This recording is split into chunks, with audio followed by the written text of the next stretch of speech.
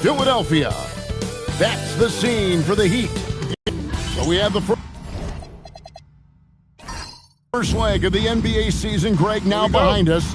The standings starting to come into shape.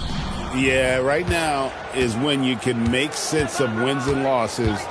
Who you play matters so much early on, but things have started here to balance out.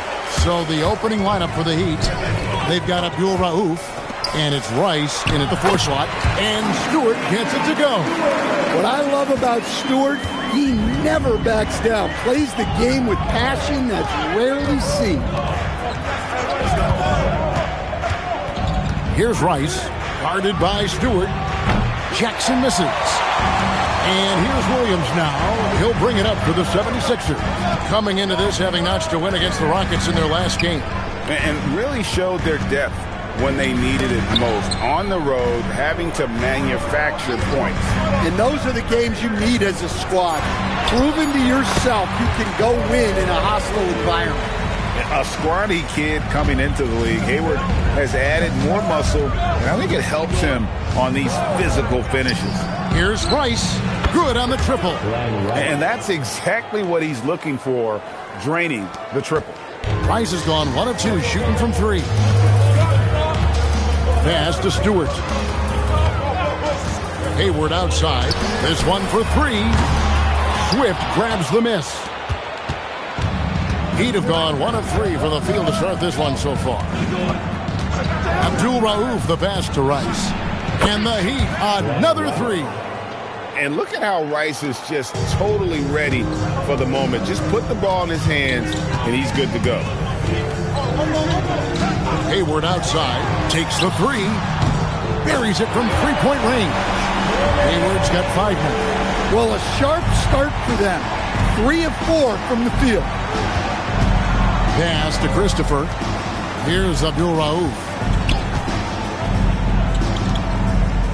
Here's Christopher. Here's Swift. A 3-pointer off the mark. And on an open look like that, he's very gifted at making the weak coverage pay. Heat foul. First personal foul. First team foul.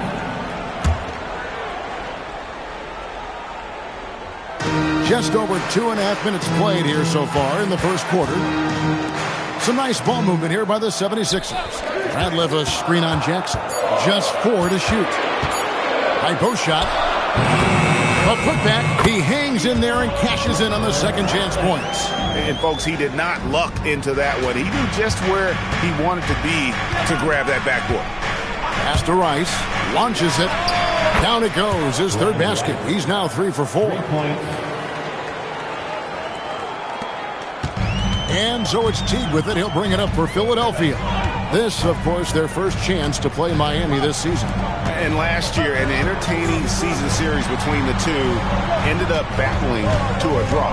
Yeah, and since both teams are in similar positions in the conference, winning the series this year would make a nice statement. And their post play has been really solid right off the bat. Jackson from long range. He can't get it to go. The 76ers leading. Right now, let's take a second to catch up with Allie LaForce on the sidelines. I was able to catch up with Nick Nurse. I asked about what he was planning to do about the athletic and energetic Evan Mobley.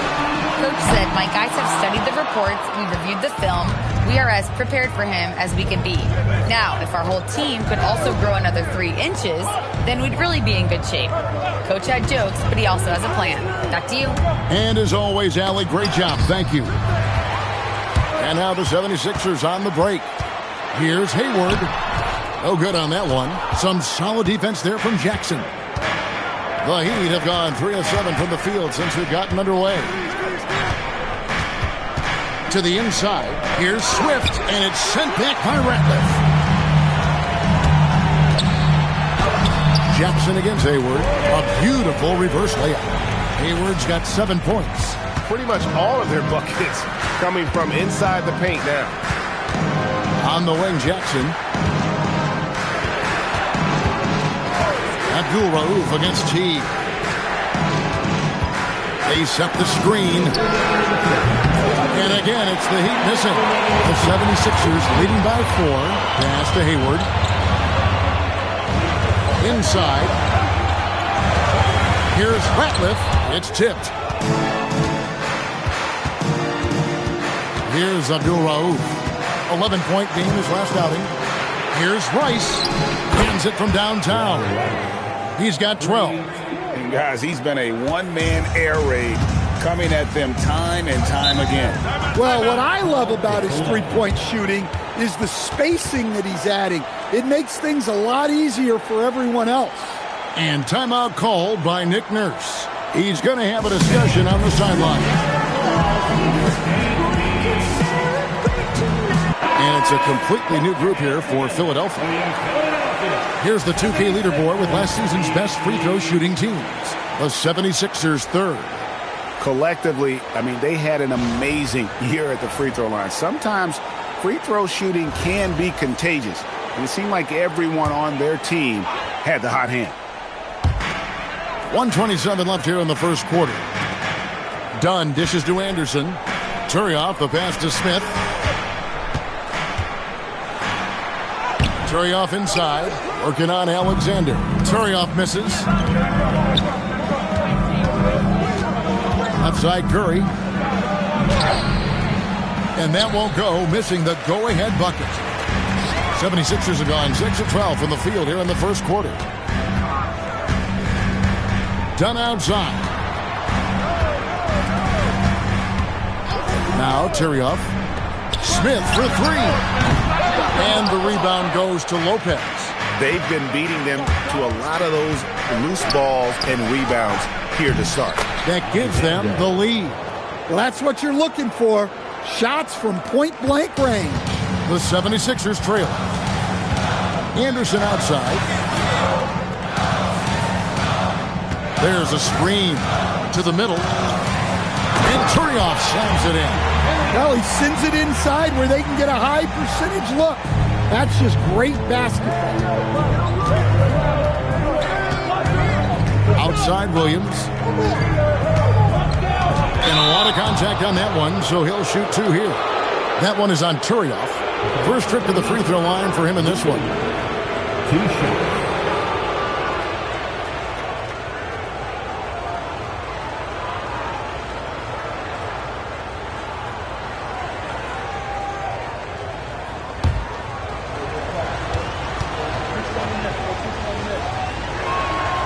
First free throw is good.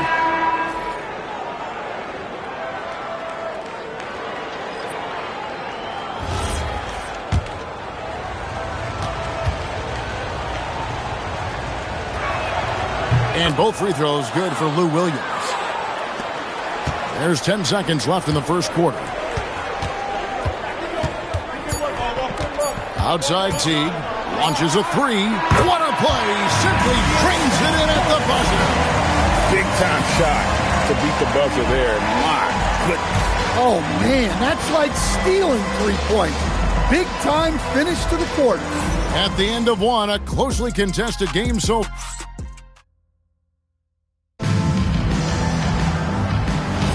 And close game underway so far. We'll see if either of these teams can jump out in the second quarter.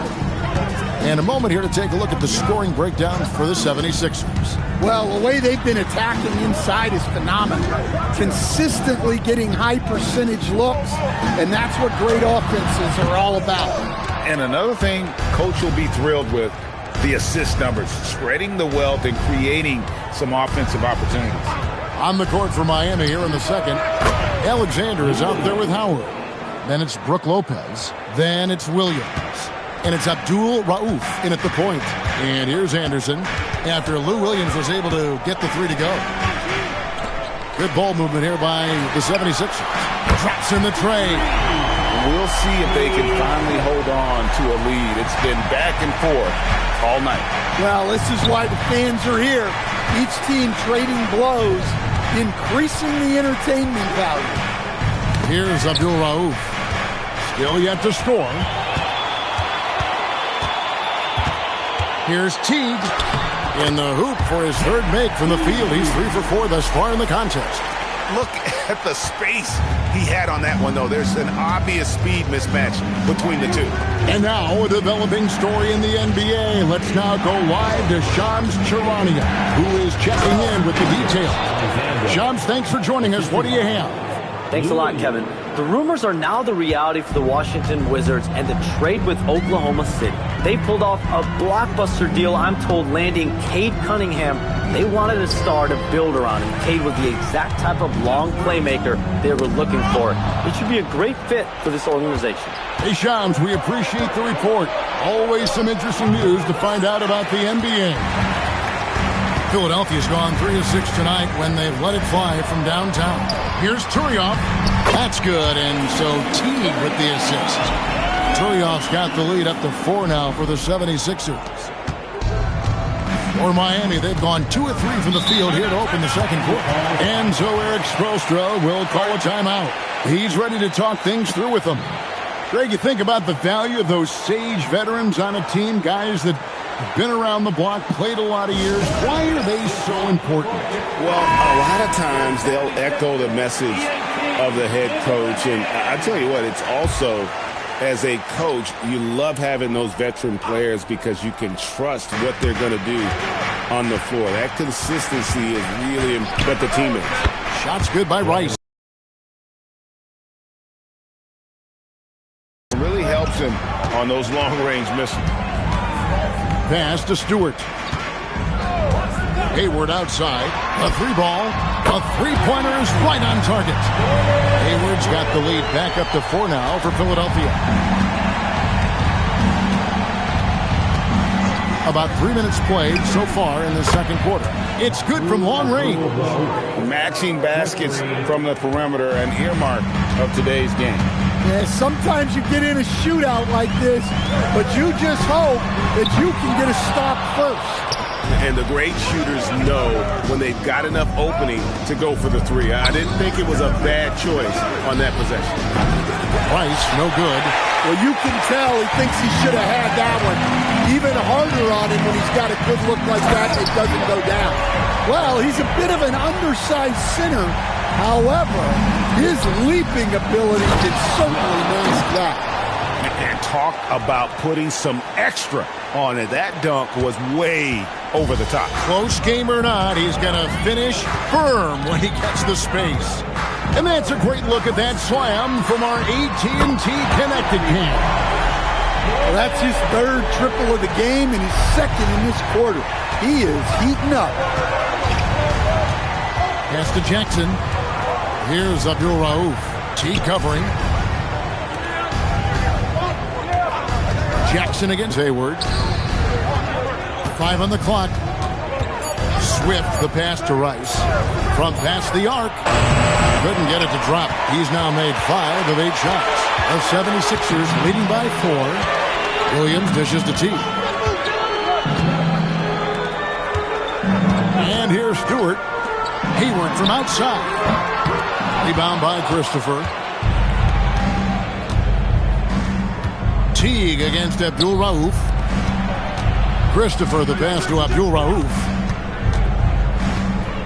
Here's Christopher. Down low. Swift. And a strong finish with 2 hands. Oh, an aggressive move and fantastic finish. Trying to send a message with that slam, I think. And timeout called by Nick Nurse. Looking for a breather and maybe adjusting a thing or two. Smith checked in for Jeff T. Williams, he's checked in for the Heat. Now here is Smith. 8 points his last outing. A shot by Hayward, wide open. Nailed from 3-point land. Hayward's got 9 points in the quarter. And they're not afraid to let it fly from deep. They're looking to extend their lead with the 3-ball here in the second quarter. Rice, no good. Another miss. He is struggling for the quarter. Outside Williams. Out to Smith. Stewart, a screen for Smith. 18 feet away, and he knocks it down. Now it's a 7-point 76ers lead. Yeah, he makes it look so easy out there. The game comes naturally to him. Here's Rice, and the 3-ball is good. Rice has got a pair of triples in the second now for Miami. And once again, the defense allowing him to get a clean look at that triple. He continues to do some big-time damage from downtown. Now, here's Stewart. That's tipped. There's 37 seconds left in the second quarter. Offensive rebound. And guys, I don't know that this is the time for that kind of flair. In a close game, the important thing is to get the 2 points, not necessarily the dramatics. Oh, come on. He had to go for that, didn't he? My goodness. Jackson against Hayward. Jackson with it. Here's Swift. No good on the last second attempt there. So it's Gordon Hayward making things happen for the 76ers. We witnessed him delivering a series of three-pointers as he notched 3 total in the quarter. Back to the action in just a minute.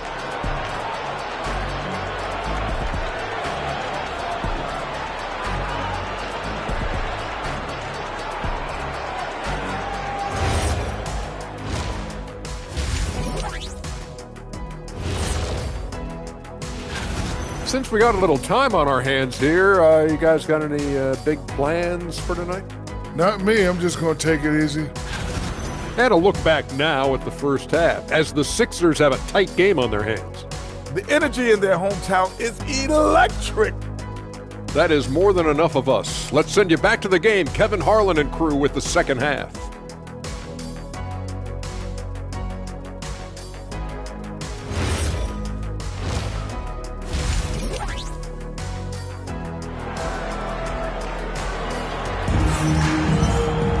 And if you're just joining us, we've played through the first half in a game that's been fairly even so far.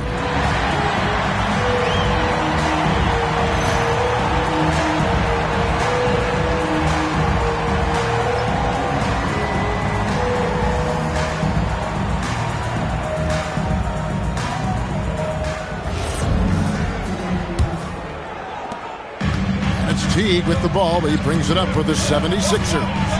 The lead is 2. They'll be hosting Orlando for the next one. They'll find themselves in the middle of this string of 3 straight at home. Teague out there with Williams. Then there's Isaiah Stewart. And it's Hayward. And it's Ratliff in at the center filling out the middle. That's Nick Nurse's 5 as we get into the second half. Williams kicks to Teague. Off target from three-point range. Heat shooting here about 46% for the game. Here's Swift. It's tipped. It's stolen by Teague.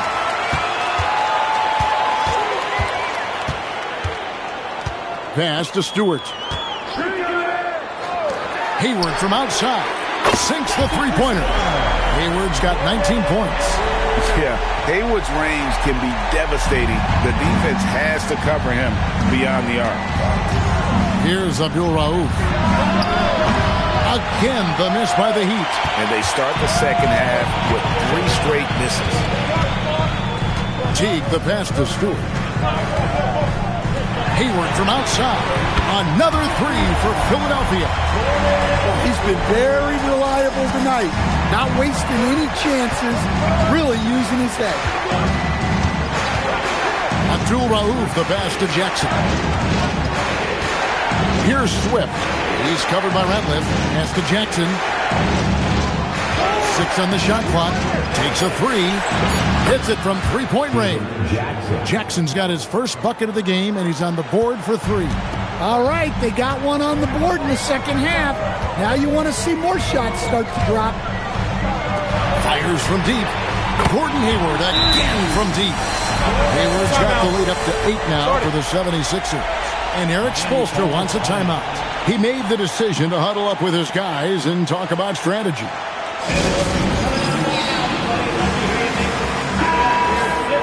Now we have a chance to see the teams that have been the NBA's best three-point shooters this month. The 76ers, number 1. And right now, their three-point shooters are in terrific rhythm. I mean, they've put on a display here from long range. Pass to Christopher. Here's Abdul Rauf. Rebound, Gordon Hayward. Not quite 2.5 minutes played here in the second half. Williams passes to Stewart. Outside T. Three-pointer. Another three for Philadelphia.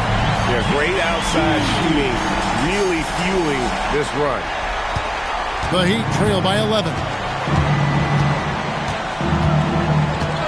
Here's Abdul Rauf. Fires, high post. And Philadelphia grabs the miss. Stewart's got his 7th rebound of the game with that last one. Now, let's take a minute to talk to Allie LaForce courtside. Allie. Hey, guys. So are dynasties a thing of the past? Well, Commissioner Adam Silver said, I'm fine with dynasties, and I'm fine with new teams emerging every year. What the fans want to see is great competition. As long as teams are emerging through great management, let the results happen however they play out. Back to you. You just won a fair fight. Okay, thank you, Allie. And here are the 76ers now. Heat knocking down the tray. For three, Hayward. Swift grabs the miss. Swift's got 4 rebounds now tonight. Jackson passes to Abdul Rauf. Here's Rice from the arc. Radliff with the rebound. Radliff's got 6 rebounds now in the game. Pass to Teague. Now, here's Stewart. Three-pointer, Hayward. And out of bounds as the Heat gain possession. And a look now at the breakdown between 3-point and 2-point shots attempted here tonight for Miami. And a lot of shots from long distance. They're trying to stretch out the D and force them to cover out in space. And a lot of times that enables an offense to get some opportunities to attack in the paint. Jackson misses. And they've only got a slight edge on the boards, but it just feels a lot bigger. Pass to Hayward.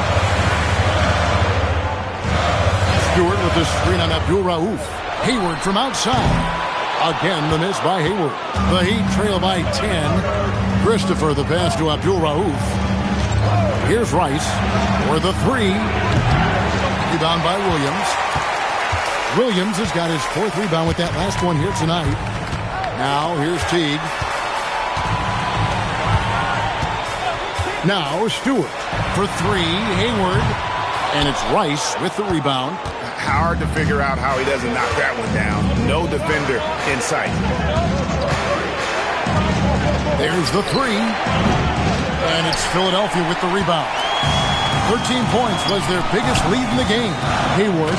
And Hayward at the stuff. And right now, Hayward is in his element. Once he gets cooking, keep feeding that man. They need a bucket in a big way here to regain some confidence. And Eric Spoelstra wants a timeout.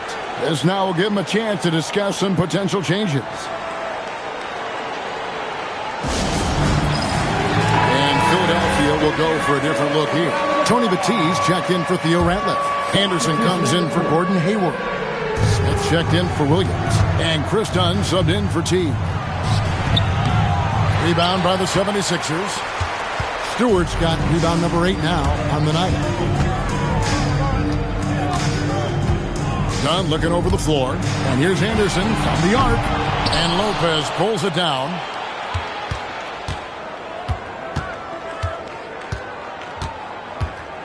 Howard kicks to Alexander. Fires for three. Not going to go that time. And the 76ers with possession. They're on a 16-6 run.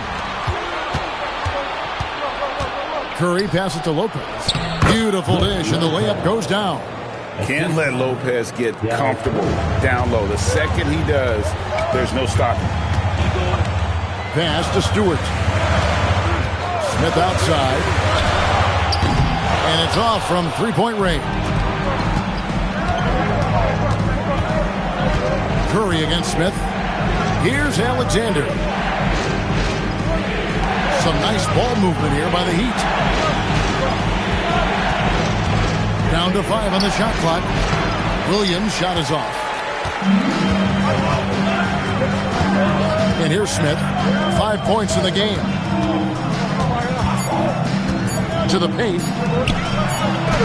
And it is good at the buzzer. Wow. And give him credit. Good awareness of the time remaining. Yeah, really a perfect way to finish that quarter on a strong, positive note. And so it's the Philadelphia 76ers up by a dozen here at the end of the quarter. And a worthy candidate tonight as we take a look at our State Farm assist of the game. Yeah, an easy choice tonight. Look at the precision on this pass. Put it on a platter for him. Yeah, that's high-level playmaking. He makes it look easy, but it's not.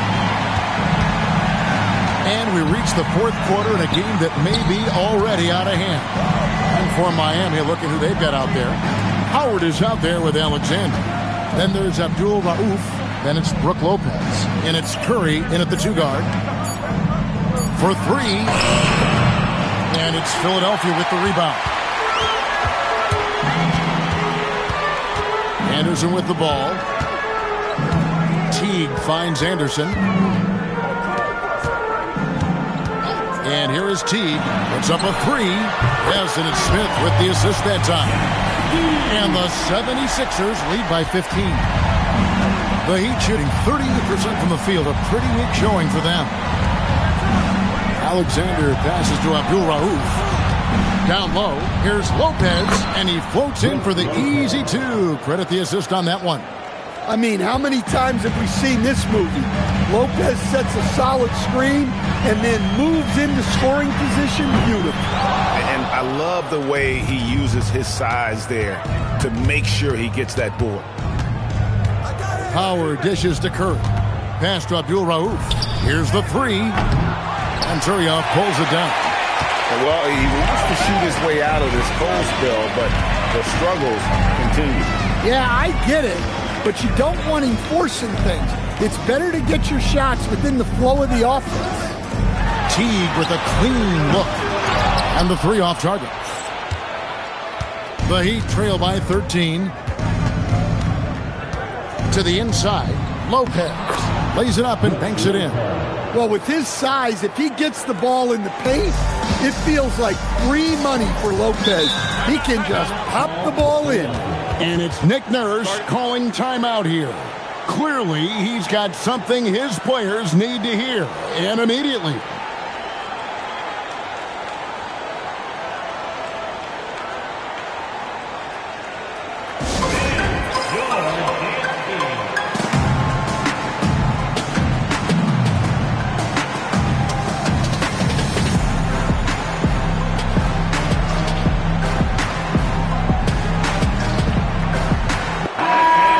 Let's take a moment here to catch up with Allie LaForce on the sidelines.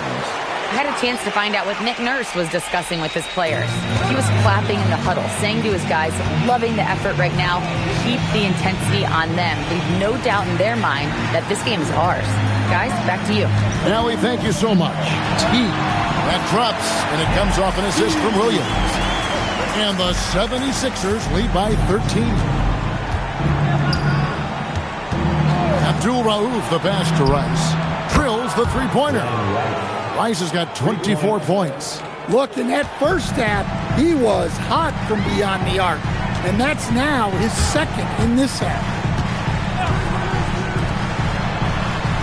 Outside Teague.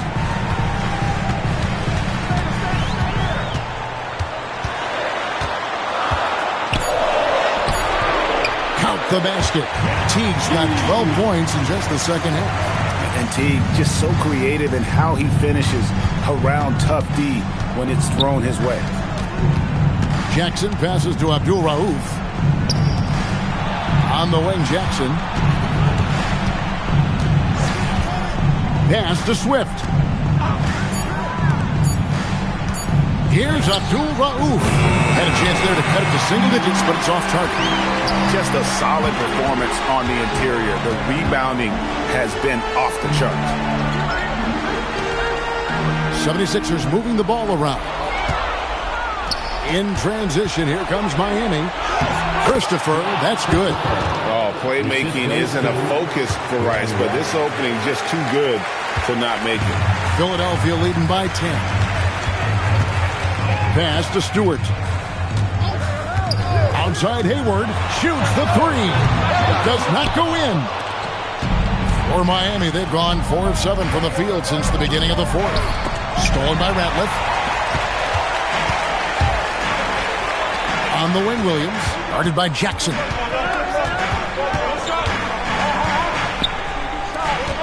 Stewart outside. Outside Hayward. Shot clock at 6. Knocks down the 3.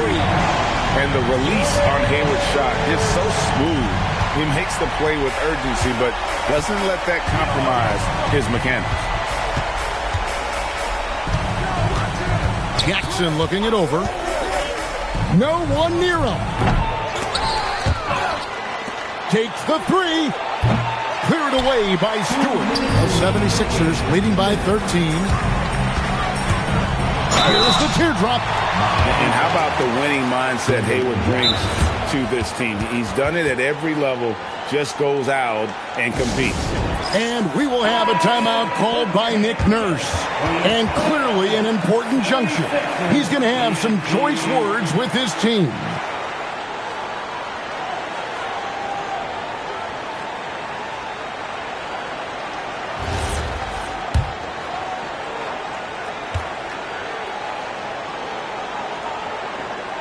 First one falls for him.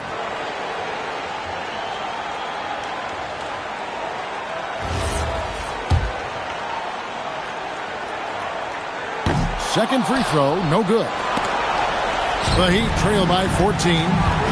They've been struggling here on offense. Yeah, a bit of a dry spell for sure. Jackson against Hayward. Now here's Jackson. He right on him. And Hayward with the block. Now here's Teague. Ratliff down low. Guarded by Jackson.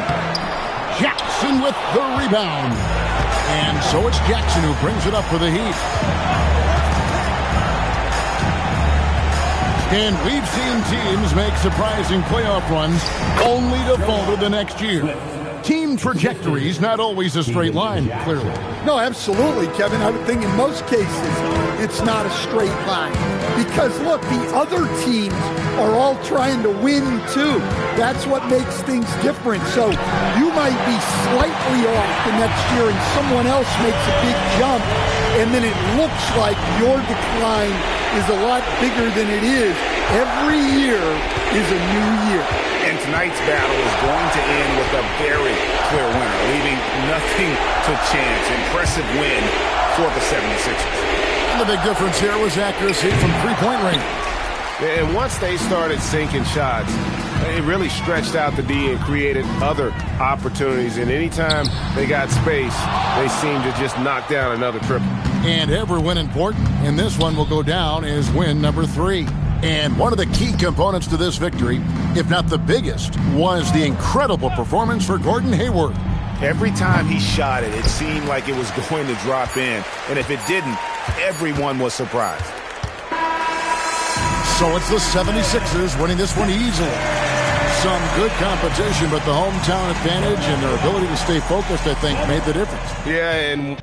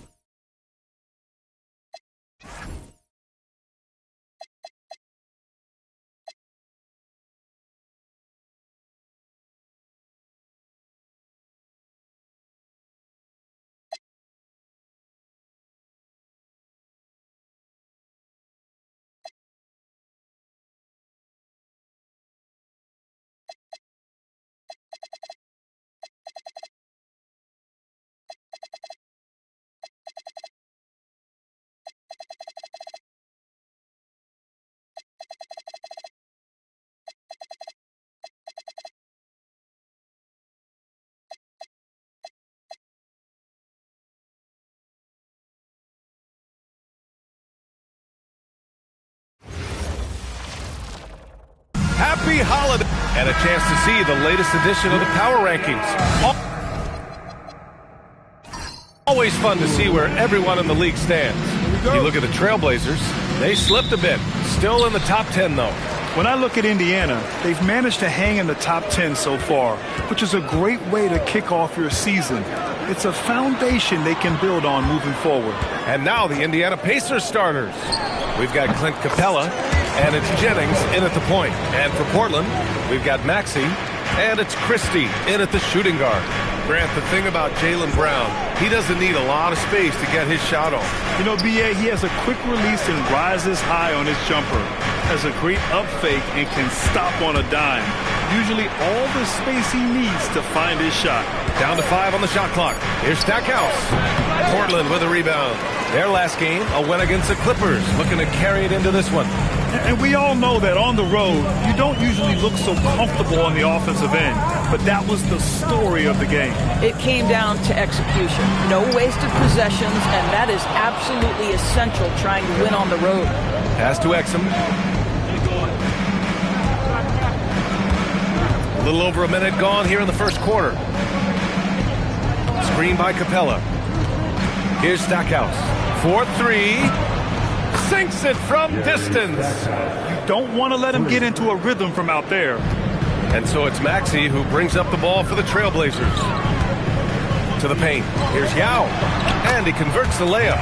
The lead pass is on the money. Make it so easy for your teammate.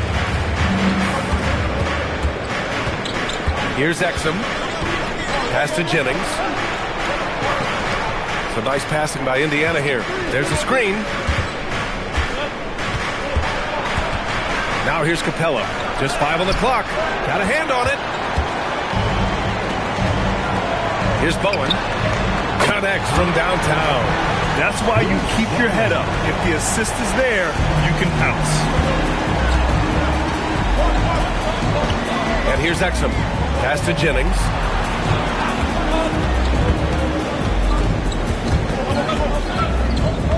Capella, screen on Maxey. It's good. Well, listen, I like the bucket, but defensively, you've got to be better. And a little over 2.5 minutes gone here in the first. Here's Kukoc.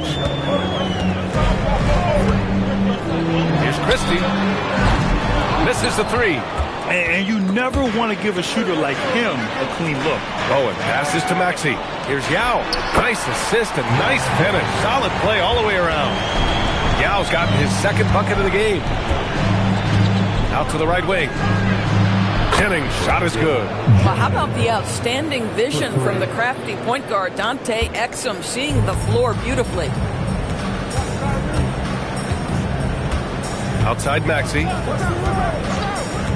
To the middle. Here's Yao. Played it in with a nice touch off the window. Yao's got 6. Defensively, you can't afford to get stuck on the pick. You know exactly what that takes. It takes energy, it takes activity, it takes intensity. Knocks down the long J. Wow, the fans are loud in here tonight, Doris. Early season hype is all around us. This building feels electric right now. Listen, the standings are wide open. Hope is in the air. It's contagious. And for head coach Rick Carlisle, this is the 3rd stint with the Indiana Pacers. He begins as an assistant coach with them back in 1997, leaves the organization, but returns as the head coach in 2003, leaves after 2007, and then back in 2021, and now, of course, the winningest coach in franchise history.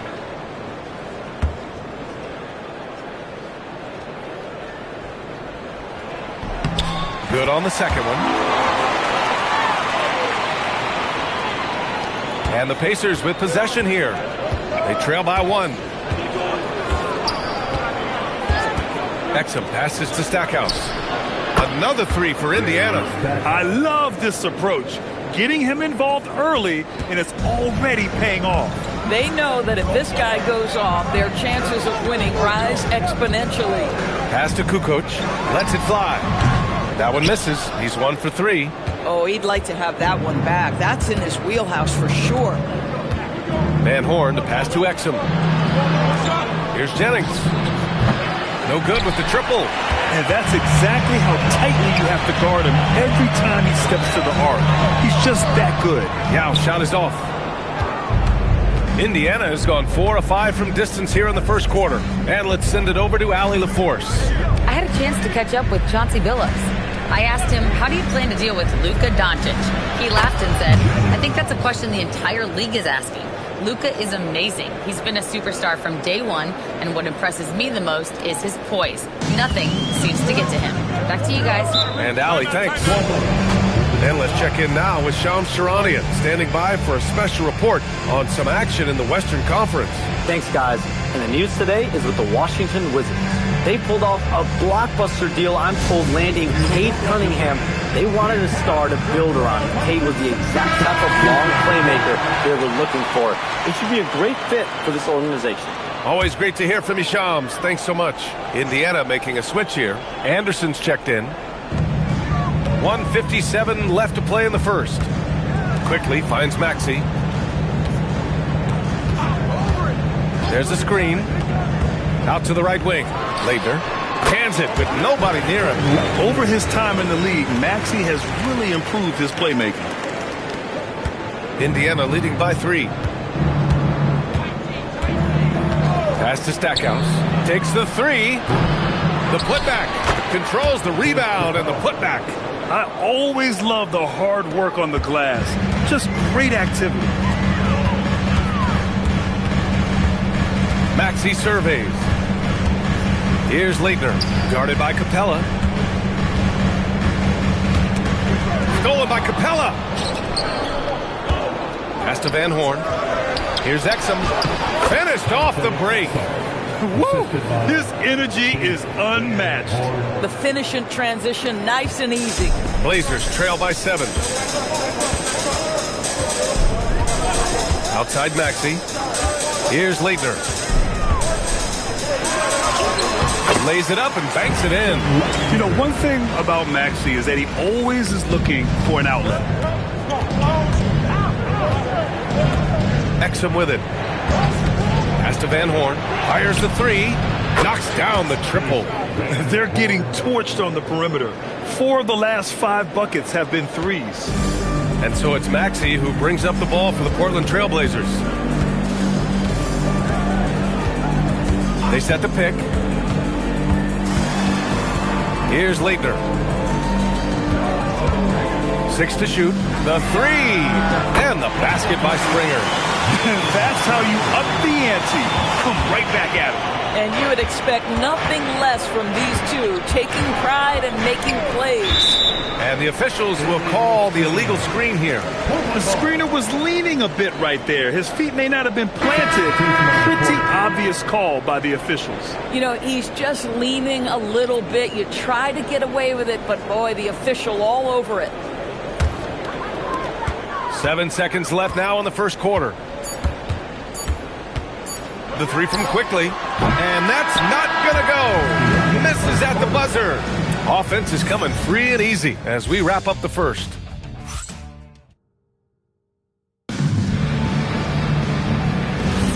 And thanks again for tuning in. If you're just joining us, we played through 1 quarter of action so far. All right, guys, what do you think about the offensive approach we've seen so far for the Pacers? Well, they found a groove, and it's from distance, so knocking them down from the three-point land never hurts. Yeah, and in addition, their ball movement has really unleashed their offense. Boy, they've been fun to watch. They've got Emmanuel Quickly, and it's Gatling in at the 4 spot. That's the group for Portland starting the second. So it's Portland now. It's a 5-point game. They set the pick.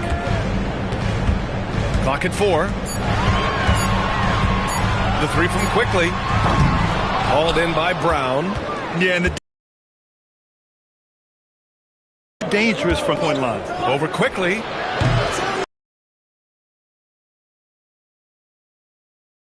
%57% to the inside. Shot at 6. Getting enough shots in close to play inside out. Brown, a screen on Quickly. Jennings. And a miss there on the triple. Blazers trail by 3. Pass to Kukoc. Drops in the layup for 2. Bang, bang. Doesn't get much simpler than that. Indiana's gone 6 of 9 from 3-point range. Here's Jennings. Here's the 3. And Indiana misses again. And one guy you can neither speed up nor slow down. That's Luka Doncic. Yeah, B.A. He completely dictates the pace. From the opening tip till the final buzzer, he can control the game. Here's Van Horn.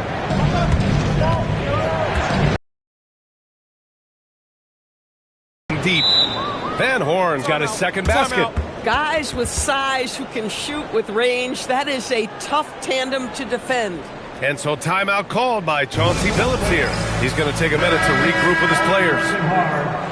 Over the last month, these are the highest scoring teams in the NBA. The Trailblazers in second. This team has really found a great offensive rhythm lately. Running smart plays, sharing the ball, and racking up points. He's just an aggressive finisher there inside. Hey, when you got bounce like that, you feel like you can take on anybody. Pass to Stackhouse. Here's Jennings. Wide open. And he hits the jumper for 2. 13 points in the game. Boy, for the most part, when they have gone through him, he has delivered. Portland moving it around. Here's Yao. And off the front iron, and in it goes. And once more this half, they find a way to get great position inside. Here's Stackhouse. 6 points for him. And there's the screen. Shot from the top of the key. Here's Varejao. It's deflected. Quickly outside. Another one falls for Portland. Man, that's now 10 straight points in the paint. I'm not sure what's happened to their defense, man. Pass to Jennings from outside the arc. Gets it. He's 6 for 10 and looking confident out there. And his fantastic performance from the last game has carried over to tonight. No, I think that's the one thing every player is searching for. Consistency. They're giving this guy a chance to carry the offense once again. Now here's Brown. No points yet. And he takes that one up and powers it through. Oh, not the defensive effort they need to cut into the lead. Boy, good call. You have to at least try to protect the rim. You're just too slow to react. You can't afford to sleepwalk through possessions. What's going on out there? Here's Kukoc. 26 points for him last game against the Clippers in Los Angeles. Well, shaky start. He's putting that in the rear view and finding his groove. And timeout called by Rick Carlisle. I think right now he might be looking at some adjustments. You know, Doris, it seems like point guards have more scoring duties than ever. There's no doubt, B.A., and why not take advantage if you have a lead guard who can both put the ball in the basket and set his teammates. The harder you are to guard individually, the harder your team is to guard.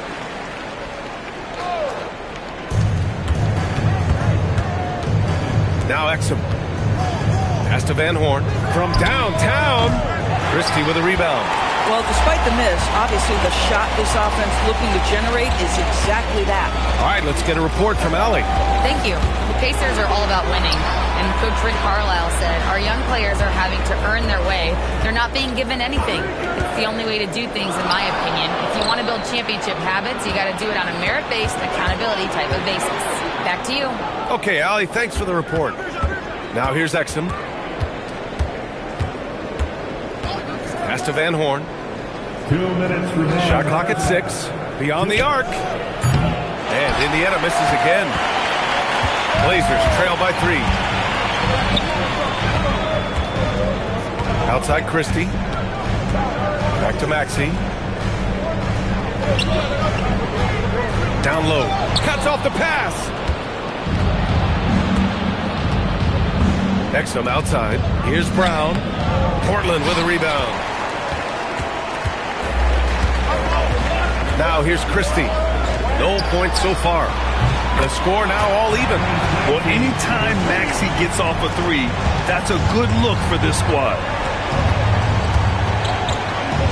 Exum passes to Brown. This one for 3. Now with a rebound. Portland has gone 1 of 2 from deep in the second quarter. Pass to Maxey. There's 53 seconds left to play in the second quarter. Just 5 to shoot. Here's Bowen. again, it's Portland with a three. Ooh, they've been on fire from deep this quarter. Their percentage has been rising and rising. Exum passes to Van Horn. And right away, they match it with a three-pointer of their own. Van Horn's got 9 points. This is just fun. These teams are trading threes back and forth. Well, that three-point shot just gives you so much room to operate on the offensive end. Now here's Maxey. Pass to Christie. 19-footer. Here's Yao. Another basket. He's now 6 for 7 in the contest. Their interior D continues to look shaky. Not a good matchup for them right now. Here's Stackhouse. Three-pointer. And again, it's the Pacers from deep. Already 5 lead changes here. Speaks to how evenly matched these teams have been thus far. And so a close game as we wrap up the first half of play. Indiana ahead, leading by... Thanks very much, Allie. We'll be back soon to start the second half of basketball. Fans, please direct your attention to center court and get ready for the...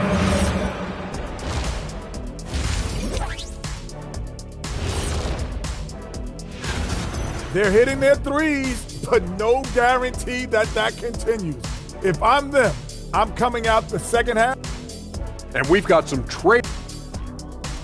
And that'll do it for us.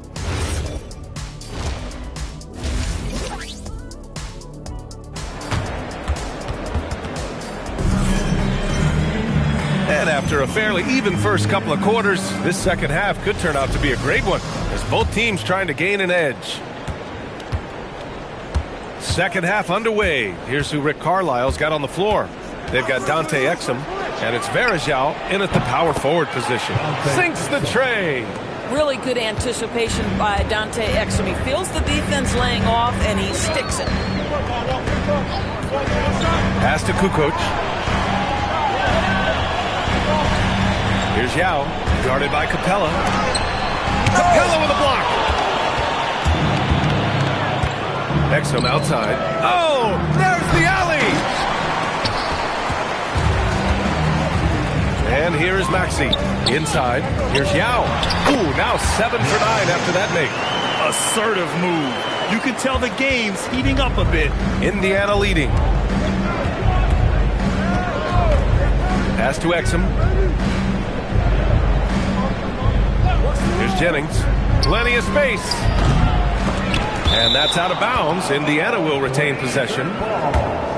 These point guards have been great over the past month passing the ball. Tyrese Maxey, number 1. And when you're a point guard, you always want to be in this position, leading the league in assists. You just know his teammates love playing with him. Here's Jennings. 18 points for him. Some nice passing by Indiana here. 6 on the shot clock.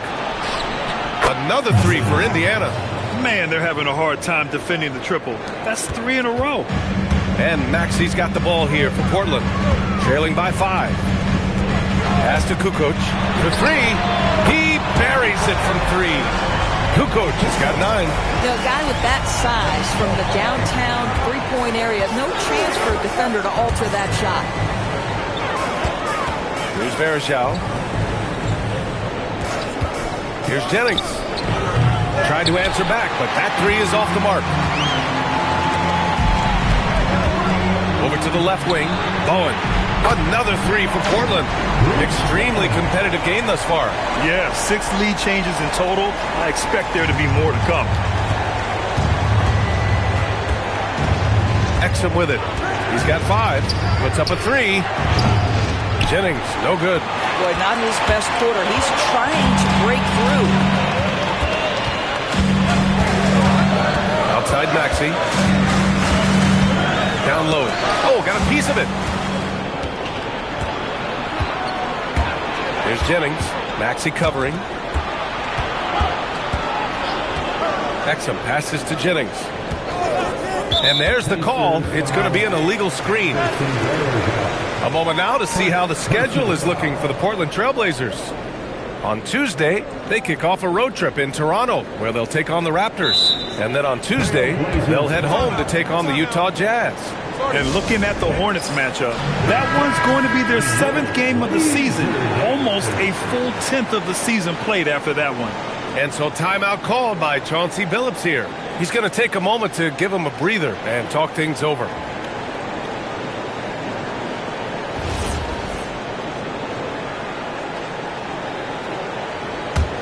Portland leading.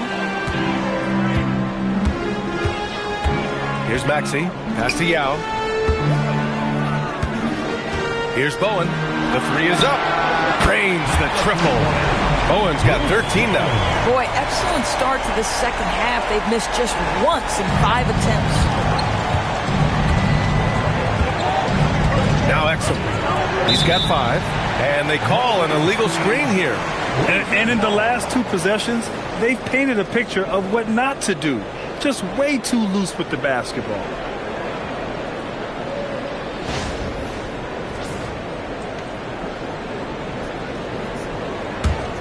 Now Portland with it. They're on an 11-3 run. And they're dialed in offensively. Sure are. Staying in attack mode and at the same time playing under control. Maxey passes to Christie. No good from outside. Ooh, that's a tough break. After poor communication defensively, it leaves him all by himself. Pass to Jennings. Capella screen on Maxey. And Indiana misses again. Listen, let's not put it lightly. This guy has really struggled here. Here's Kukoc. Lets a three fly. Capella with a rebound. Now here's Exum. Lets it go from deep. Nails it from 3. Jennings has got 6 points in the quarter. Yeah, in the first half, he was unstoppable from deep. Now 2 more since the break. Outside Christie. Here's Yao, guarded by Capella. Bowen buries it from 3. He's got 16. 12 straight points off threes. This defense is not extending very well. Here's Jennings. Maxey covering. Pass to Jennings. The 3. Yao with a rebound. Yao's got 7 rebounds in the game. Outside Maxey. 1:57 left in the third. Here's Yao, and it's Portland scoring again. You know, he had room to operate, but added a little fade on that shot just for good measure. Pacers trail by 6. And timeout called by Rick Carlisle. A moment to rest and confer on the game plan. There's just a lot of wide open lanes to the rim here. That'll drive your coach nuts. Well, poor rotations, poor communication. There's a lot to figure out right now. A line change here for Portland. Now, since we have this break, here are the teams with the most points off turnovers last season. The Pacers in 5th. It seemed like almost every time they forced an error, they converted on it. Not just winning turnovers, but taking them to the bank. And there's 1:38 left in the third quarter of the game. Pulls up on the wing. And once again, off the mark by Indiana. Now Portland with it. They're on a 16-6 run. Hauser passes to Leitner. Free throw line jumper. And so he draws the foul, headed to the line to shoot a pair. First personal foul. First team foul. And a chance to catch up on some numbers here. The scoring breakdown for the Trailblazers. I mean, they've played some beautiful basketball all game. The passing has been impressive, and it's opened up things with their ball movement. I think it's also important we have to acknowledge how many scoring opportunities they've created from their spectacular defense, getting a bunch of points off turnovers. Williams is checked in for Portland. So nice passing by Indiana here. Count it. Exum's got 7 points. Their spacing isn't quite as good as it was in the first half. They may need to hit more threes to stretch that defense. Pass to Springer. Here's Gatling. Here's Leitner. He's guarded by Mills. Leitner can't hit. Boy, that is tough defense. Exactly how you want to play him. Exum passes to Van Horn. Here's Springer. There's 31 seconds left in the third. And that one comes up a bit short. Pacers trail by 6. Outside, Brown. Pass to Van Horn. From the arc. Gatling grabs the miss. Well, I love the determination, guys. It's simply not there for him right now. Now here's Quickly. Here's Leitner. Fade away. And that's not going to go. And so it's the Portland Trailblazers with a 6-point lead at the close of the quarter. Getting lots of great looks, shooting it well. That's why they're up. We're coming right back. Don't go anywhere.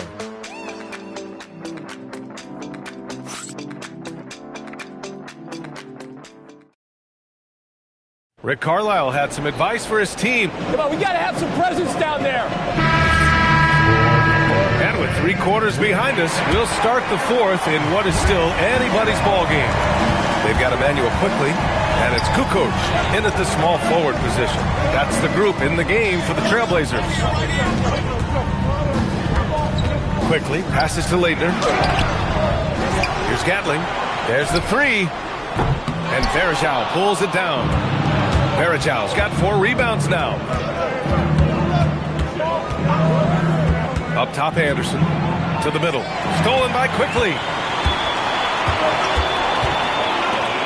Here's Kukoc. Quickly outside. And it's going to be a 3-second call.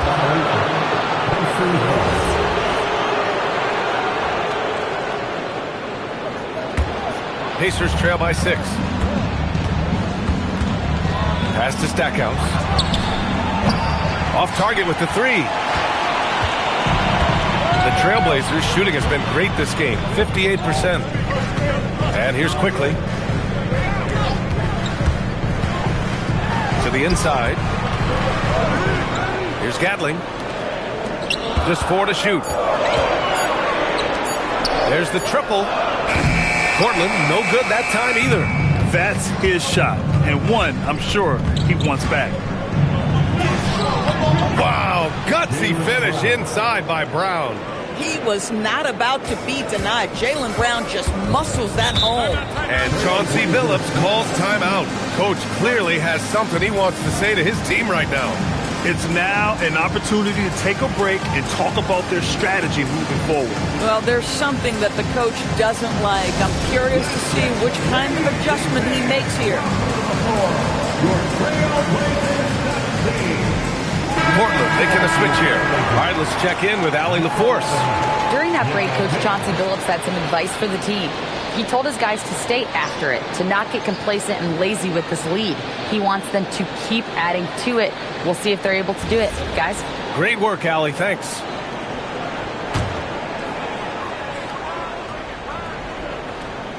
Final quarter here, and we're just over a minute and a half through it. Pass to Kukoc. Brown with the steal. He goes up. It's Brown on the breakaway. And this was already coming down to the wire, but poor ball control and some fast hands have raised the stakes. Here's Yao. And that one drops. This is when your interior D has to be on high alert. Pacers trail by 4. Pass to Stackhouse. Here's Varejao. Outside, Anderson. Here's Stackhouse. 3-pointer off the mark. This has been a close game in a lot of ways, but they do have an edge on the boards. Kukoc, the pass to Quickly. Here's Springer. Portland moving it around. Clock at 6. Goes up on the wing. That one's good. Nothing but net. And now it's a 6-point Trailblazer lead. And it's Rick Carlisle calling timeout here, rallying his guys to make sure they all know the plan.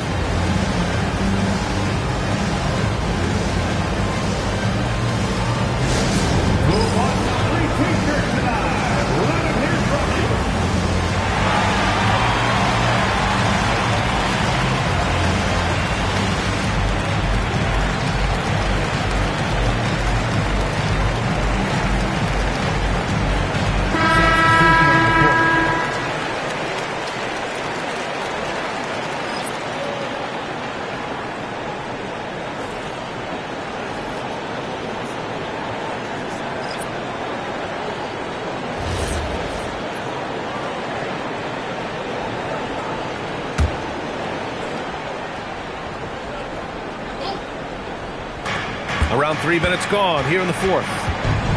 Jennings passes to Exum. Right wing.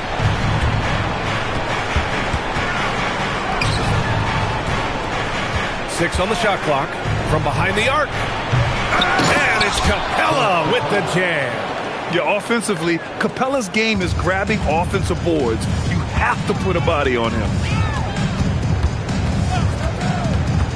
Now here's Maxey. The D's right on him. Offline from the high post. Pacers trail by 4. Exum passes to Stackhouse. Back to Exum.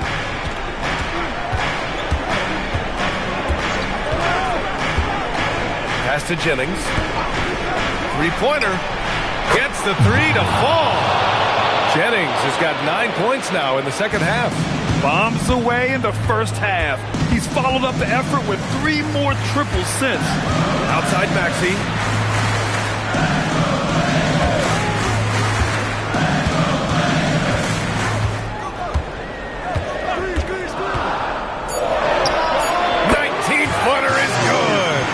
Oh, commanding the ball in big spots. Maxey is so fearless. Misses. Portland leading by 3.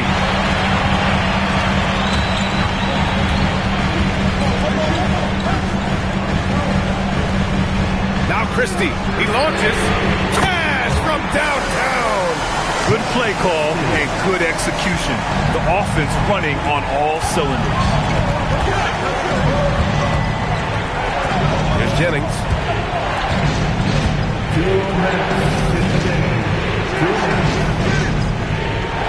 They set the screen. No good from 3. If you're trying to make a comeback, that is the kind of shot that doesn't help. Here's Christie. Maxey fires, and he sinks the jumper. And just so good at playing at high speed. Maxey gets the ball and takes the fast shot. And it's Rick Carlisle calling timeout here. He wants to make sure everyone is aligned, given the situation right now.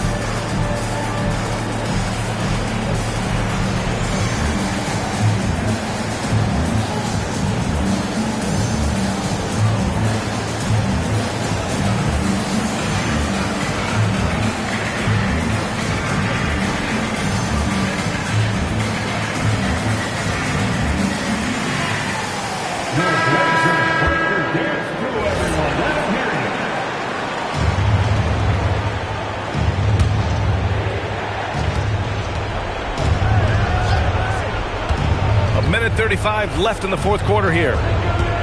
For 3. Ooh, it doesn't go. And even after airtight defense like that, you still just expect him to hit those kind of shots. Here's Yao. Jams it home! Their offense has been unstoppable, just firing on all cylinders. And at this point, it is their game to lose. They've done such a good job building the lead. Now Capella. Exum outside. Takes a 3. The 3 is in. Pick works well there, but the defense left a lot to be desired. It takes incredible effort to stay connected to the hip of the offensive player. You've got to want to work. Outside Maxey. 5 on the clock. Oh, the lead pass. Great dish. Showing us that killer instinct right now. No letting the foot off the gas for them. And you want to save your best for last. Tonight, they've done that and then some. Yes, sir, with the three. These kinds of defensive breakdowns drive coaches crazy. And we've got 28 seconds left to play in the fourth. And an intentional foul right there.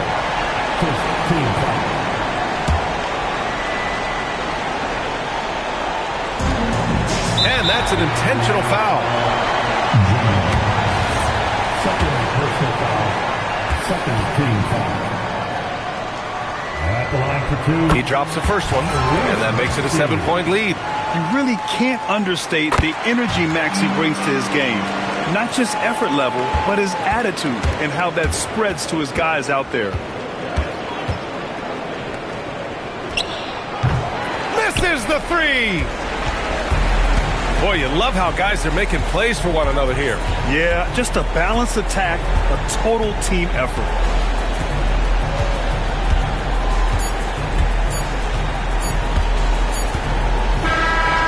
So Portland takes the win. A clean win, and one where they clearly showed better energy. Yes, so true. They put on a show here at home, and I really think they had that extra swag.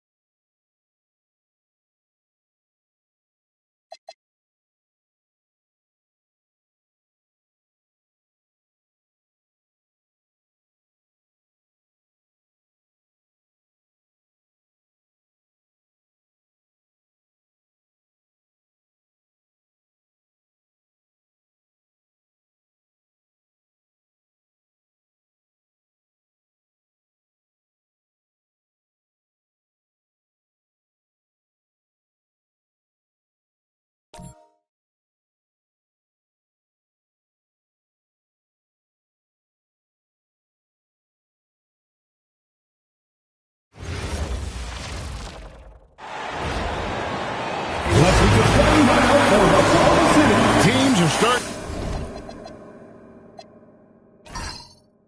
to hit their stride in this early portion of the NBA season, Tim. Do you feel like you've hit your broadcasting rhythm yet? I'm getting there, Kevin. You're making it easy for me. It's unbelievable. It's like playing with a great point guard for a shooter. You can't make it any easier. I've got my game notes down. I'm feeling good. But honestly, I think it's going to take everybody a few weeks before we really feel like we're in midseason form. Routine and rhythm are big parts, whether you're broadcasting or Tim on the floor. Boy, Kevin, that is so true. Looking at the starting five for the Atlanta Hawks. Smith is out there with Russell Westbrook. Then it's Johnson. Then there's Saric. And it's Elliott at the free throw. And so it's Rose bringing it up for the Oklahoma City Thunder. And this matchup with the Hawks is their first meeting of the season. Yeah, and going back to last year, this series was an even split. Hey, if Rose can hit that shot, those driving lanes just get wider. And let's go to the sideline. Here's Allen. A bit ago, Mark Dagnall and I were able to chat. When asking him about their key to success, he immediately pointed to Jamal Murray's. Coach said he's the conductor of their operation. If you want to slow them down, you go for the head of the snake, and that's Jamal. Keying in on the orchestrator sounds like a good plan. We'll see if they execute it. Back over to you, Kevin. Okay, Ellie, thank you. Jokic, and it's in there. That's a great way to start. 3 for 3. A slow start for Atlanta in this one. 6-point game.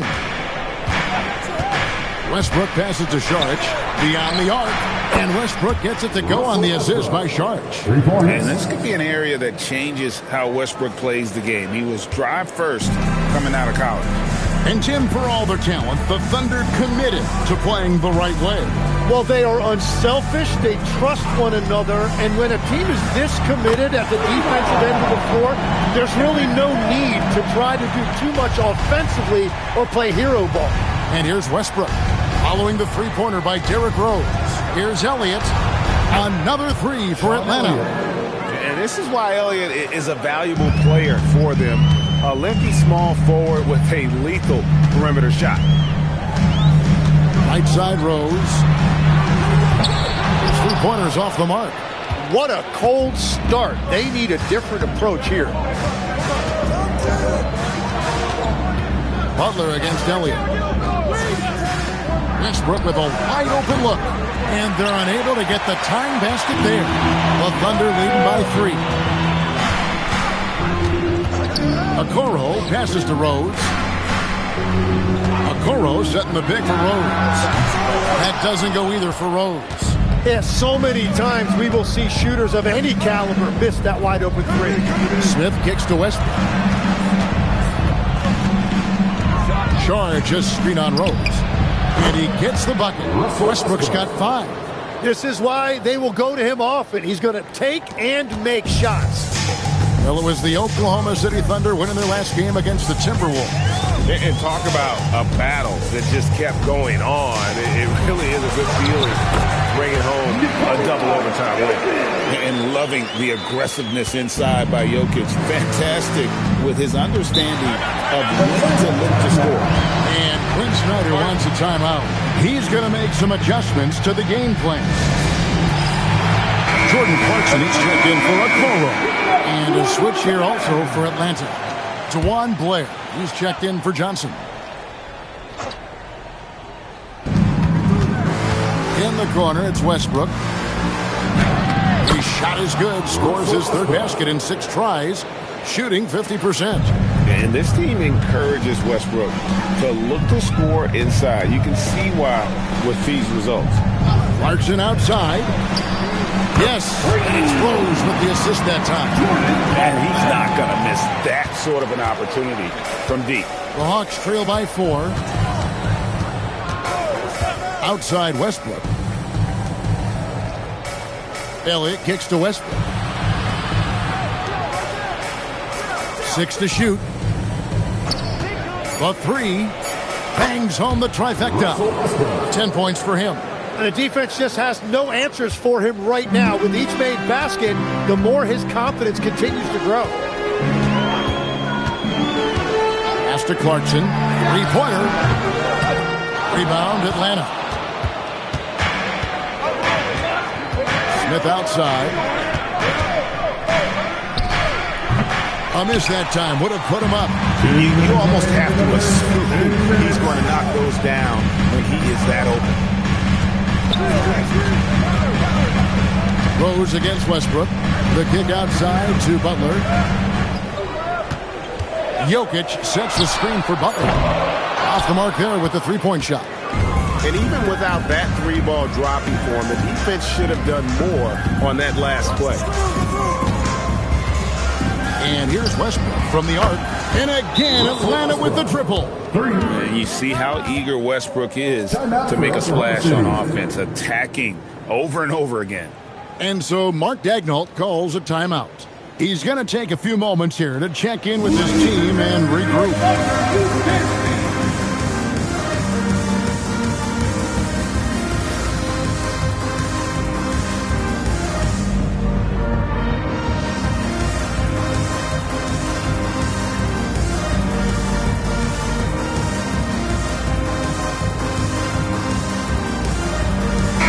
Some changes.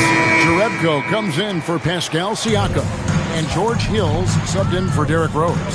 Atlanta also making some changes here. Atlanta Azubuike checks in for Šarić, and it's Matthews in for Russell Westbrook. Jokic with the bucket. So far, both teams scorching the Nets.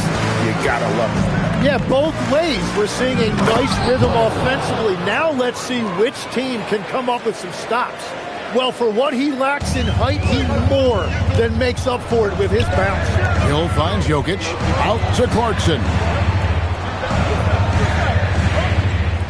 Jerebko the screen. A shot by Clarkson, no good. For Atlanta, they've gone 7 of 11 from the field to begin the game. In the corner, Smith with it. Lets the 3 fly. The Thunder pull it in. 30 seconds left in the first quarter of the game. Hill looking around. Jacks up a 3. It's rebounded by Blair. The Hawks leading.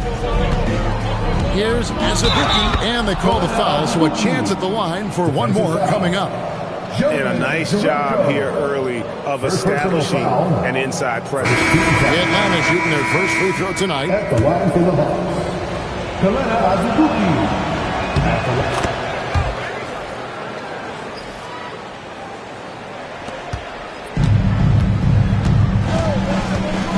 Now, here's Clarkson.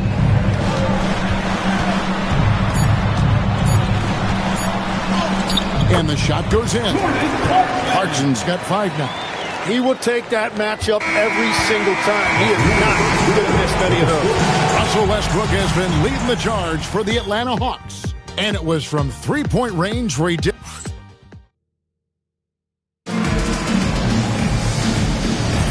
And this has been a fairly close game through the first quarter, and we'll see what happens here in the second.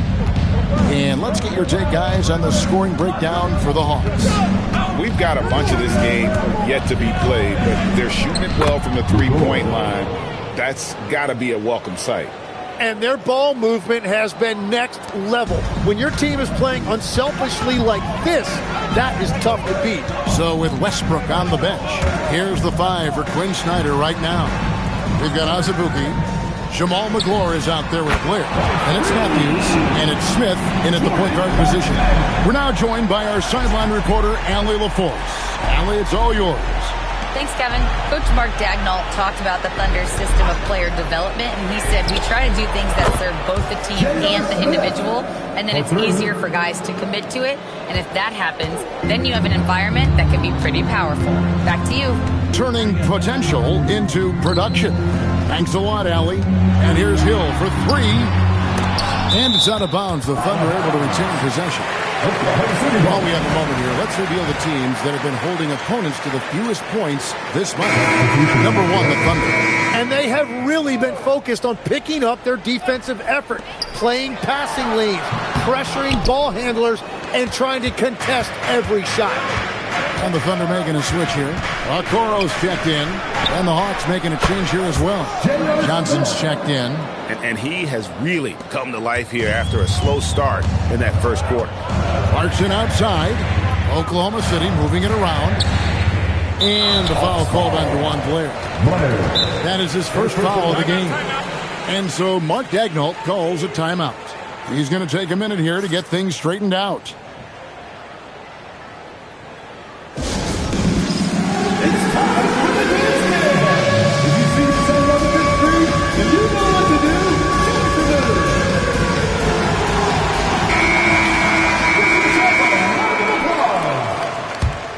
Substitution for your Thunder, Afcr S3. Second quarter of basketball, just over a minute and a half played so far.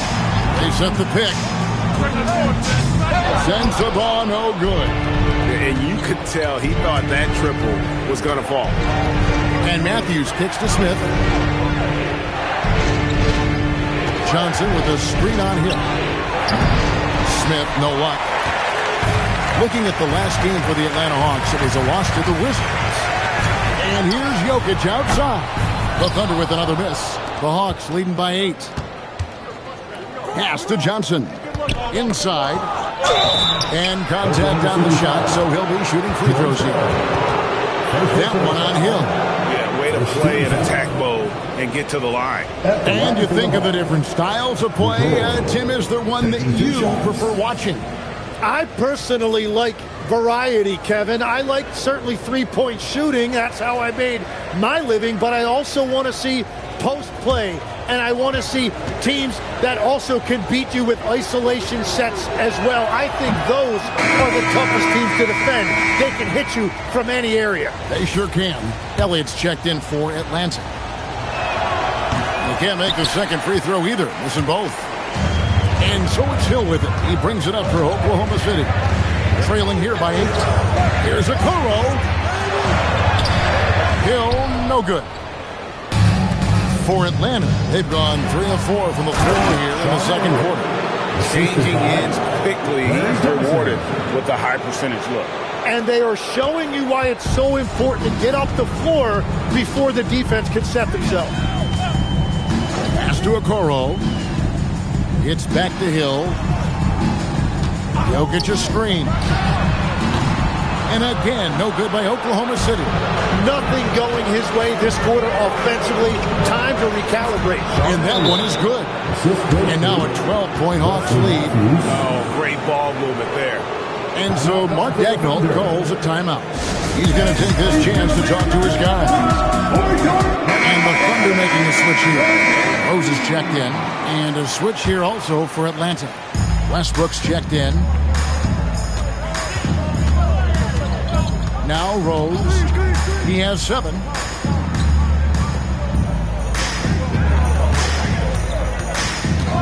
To end the cold streak.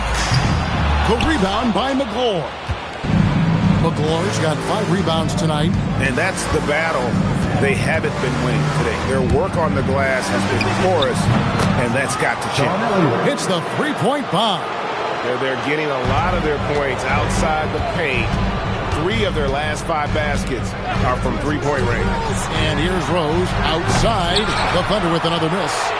And they just can't find a way to end this thing. Nothing falling right now. They just need a spark. This is when your leaders have to step up. Johnson, the pass to Westbrook. Just 5 to shoot. Bank shot, no good. Thunder trailing by 15. And Butler, here we go. Oh, and the jam by Butler. And that's a little lack of fight at the defensive end. Absolutely. At least on that slam, you're right. That's one way to let a team back in the game. It looked like a let-up from the team in the lead. Yeah, this looks like a pregame shoot-around with all the threes they're allowing. The Thunder shooting the ball at 42%. Guys, they're looking for a way to score here. Yeah, they've had a tough time taking the lid off. Here's Jokic. Draws contact on the shot, and now a three-point play chance as he'll head to the line. Move by Jokic against the contact, adjusting and getting the and one opportunity. And he's got his first chance at the line here. Dewan Blair. He's checked in for Atlanta. Matthews comes in for J.R. Smith. Here's Blair. Here's Elliott. From outside, off the mark. Definitely a situation you want to make sure you don't give him too good of a look. Jerebko the screen. There's Rose with the 3. It's hauled in by Blair. Well, he wants to shoot his way out of this cold spell, but the struggles continue. And he doesn't have to do it alone. He's got 4 teammates on the floor. So after lighting it up from deep in the first quarter, they have quieted him down. Jerebko dishes to Rose. Jokic with the screen on Westbrook. Fires it up. It's good. And the Hawks lead is cut to just 11 points in the basket from Rose. Yeah, that's exactly how you want to utilize Rose at the point guard position. Running off screens all night long. And Quinn Snyder wants a timeout. Coach is going to take a few minutes to regroup and go over the strategy. Siakam is checked in for Oklahoma City. Sharge checked in for Atlanta. Smith comes in for Wesley Matthews. 1:16 left now here in the second. Johnson, the pass to Smith. Back to Johnson. Here is Elliott. Pass to Johnson. Clock at 6. For 3, Smith. Pascal Siakam grabs the miss. Thunder trailing by 11. Jokic sets the screen for Siakam. And J.R. Smith picks up the foul. That's his first foul. First personal foul. 13 foul.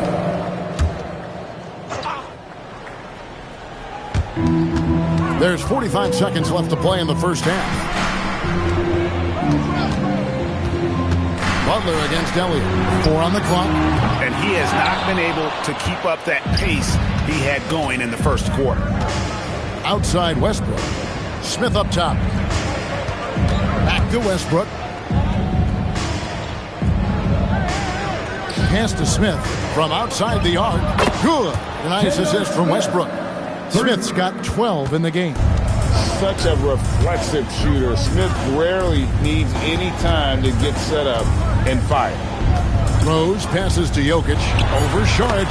It's good. And the Hawks lead is cut down now to just 12 on the basket from Jokic. And boy, he's really in a groove. Dominant performance last game. Same thing this time out. And that confidence has carried over to tonight. He is playing great basketball. All right, Allie, thank you. And, folks, we'll be back with you right after this halftime break.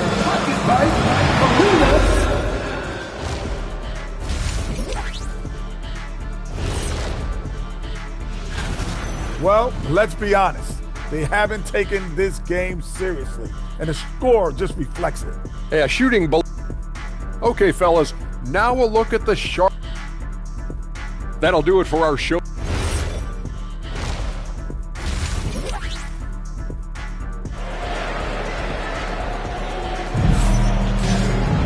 Well, we've got a second half of basketball for you. We think it's going to be pretty good. A big comeback, though, is needed for this game to be competitive, and it probably has to happen quickly. Well, you look at Russell Westbrook in this game. He has been everywhere. Yeah, and through the first 2 quarters, he has been the offense for this team. Well, and I expect they're going to continue to lean on him as we continue in this game. Why not? The way he's playing right now offensively. We've got Derrick Rose. Butler out there with Pascal Siakam. And it's Nikola Jokic. And it's Okoro in at the 2. And that's who Mark Daigneault starts the second half. Pulls it from 20. Rose, no good. Atlanta leading by 12. Johnson sends the screen for Smith. A three-pointer, no good. You have to defend the three-point line. They got lucky he missed that one. Jokic with the screen on Westbrook. Rose can't hit. Look at the big fella working on that possession. He knows how to fend guys off and get those rebounds. Pass to Westbrook. Shoots the 3. Pascal Siakam grabs the miss. They started out this half ice cold. 0 for their first 3. Bounce pass from Okoro. Rose. That doesn't go either for Rose. And at this point, the defense is daring him to shoot. Here's Johnson. Elliott passes to Smith. Fires the 3. It's rebounded by Oklahoma City. Ugly start to the second half. They've missed their first 4. They've got to get on track. Okoro kicks to Rose. Deflects the pass. And it goes out of bounds. That one is off Smith. And a quick look at how Atlanta's schedule shaping up. On Monday, they continue the road trip, heading out to Philadelphia to take on the 76ers. Then on Friday, they'll go back home and they'll be hosting the Detroit Pistons. And looking at the Minnesota matchup, that will be the 8th contest of the year for them. The season is young, but they are starting to find their form. Gets it down to single digits. Butler's got the first points of the second half up on the board for the Thunder. Got a piece of it. Jokic with the steal. Okoro with it. He's against Smith. And here's Rose outside. And again, Oklahoma City with the triple. And now that's 1-3 in each half. He is trying to make the most of those three-point opportunities. Johnson outside. For 3, Smith. The Hawks again can't hit. No other way to put it. Just a poor shooting performance for him. But luckily, his teammates have picked up the slack. Outside Rose. All 3 off the mark. And this quarter, he has clearly been off the mark. Outside Westbrook. Pass to Elliott. Nice ball movement here by Atlanta. The Hawks again can't hit. Well, he was torching them from deep in the first half, but he has not made one here in the second. Jokic with the screen on Smith. Back to Butler. The 3. Rebounded by Elliott. The Hawks leading by 6. A little under 2.5 minutes off the clock now here in the third. And I thought that was going to drop. It looked good from here. The kick outside to Butler. Back to Rose. Jokic with the screen on Westbrook. Bucket is good. Rose has got 14 points. And this is how lethal Rose can be on offense, and it's because of that high motor he possesses. Rose against Westbrook. Pass to Elliott. In the corner, Smith with it. No good. And they can't put an end to this drought. Under trailing by 4. Here's Butler. He's got 5. Rose passes to Jokic. Jokic just takes what he wants inside. Amazing. I'll tell you, they're right in this. We'll see if they can maintain momentum. In order to cut into a lead the way that they have, you must be outstanding on both ends. Clarkson, he's checked in for Okoro. Dewan Blair, he's checked in for Atlanta. Smith outside. Left side, Westbrook. Shot clock at 6. Blair, a screen on Butler. Elliott the bucket. He's got 13. Tim, you once led the NBA in three-point percentage. And in my mind's eye, I can see almost every shot. You were terrific shooting the long ball. Well, Kevin, I don't want to show my age, but do you know, after 4 years of high school and 2 years of college, making 25-foot-2s, I finally had a three-point line going into my junior year, and I'm just glad I had a three-point line for my entire NBA career. Yeah, it's a tough transition to make to stretch out and go those extra couple feet. No doubt. I was not ready to make NBA level 3s when I first came out of college. A year overseas really helped me gain strength, and finally I found my rhythm in the NBA. Rose finds Siakam. Butler from outside. Rebound by Smith. Well, he was hoping to respond with a 3 of his own. He just couldn't get it to go. Outside Westbrook. Smith feeling it out a bit. Shoots over Clarkson. Smith, no luck. Thunder trailing by 8. Butler with the ball. Westbrook picks him up. Outside Rose. Elbow shot. Almost, but it rolls out. 2-for-1 chance here. Let's see if they use the clock to their advantage. Back to Smith. Lets it go from deep. Good. Nice assist from Westbrook. Westbrook's got 4 assists in the game. Man, the triples keep falling, guys. That's 3 in a row. They've been looking out of sync offensively. Yeah, their offense has ground to a standstill. And here's Jokic outside. That's good again. His 7th basket, 7 for 10 from the floor. And a big man with a nice jumper. Jokic is effective from downtown. Here's Westbrook. He's got 13.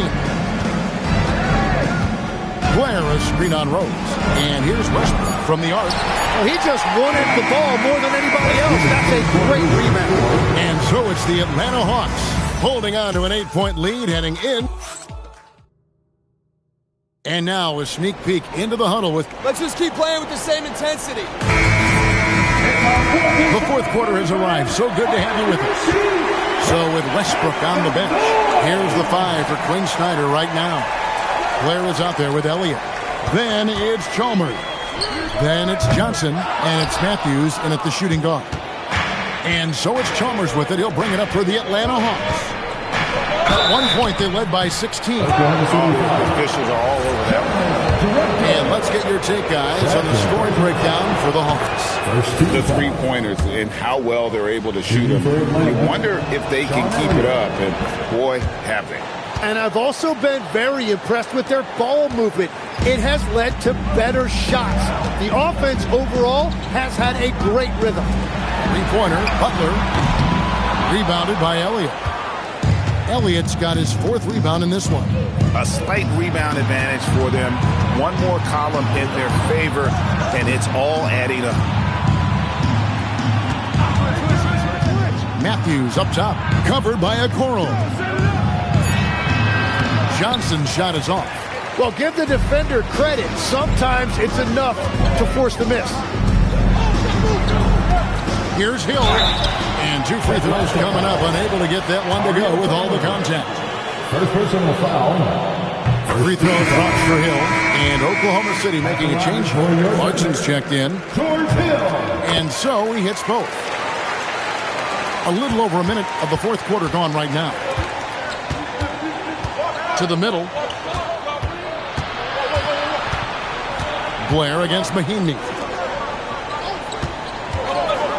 Shot from the top of the key.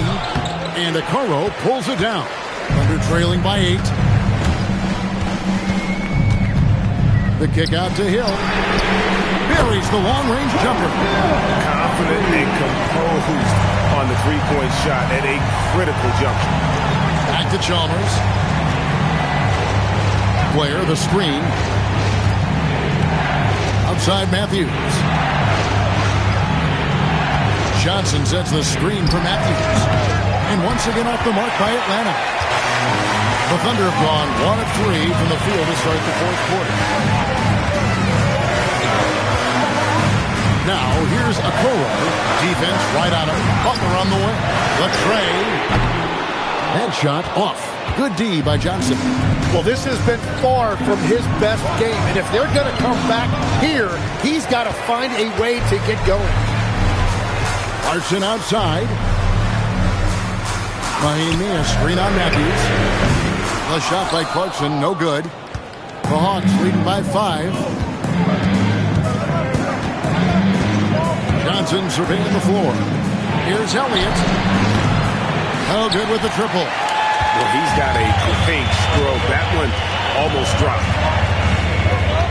Hill dishes to Okoro. Pass to Clarkson. Mahinmi a screen. Clarkson passes to Mahinmi. Out of bounds. It'll go to the Hawks. Atlanta ball. And we'll have a timeout called by Quinn Snyder. And that timeout by Coach was carefully measured. Wanting to make sure that everybody is on the same page here. And the Thunder with some changes. Jokic, he's checked in for Mahinmi.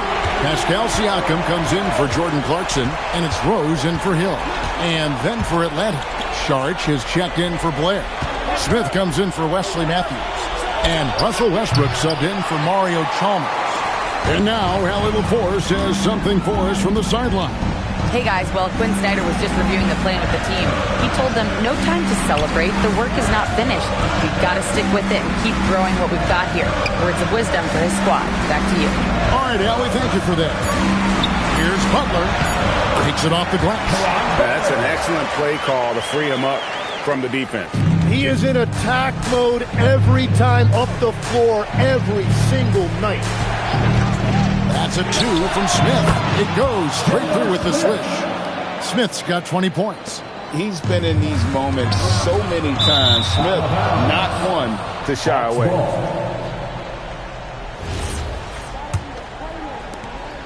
The Hawks leading by 5.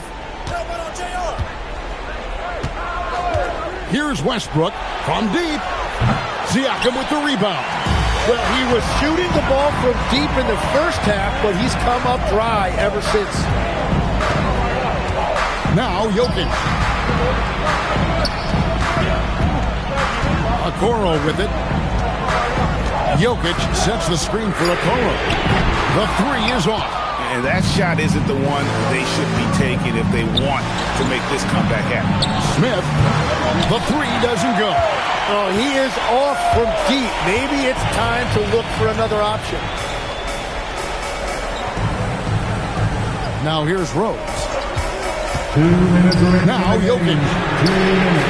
Clutching that range, Nikola Jokic. Showing some poise right there. I like seeing Jokic step up and prove he's a leader. 1:49 left in the fourth quarter. Missed on the 3. On offense, here are the Thunder. They're on a 10-2 run here. Stolen by Westbrook. Fast break, the Hawks. Jumps up. The rim runner. Making no mistake. In a game this close, this late, that kind of D is clutch. It is. And then, Greg, to go in for the flush. That could be a backbreaker. Well, if you want to seal the deal, that's the way to do it. For 3. The 3 goes down. And all of a sudden, that great run makes this a ball game again. And now is no time to take your foot off the gas. They have got to stay aggressive. Well, they've closed the gap, and now they're trying to get this to a one-possession game. Now Westbrook launches it. Jokic pulls it down.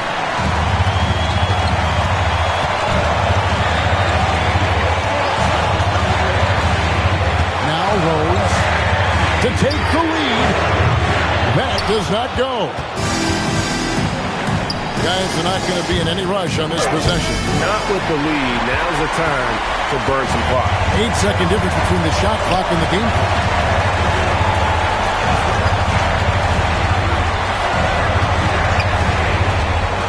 Now Jokic. Remember that one, guys. A difference maker.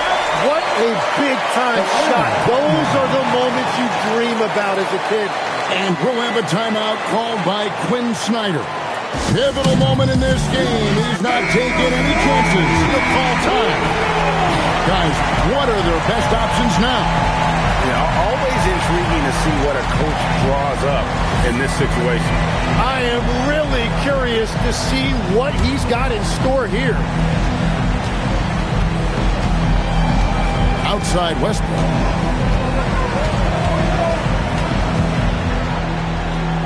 Unloads from 13. That one misses. So a close game sees Oklahoma City taking this one. That was a fun night of basketball. Fabulous finish as they continued to wait out until the very last moment to seal. And there are so many times. We'd like to thank you for coming out, supporting Bam, of all the aspects. And as always, Allie, thank you so much. And that'll wrap it up, folks. Along.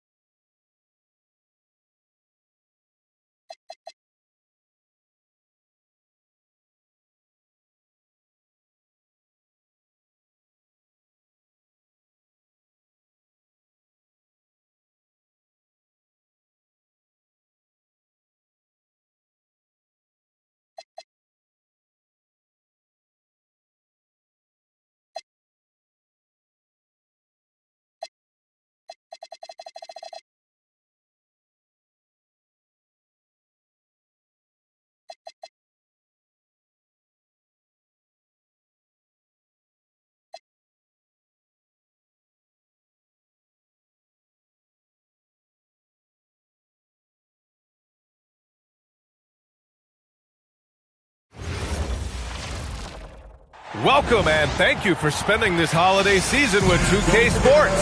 Graham, these are two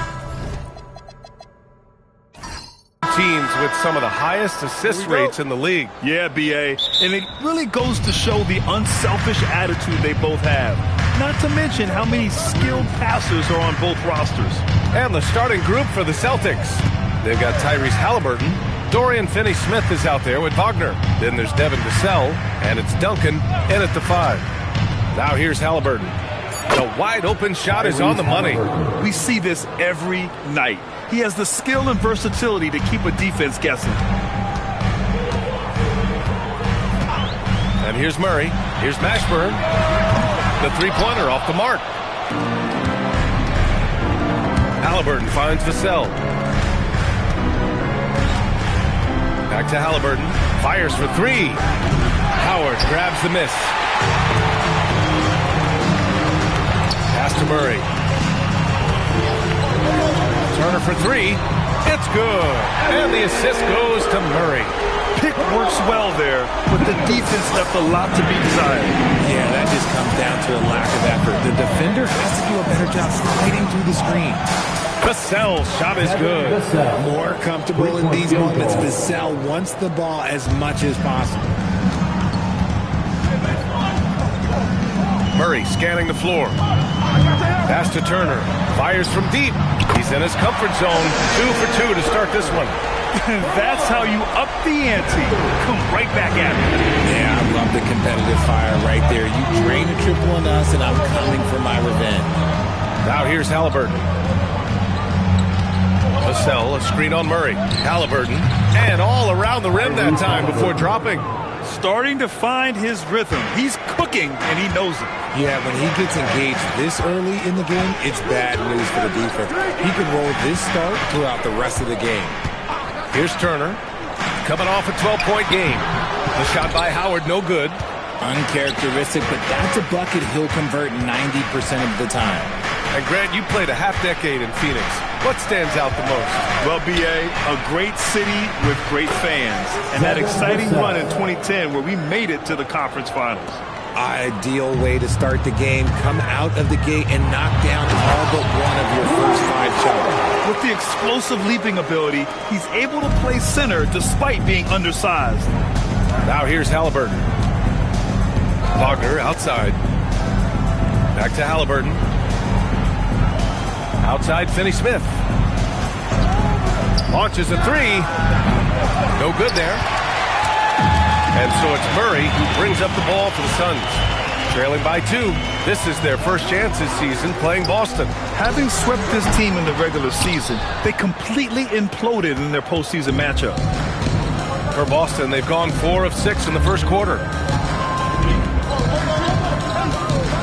Halliburton looking for an opening to the paint. A nice shot by Duncan. I like the intention, the focus, finding a way to make it work inside. First quarter of play, and just over 3.5 minutes in. Time now to hear from our reporter, Allie LaForce. I caught up with the head coach of the Suns.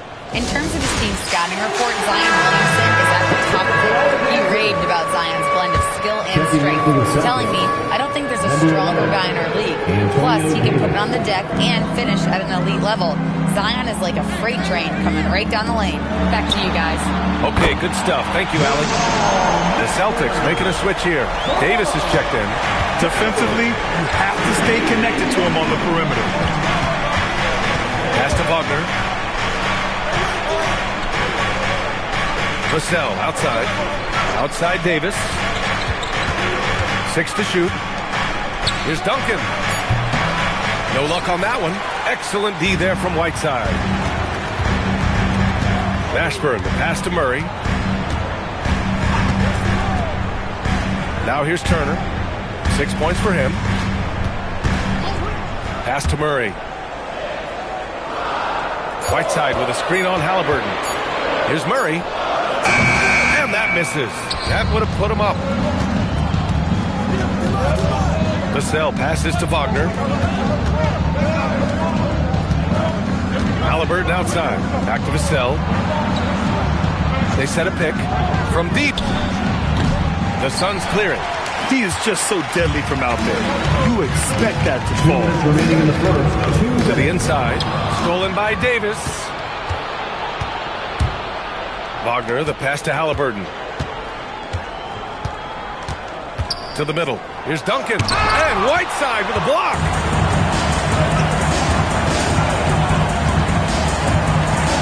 Turner passes to Howard. Here's Mashburn. Back to Howard. On the wing, Murray. The Suns need to get off a shot. The shot by Howard, no good. The Celtics with the lead. Wagner on the wing. Turner covers. 1:07 left to play in the first quarter. And Wagner gets it to go on the assist by Halliburton. Halliburton's got 4 assists in the game. And so the timeout by Jordan Ott here. And we might see some changes. Coach potentially looking to adjust. Let's turn up the energy, Suns fans, with your Spotlight Squad. And the Suns going with a whole new group out there. All right, a moment now to bring up last season's top rebounding teams. In third, Phoenix. Well, last year they took great pride in rebounding, understanding the importance of winning the possession battle. Bogdanovich on the wing. Moody defends. Phoenix no good that time either. and he might have thrown himself off when he saw how much space he had from three. Halliburton outside. Davis with a screen on Williams. Three-pointer, Halliburton. And again, Boston with the triple. 30 seconds left in the first quarter of the game. Out left to the wing. Back to Williams. Jacks up a three. The rebound, Celtics. Fresh off a win against the Pacers. You have to respect their ability to stay consistent away from home, keeping their cool and making quality shots. They took the air out of the crowd again and again with big shots. They never let the fans become a factor. And adding to this lead right now, riding a wave of momentum. Yeah, they've locked in during this stretch. If they keep it up, their lead will only continue. Tyrese Halliburton getting it done for Boston. Moving the rock and looking for a shot. It's clear he's in a good rhythm. All right, stick around. We'll be right back after this. Great to have you with us. Second quarter of basketball. This game has not exactly been neck and neck, but plenty of time left in this one. All right, guys, let's get your take on the scoring breakdown for the Celtics. Well, so far, their long-range shooting has been the story, doing damage from deep. And from the jump, they've also clearly been focused on running effective plays here tonight. And there's been a lot of high-quality distribution from them on the floor. Williams is out there with Bogdan Bogdanović. Then it's Kispert, and it's Sanders in at the 5 down low. That's the Suns' 5 as we get into the second quarter. Kispert on the wing, takes a 3. Davis with a rebound. Boston leading by 11. Moody on the wing, defended by Bogdanović. Davis with a screen on Williams. And Boston again with the bucket. And good work by Halliburton, outthinking the defense and creating an opportunity for himself. They've been having major problems offensively. Definitely in a bit of a dry spell. Hill with a screen on Halliburton. Williams from long range. Fires in the triple. Williams has gotten himself going with a triple. His first basket of the game. Parker outside. Pass to Moody. And it's going to be out of bounds. Boston will have another go. And a moment to check out who the Boston Celtics have coming up. On Monday, they continue the road trip, heading out to Dallas to take on the Mavericks. And then on Saturday, and looking at the Bucks matchup, that will be game number 8 on the schedule for them, starting to get into the full swing of things by then. Given his range, you'd expect him to capitalize on that opening. Left side Murray. Pass to Mashburn from deep three-point range. It's good. And the assist goes to Murray. Murray's got 4 assists now tonight.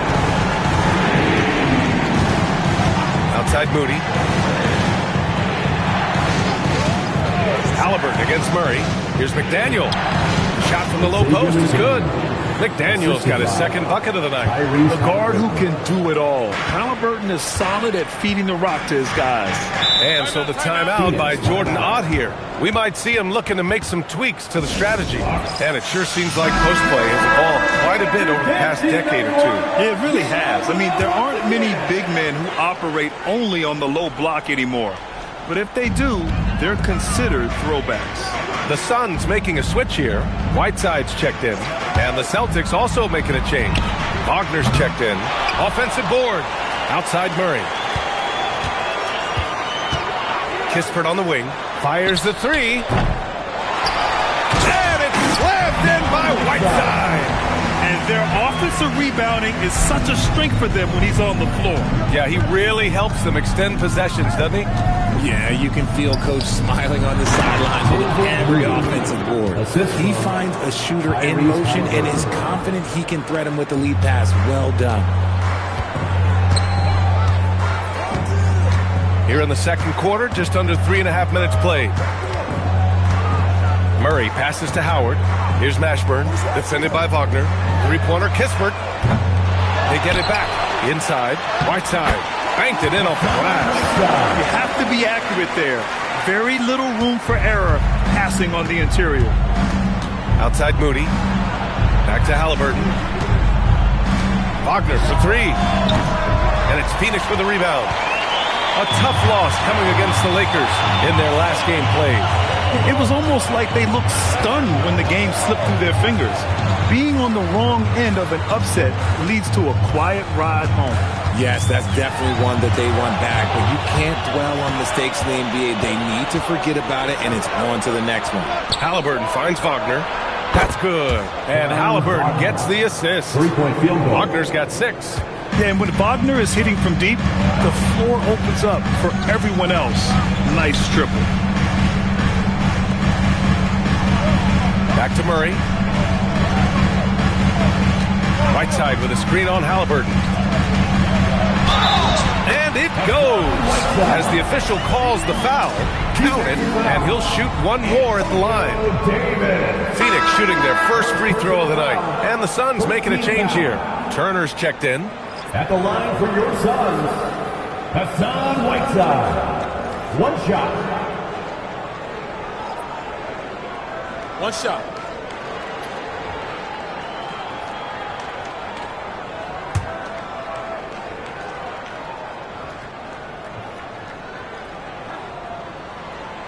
And the free throw, no good. Celtics lead by 8. Here's Vassell. No good. Ooh, excellent D there from Turner.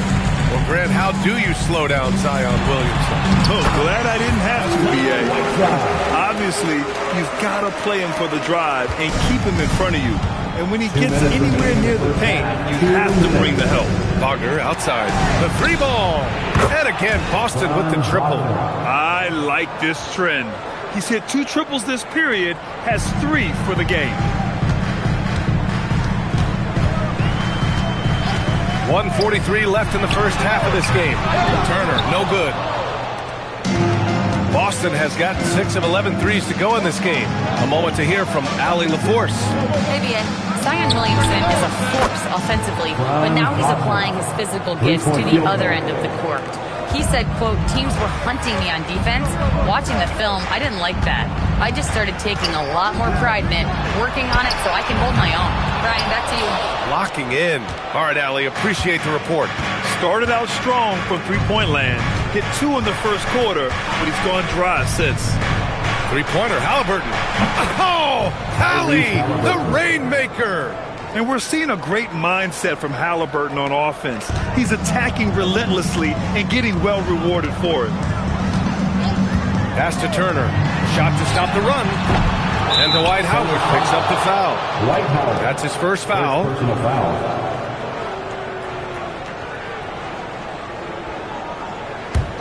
Boston leading by 15. Halliburton outside. And here's Vassell. Launches it. Down it goes. And a great assist by Halliburton. Vassell's got his 3rd bucket of the night. They're really dictating the tempo on both ends of the court. You love it. And guys, to go on a big run, get some breathing space, it has to be a great play on each end. Back to Turner. There's a screen by Whiteside. The rebound. Yeah, they just can't seem to end the drought no matter where they shoot it from. This is snowballing for them. They've got to get a good look next time down. Here's Duncan. Ooh, Howard with a block. And they're able to recover. And through the first half, a pretty lopsided affair. Celtics out in front. They lead by 18. And we'll be back for the second half following the break. Keep it right here on 2K Sports. And let's rev it up. Let's get ready for the Pocket Light Arena Entertainment.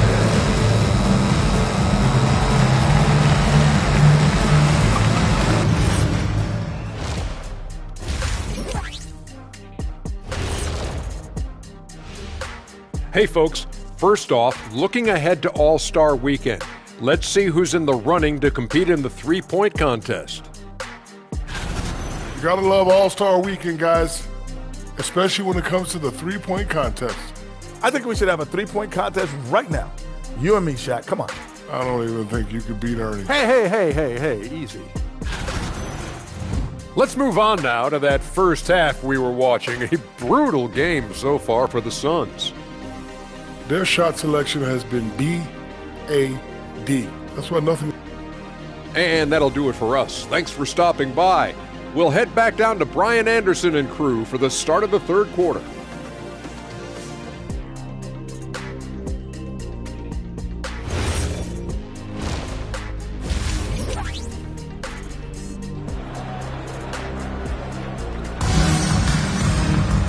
And with the second half upon us, we'll find out if this game becomes the rout that it's threatening to be.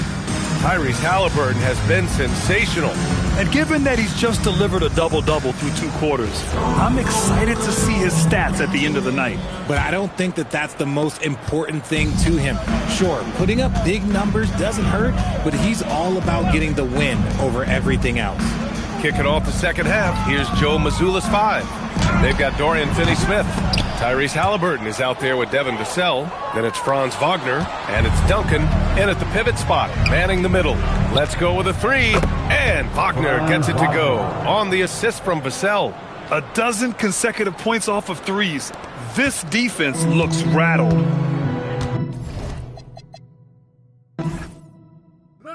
Switch. Get mine. Switch. Let's do it. I'm too strong for you, baby.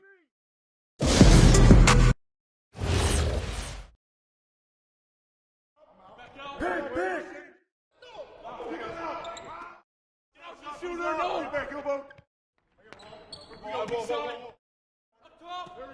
Step out. Watch the pick. Howard. Oh, way to finish that, baby. Grab the board. Go over it. Screen coming. Bust it. Rebound.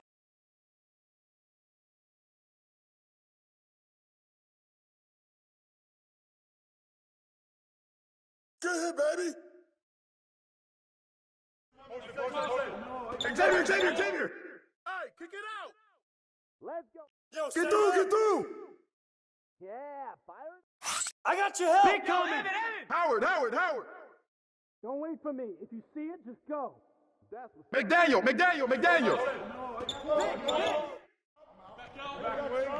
I got him. Yo, kick it out. right here. Watch the pick. How about on Turner? Hey, yo, right here.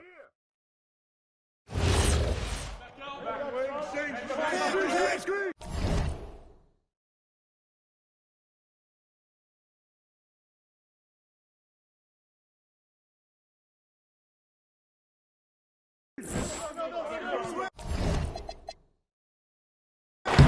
I'll be honest, I'm a little surprised he missed that.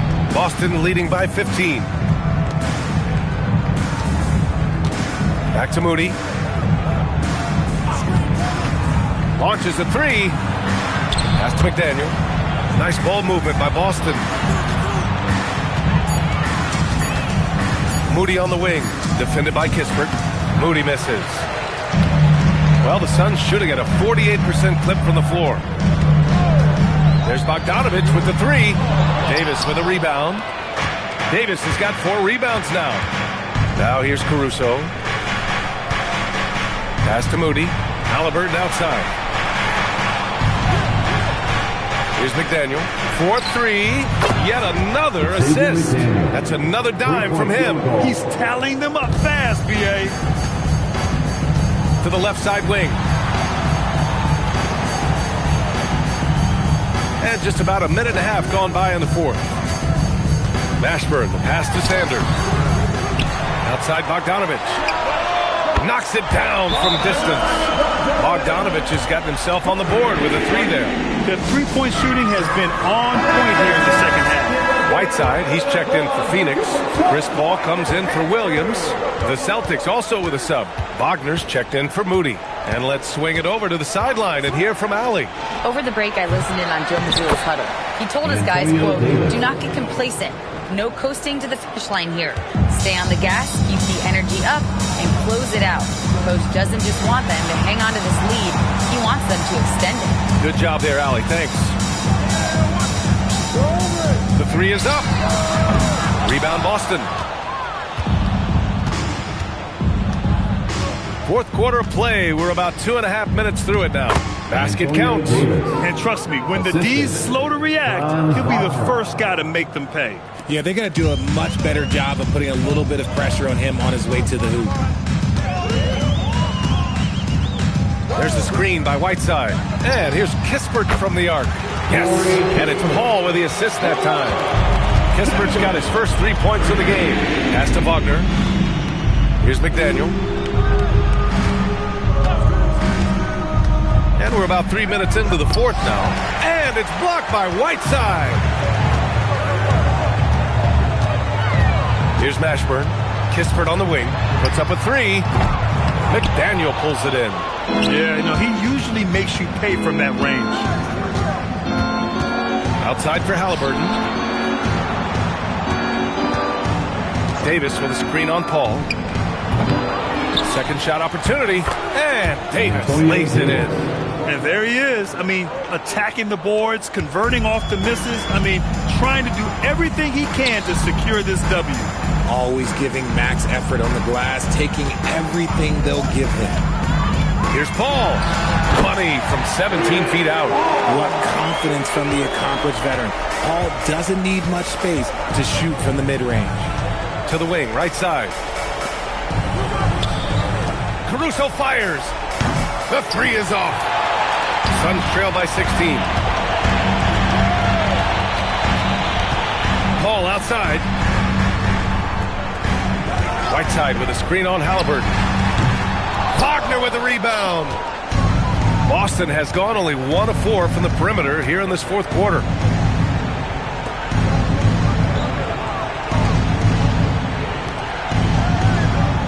Paul against Halliburton. Let's loose for three. Not that time.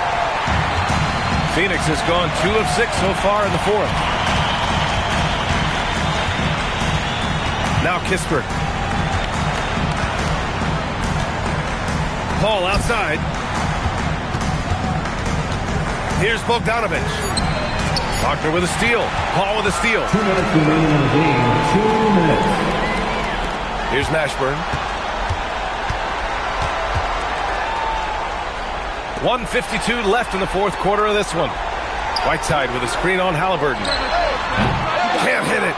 Shocking that he just bricked that one. The defense got real lucky there.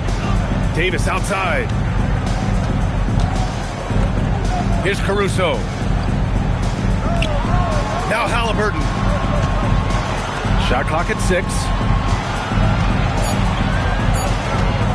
Here's McDaniel. Tight D, making that one difficult. It looks like it'll be a big win for them here. Time to just cruise to the end of the game and chalk up the victory for the Celtics. And it was dueling three-pointers all night. A battle they won. Both teams had the same plan. Win the game on the perimeter. So fun to watch. And they'll chalk this up as their 3rd win of the year. And even the opposing fans can't deny this was a sensational game for Franz Wagner. I think people could learn a lot from how versatile he was in this one. Whatever the situation was, he found a way to be a difference maker. 36 seconds left to play in the fourth quarter. Kispert outside. Phoenix no good that time either. Good job by the D to stay with him and make that a tough three. Wagner outside. Davis with a screen on Paul. Halliburton no good.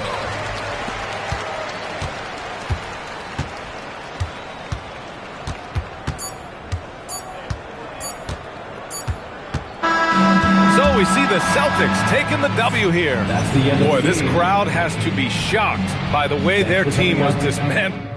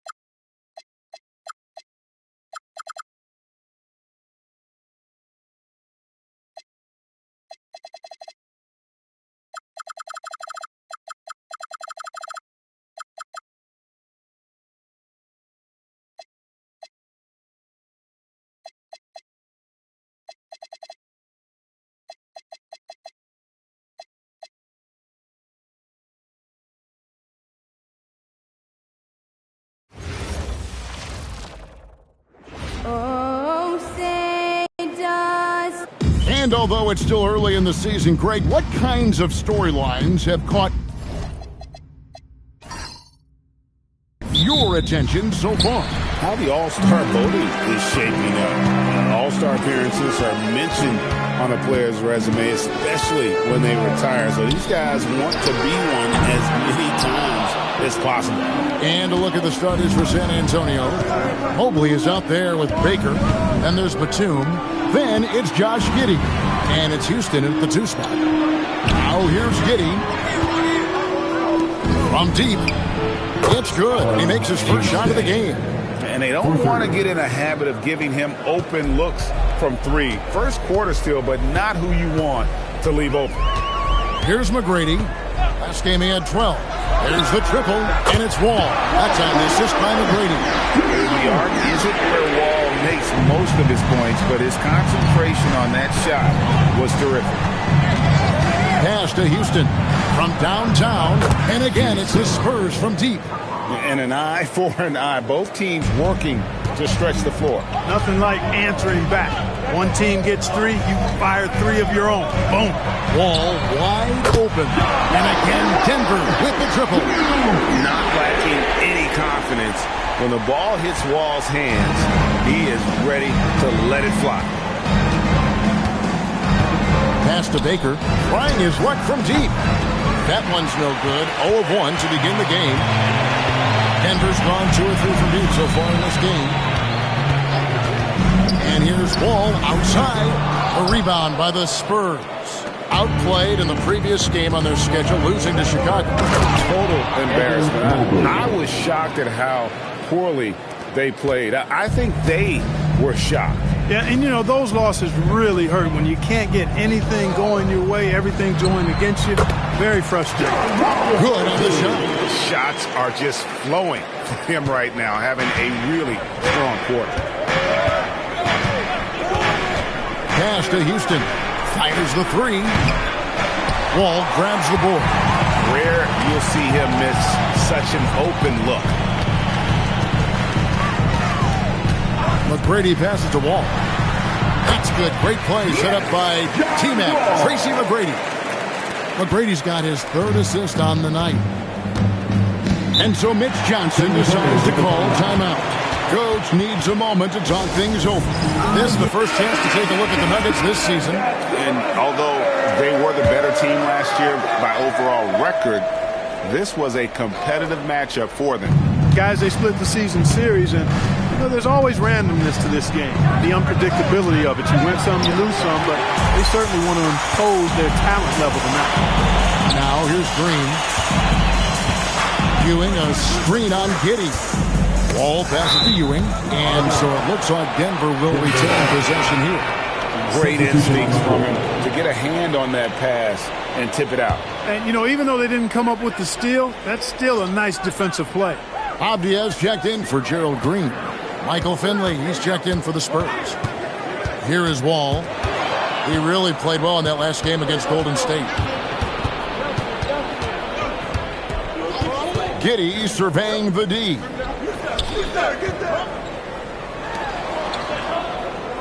Mobley sets the pick for Giddey. Again, the miss by the Spurs. And it's Wall with the ball for Denver. Ewing sets a screen for Wall. No good on the 3. San Antonio trailing here. And here is Giddey. Still scoreless. Here's Houston. Back to Giddey. 6 on the shot clock. Lets it go with the 3. Houston can't get it to go.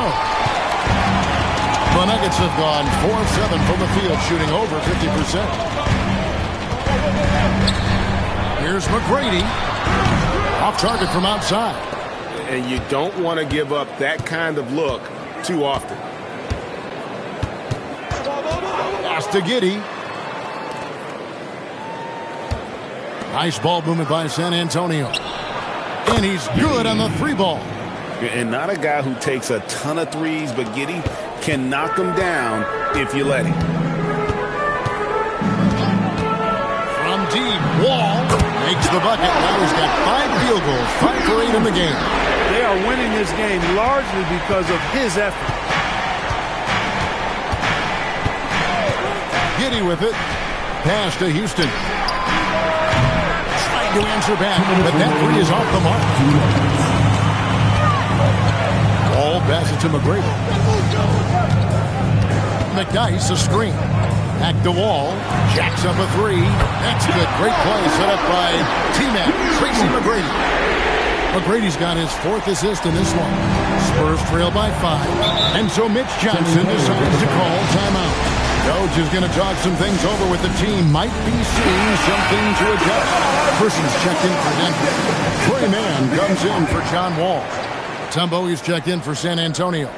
Green comes in for Mobley. Now Giddey. Last game he had 13. And there's the drive. Finley the pass to Houston. Over McGrady. Again, the miss by the Spurs. No doubt it's been a bit of a struggle for him here in this quarter in terms of scoring. Mann passes to McGrady. Outside, Avdia. Puts it up. Again, the Nuggets score. And the story here, Kevin, early on is how well they've shot the basketball. Very high percentage so far, and if you want to start a game hot, that's the way to do it. Finley can't get it to go. Just doing the job on the backboard. They sure are. I mean, they've done a terrific job carving out space under the basket and then pursuing the ball. You know, it's one thing to box out, but you've got to pursue the ball if you're going to get rebounds, and they look strong here in the early going. Giddey the pass to Green, and that'll be 2 free throws coming up. Officials on the call with the foul. It's going to be on Tracy McGrady. Love the energy from Green inside, going up strong, playing through the foul. A different look for Denver. Spates checked in for Ewing.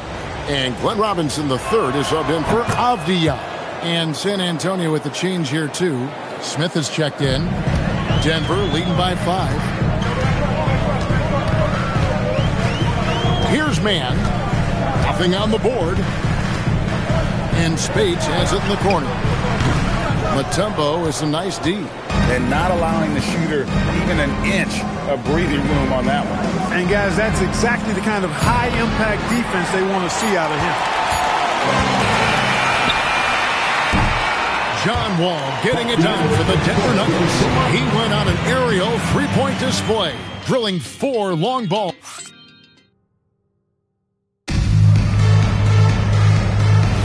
And hope you've enjoyed the broadcast so far. Halfway through the first half in this one. And a chance to catch up on some numbers here. Scoring breakdown for the Nuggets. Absolutely dialed in from beyond the arc so far in this one. The defense is surrendering the long-range shot here early on. One other thing they've done really well, moving the ball around. They've done a nice job not settling for that initial option and making that extra pass. On the court for San Antonio here in the second. Charlie Villanueva out there with Finley, and it's Smith, and it's Mutombo, and it's Houston at the 2 guard. Smith outside. 6 to shoot. Here's Finley, guarded by Robinson. Finley can't get it to go. Denver leading by 5. McGrady outside. No good from Spates. And San Antonio shooting 27%. The offense is just embarrassing themselves. Houston the pass to Mutombo. And here comes McGrady leading the fast break. Here's Spates. That's good. Great play set up by T-Mac. Tracy McGrady. McGrady's got 5 assists in the game. So for the Nuggets, their last game, a win against the Warriors in San Francisco. And so Mitch Johnson decides to call timeout. He's going to take this chance to talk to his guy. On the Nuggets with some changes. Obvious for Robinson. San Antonio also making some changes. Jeremy Grant comes in for Charlie Villanueva. And it's Batum for Finley. Mutombo sets a screen. Batum for 3. The Spurs rebound. Here's Houston. San Antonio again missing. Pass to Avdia. Stolen by Grant. Fouled in the act of shooting. Gets the bucket anyway, so a three-point play chance for him.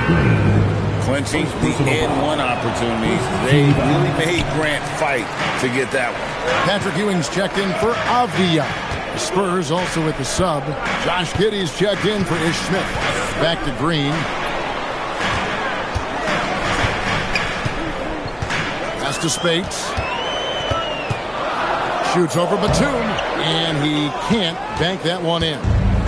Last outing for Denver, they won that game against the Warriors.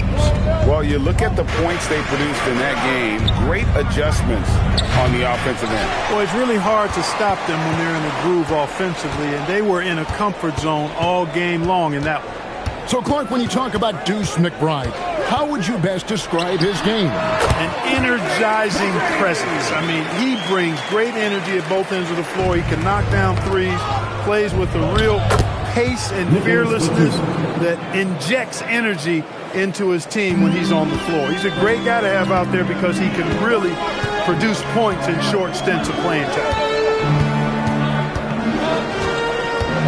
Man up top, Giddey defending. Spates kicks to Green. Just 5 on the clock. Offline with his 3. Spurs trail by 5. Batum passes to Giddey. Floats it up for Grant. An emphatic alley-oop jam. Boy, take a look at the hops of Grant. I mean, really getting up and sending a message with that alley-oop. For the Nuggets, Avdia's checked in for Spates. Gordon comes in for McGrady. And John Wall subbed in for Trey Mann. Outside, Wall. Ewing sets a screen for Wall. There's Green with the 3. And again, Denver no good. San Antonio's gone 0-2 from deep here in the second. Pass to Finley.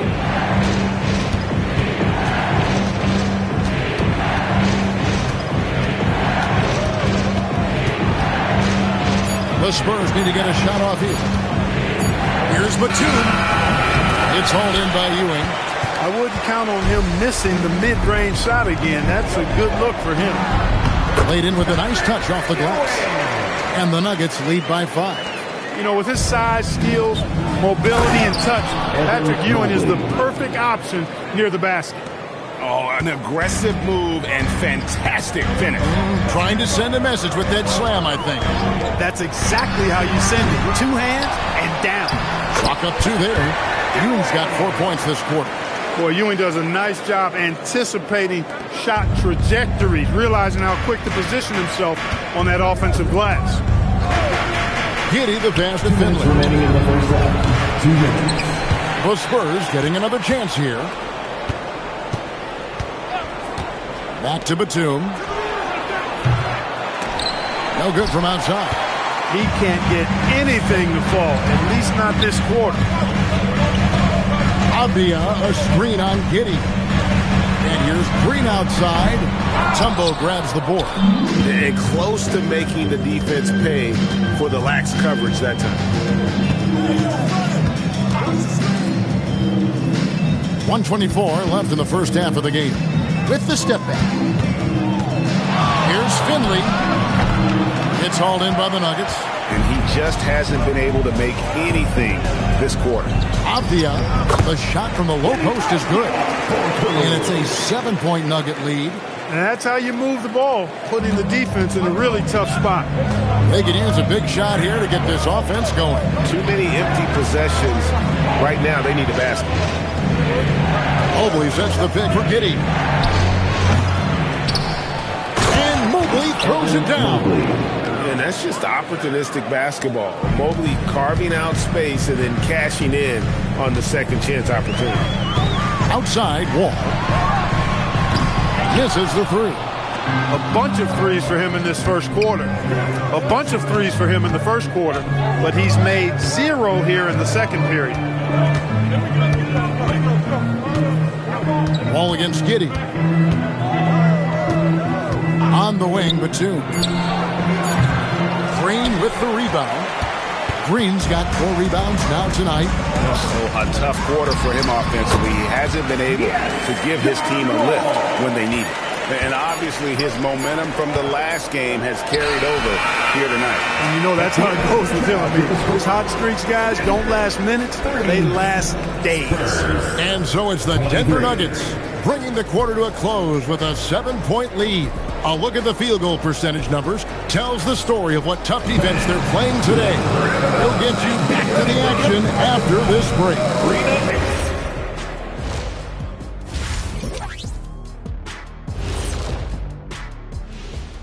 Welcome, everybody. Let's jump right in. Hey, Shaq, during the course of your career, you won several of these awards.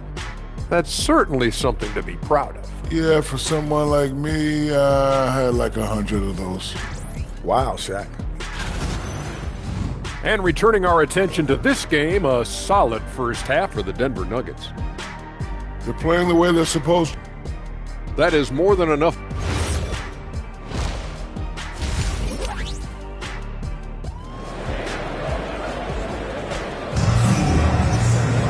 And for those of you just tuning in, thanks for being with us. The second half of this game still to play. An exceptional performance from John Wall. He's done a fantastic job of finding open space to operate within the first few quarters. You know what? It helped that they had a few guys with very hot hands on the perimeter, too. We've got Wall, Gerald Green out there with McDyess. Then it's Tracy McGrady, and it's Ewing in at center. That's the group on the floor for Denver. Giddy, no good. Just enough coverage to bother that three-point attempt. Wall looking for an opening. There's the lob to the hoop. And Ewing slams it in. And Greg is a former point guard in this league. Give us your top floor generals of all time. The guys that could direct the floor and could control a game. Wow, if we're talking traditional point guards, I mean, I gotta go Magic, Isaiah, CP3's in that conversation, Jason Kidd, but I've got a separate list for that hybrid point guard, right? Which that includes guys like Steph and Iverson, West, and the great Oscar Robertson. On offense, Wall can be explosive, heating up and finding plenty of opportunities offensively. Batum for 3. That's good. And so Giddy with the assist. Batum's got 5. He knows he can get his shot anytime he wants, and he also knows he has the green light. Inside, and stolen by Mobley. Pass to Batum. Driving the lane, and Nicholas Batum with the slam. Those long strides allowing Batum to get right to the rim. McDyess a screen. Here's Wall. Here's Ewing. And then Ewing with the dunk. Nothing soft about the putback there. And why chance it, right? Take the dunk if you've got it. Well, you know, if nobody's going to put a body on him, then that's going to be the result. Just a terrific perspective of that dunk from the Connected Camp. Brought to you by AT&T. All the officials are all over that one. Clearly a foul. I mean, didn't give him any choice but to blow the whistle. I mean, you got to play without fouling. The Spurs have shot 2 of 3 from the free throw line tonight. He hits the second from the line. Denver leading by 7. McGrady outside. Gets it to go from beyond the arc. Wall's got 5 points now in the quarter. Everything going to plan here to start the third. 80% shooting thus far. Outside, Batum. Once again off the mark by San Antonio. And it's Wall with the ball for Denver. And now let's swing it over to Allie LaForce on the sideline. Well, the NBA studies other leagues. Commissioner Adam Silver said, I'm a fan of what baseball did with the pitch clock and the size of bases, increasing the engagement and the entertainment value of the game. If they're able to make changes, certainly we shouldn't be afraid to do the same. Kevin, back to you. Some forward thinking. Allie, we thank you very much. That's a double whammy, guys. That's right. A great defensive play, then the emphatic stuff. Well, turning defense to offense, we talk about it all the time. Try to hit your opponent at the other end before they can set up the defense.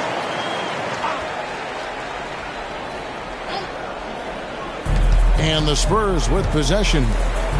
15-point game. And Batum kicks to Giddey. Pass to Batum. Shot clock at 5. They need this. They get it back. Mobley against Ewing. Giddey. And a miss there on the triple. The edge on the glass is the difference. It's allowed them to build this lead. And really a reflection of their superior effort level to this point. It seems to me they've gone after this win a little bit more. Batum passes to Houston. Now here's Giddey. Wide open look. Houston's shot's good. Houston's got 8. I mean, a 6'8 playmaker. Giddey is a point forward, and he piles up the assist. Outside, Wall. Good. And it's McGrady who picks up the assist. And the Nuggets lead by 16. Well, the D has gotten a little bit laxed here defending the triple. Some tough offensive sets. They want to turn it around. Yeah, right now you just need a bucket to get some momentum. Just not much success when it comes to shooting.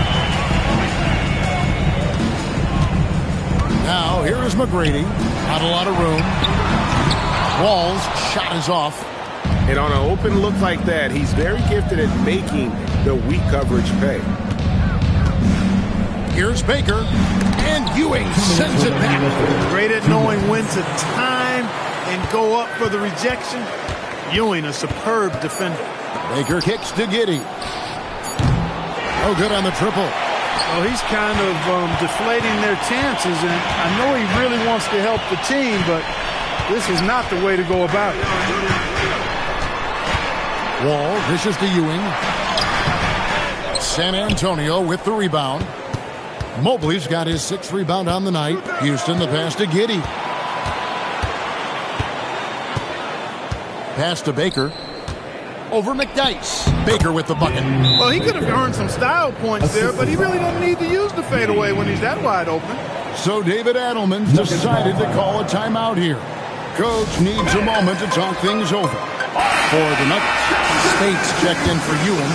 Person comes in for Antonio McDyess. Robinson is subbed in for Green. Then for the Spurs, Tembo is checked in for Baker. Finley comes in for Nicholas Batum. And Smith subbed in for Josh Giddey. Outside, Wall. Spade sets a screen for Wall. There's the triple. Rebound, San Antonio. Mutombo's got his 5th rebound right now in the game. Pass to Finley. And here is Mobley. Nice ball movement by San Antonio. Houston can't get it to go. You know he wants that one back. Right in his wheelhouse. Outside, Wall.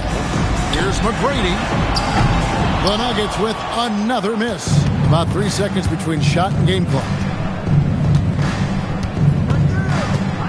Smith against Wall.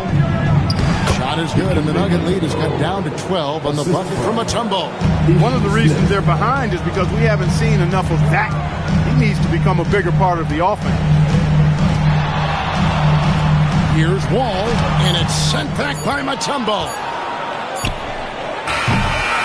John Wall getting it done for the Nuggets.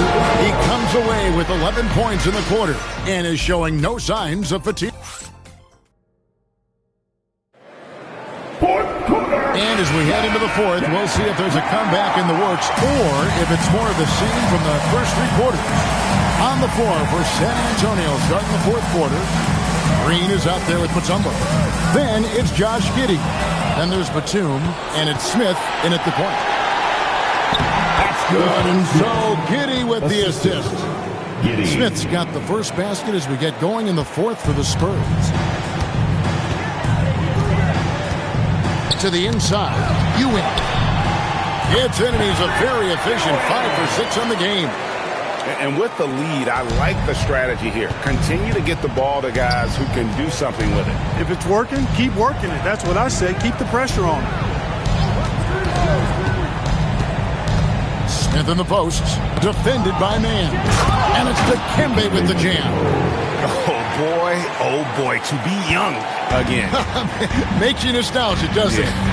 Yeah, it does make me look back a little bit, but I could never throw it down like that. It sure does look good. Pass to Ewing. It's stolen by Mutombo. And it's Giddey in the corner.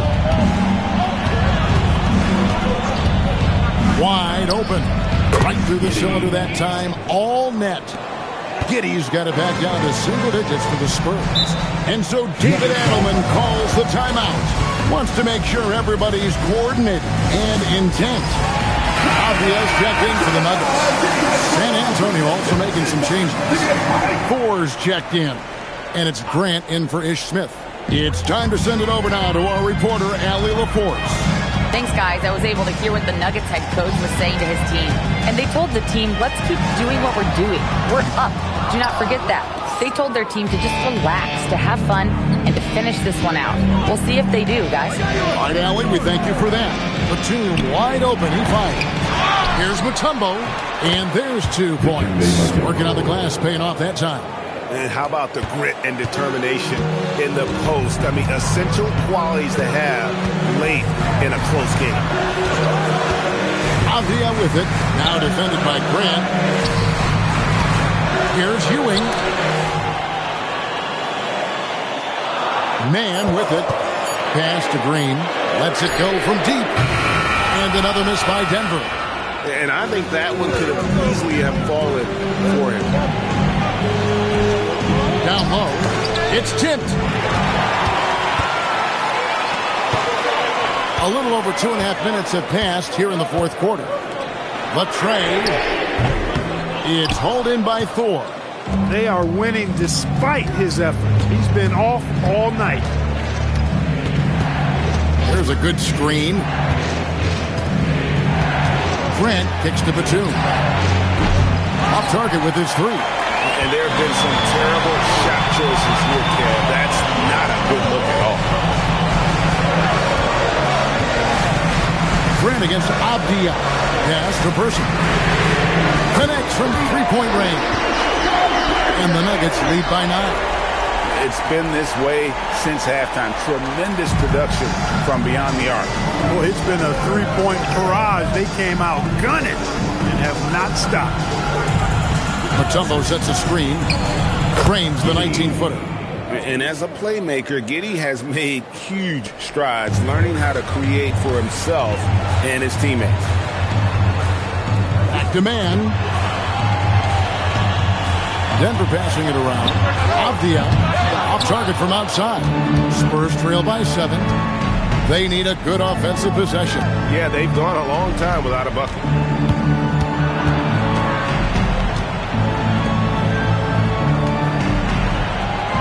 Batum scanning the floor. 5 to shoot. It's good! I'll tell you, we're right in this. We'll see if they can maintain momentum. Well, it starts with defense. They got some stops, scored some buckets after that, and now we've got ourselves a ball game. On the Nuggets with some changes. Antonio McDyess is checked in for Person.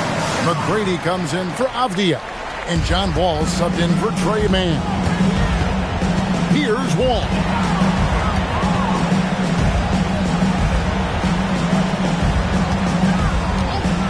And here is McGrady.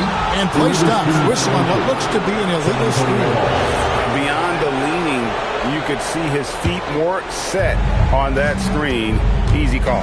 Yeah, I agree. You know, sometimes that can be a tough call for the refs to make, but not that time. It was easy there.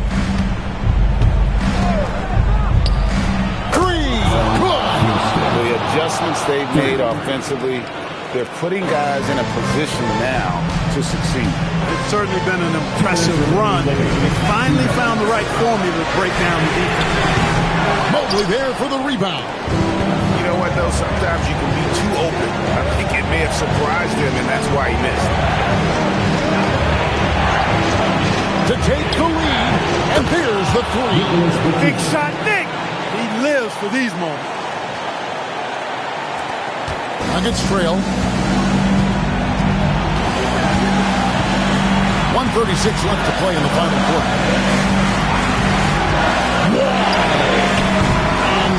The dry spell continuing for them. And it's Giddey with the ball for the Spurs. They've only given up 5 points here in the fourth quarter. Denver shooting well. They're at 45%. Wall, Green outside, and it goes out of bounds. Last touch by Green. Oh, that certainly could be costly. In a close one, those kinds of mistakes can really give the other team momentum. Here's Houston. Puts up the three. The putback. Great determination, but can't put it back in. Outside, Green. Giddey against Wall. Oh, the slam dunk. And you can't get a bigger bucket than that. Well, that was 1-2. He wanted the ball. Nobody else was taking that shot.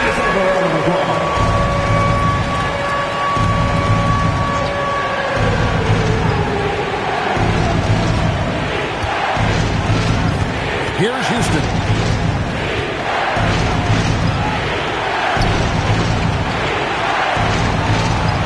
On the way, the two. Guarded by Green. Buries the deep ball. Confidence and experience coming into play here, but Toon embracing any opportunity to take these clutch shots.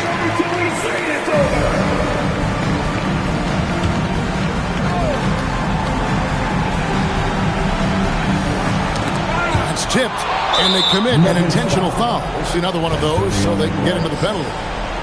Honestly, just doing what they have to in order to get the basketball back. That's a good foul, though. I like that. I mean, clock management crucial at this time of the game. And so they choose to intentionally foul. And he cannot get the first one to drop. Tough one to miss. That's good. Going 1 of 2 from the line, and that gives them a 4-point cushion. And taking care of the ball has been a problem for them. That's something they've got to fix. While the defense has been good, a lot of these turnovers have been unforced. And now they foul and stop the clock. Second personal foul. Third team foul. Shooting hits the first. That puts them up by 5. At the line for 2. And he hits both free throws here. So now it's a 6-point ball game. And you can wrap this one up. Great job to stay cool at the line and finish it off. Mobley there for the rebound. And they go to the intentional foul. Ewing. Third personal foul. Fourth team foul. Good on the first, and that makes it a 7-point lead. Giddey. So it gets them both, and it's an 8-point game.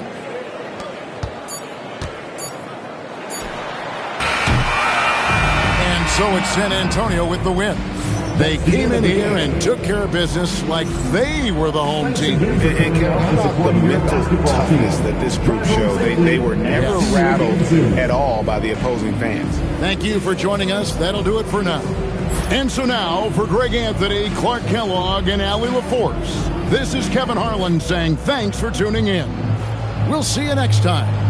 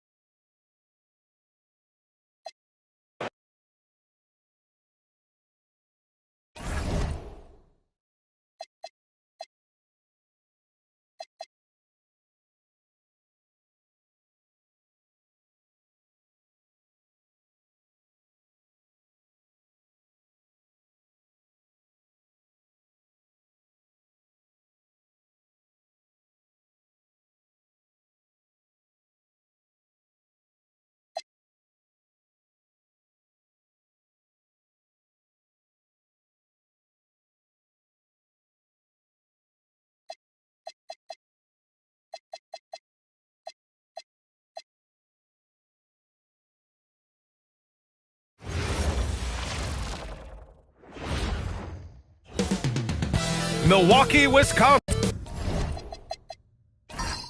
How much tinkering do you think coaches are still doing at this point in the season, Stan? Well, plenty, believe me. Even if you're undefeated, there's always room for improvement, and now is when you want to start to make those adjustments. And a look at the starters for Charlotte. We've got James Harden, And it's Ellison in at the pivot spot, manning the middle.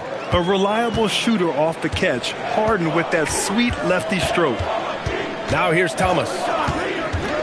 Pass to Payton. Back to Thomas.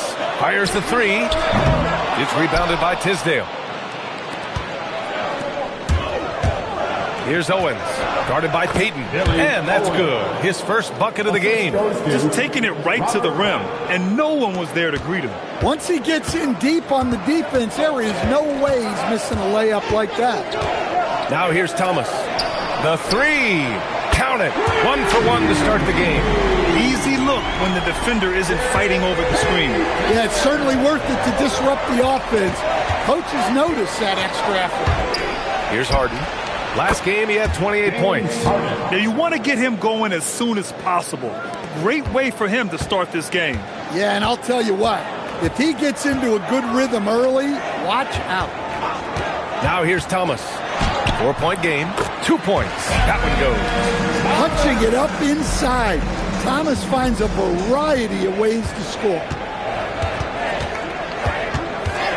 Pass to Owens for three. Yes, and a nice assist from Harden.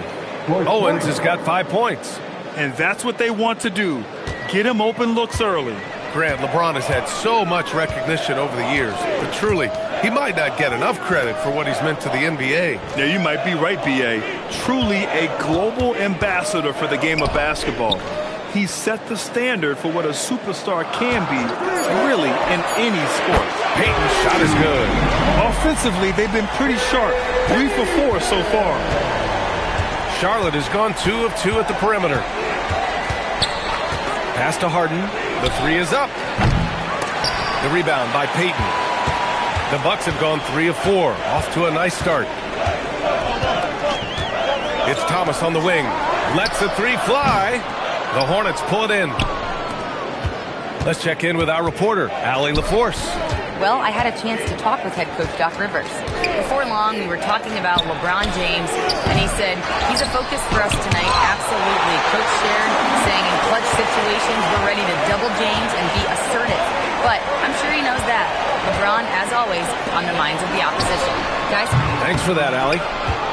Well, he continues to make the effort, but the results just aren't there this quarter. Outside Harden. From deep. Counted from distance. Harden's gotten his 3rd basket of the night. And we're approaching about 3.5 minutes played in this first quarter. Now here's Thomas. Takes the three. And another miss by Milwaukee. Here's Owens. Pass to Pack. Harden, deep three-point land. And the Hornets, another three. Wow. Some strong perimeter shooting here in the first quarter. Bucks trail by 8. Now Payton. 6 points for him. Now here's Thomas. Launches it from deep. Ellison grabs the board. Something's off about him this quarter. Yeah, and sometimes guys just start pressing. The best thing for him is to just slow it down and concentrate on solid shot selection. Man, that was fast. They're already up by double digits. Yeah, incredible play on both ends of the floor. There may be too big of a gap here. And so timeout here by Doc Rivers. He's going to talk it over with his guys. And with this pause, a check on the stats to show you which teams led the league in assists last year. Second, the Hornets. Well, they put a big emphasis on quality passes last year. We saw consistent high-level ball movement from them. Payton passes to Thomas. Back to Payton to end the run. And the rebound goes to Charlotte. Tisdale's got 4 rebounds in the game. Charlotte leading by 11. Here's Pack. Yet to see a basket. Three-pointer, Harden. And Charlotte, another three. A dozen consecutive points off of threes. This defense looks rattled.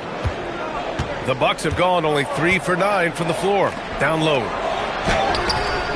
And it's Fry missing. The Hornets have gone a fantastic 8 of 11 so far. Here's Pack. Outside Harden. And And again, Charlotte with the triple. Wow, 5 consecutive threes. This defense looking very frustrated right now. 1:36 left in the opening quarter. Beyond the arc. And again, it's the Bucks missing. Look, I know he wanted to answer with a 3 of his own, but you gotta play smarter. Play your game, not theirs. All right, guys, what do you think so far on the offensive approach for the Hornets? Well, the coaching staff's game plan is very clear. Move the ball on the perimeter and shoot the shots with no hesitation. Also, you got to appreciate how unselfish they've been. I mean, the ball movement has been impressive, and the assist numbers are off the chart. First one falls for him. And one of the most prolific offensive players of his era, James Harden. The Beards led the league in assists and scoring, and very few guys can say that. Brandon Ingram is checked in for Charlotte. And so timeout here by Doc Rivers. He might have seen something and needs a review with his guys. Now coming to the floor, the Bucket Hoop Crew, make some noise. And to the floor is your Bucket Hoop Crew.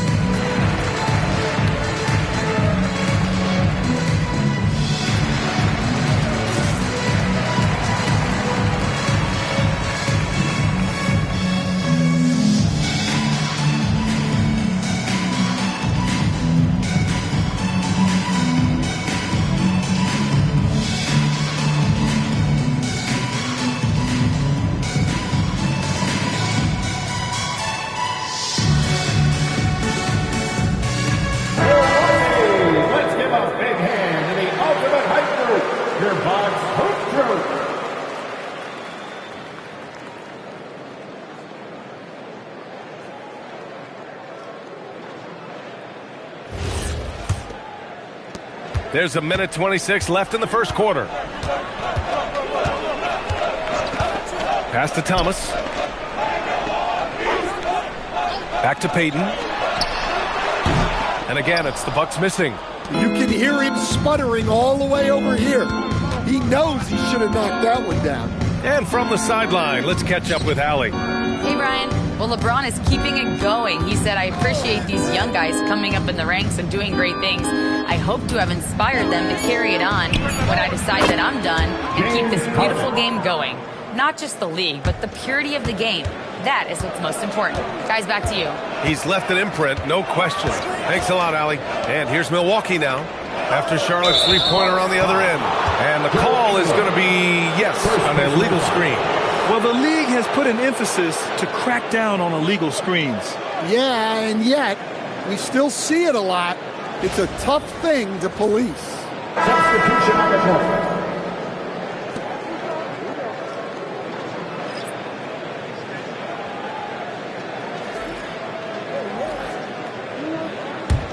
Hornets leading by 22. Outside Ingram. Pass to Harden. A deep three. That one falls. Nice feed that time from Ingram. Harden's got 28. They've been very effective so far. A balanced attack at its best. Yeah, now it's all about maintaining this lead, but you can't start playing it safe. You got to keep attacking and executing. Here's Gooden.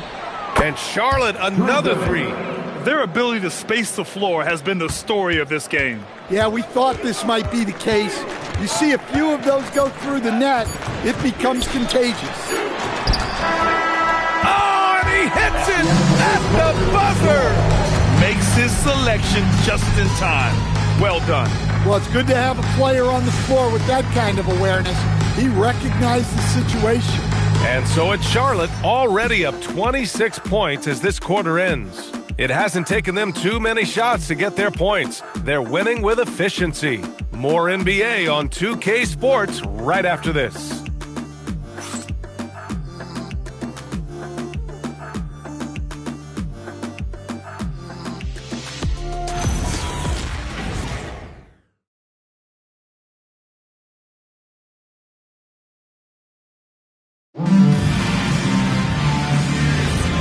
Welcome you back to second quarter action. Plenty of basketball left to play, but this one has been one-sided so far. All right, guys, the Hornets enjoying a nice lead here. Was simple. Rebounding made all the difference in the first quarter. They really got after it. Hey, look, it's simple.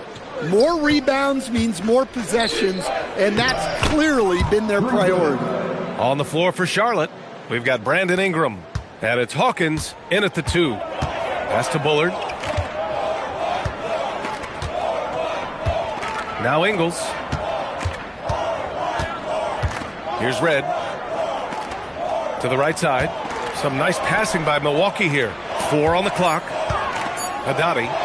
There's the triple.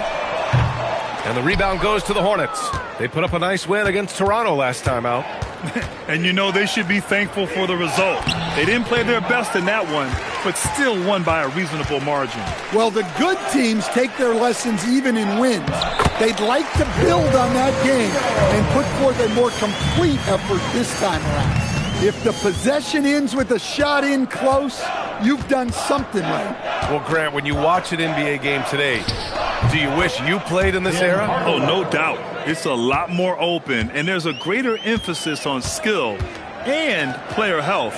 Oh, and by the way, those checks aren't too bad either. Here's Simmons, following the bucket by the Hornets. Oh, he tries a 3. Gooden pulls it in. The Hornets have got 2 of 3 shots to go in the second. Hawkins, the pass to Hardaway.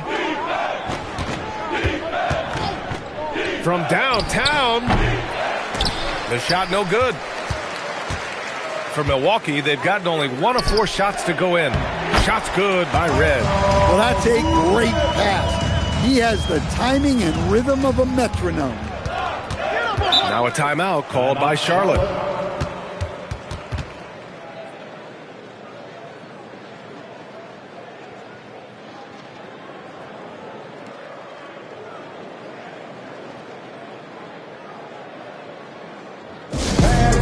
A big round of applause for your dance day.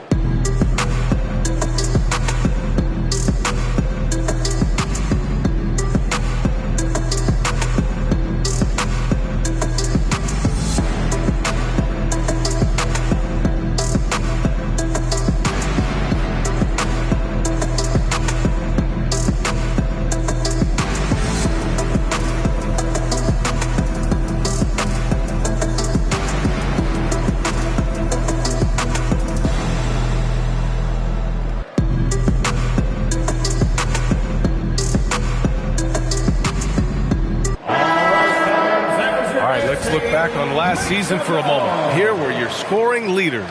James Harden is second. This is a guy who never took a night off.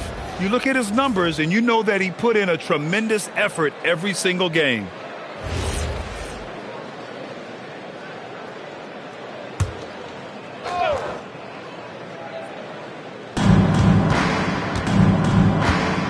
Here's Owens. He's coming off a 10-point game against the Raptors in Toronto. Yeah, and you see this with a lot of great scores. When they're putting up big nights, a lot of times it's because they're making a lot of free throws. Offensive rebound, Harden. Oh, it's his 10th basket on 12 tries. You got to appreciate the efficiency here. Well, he's been nothing short of fantastic this game, and he has his team in a great spot as this thing winds down. Here's Red. He drops it from range. Red's got 5 points now this quarter.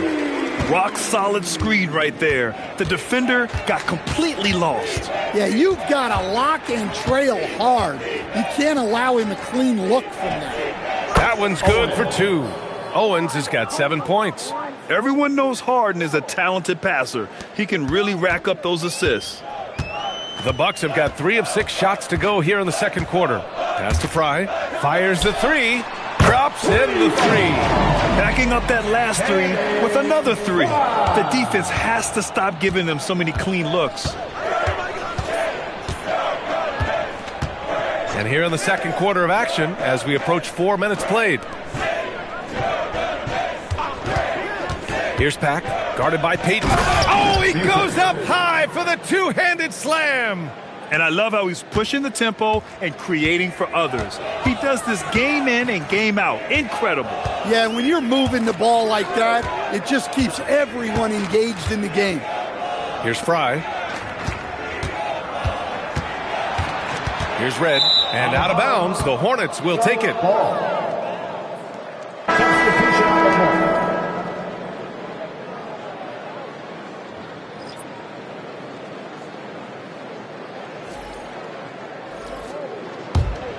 Here's Pack, still without a bucket. Outside Harden, lets it go from deep, hits the trifecta. He's been reliable from the floor, and that's reflected on the scoreboard. Over to the wing. Back to Payton. From behind the arc. And it's Fry missing. And their physical dominance has been on display. A 10 rebound. Oh, wow! Oh, my goodness.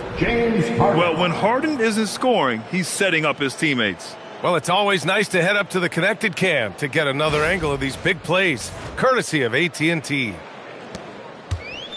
For Milwaukee, they've gotten 4 of 8 shots to drop in the second. Payton passes to Thomas. 2 minutes remaining in the first half. Inside. Oh, deflected. A minute 53 left to play in the half. Outside Harden.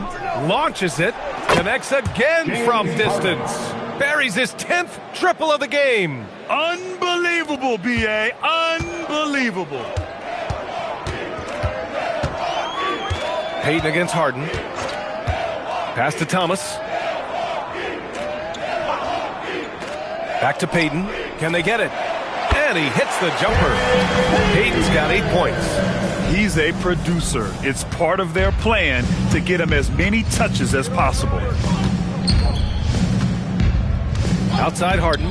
Here's the 3. And the Hornets, another 3.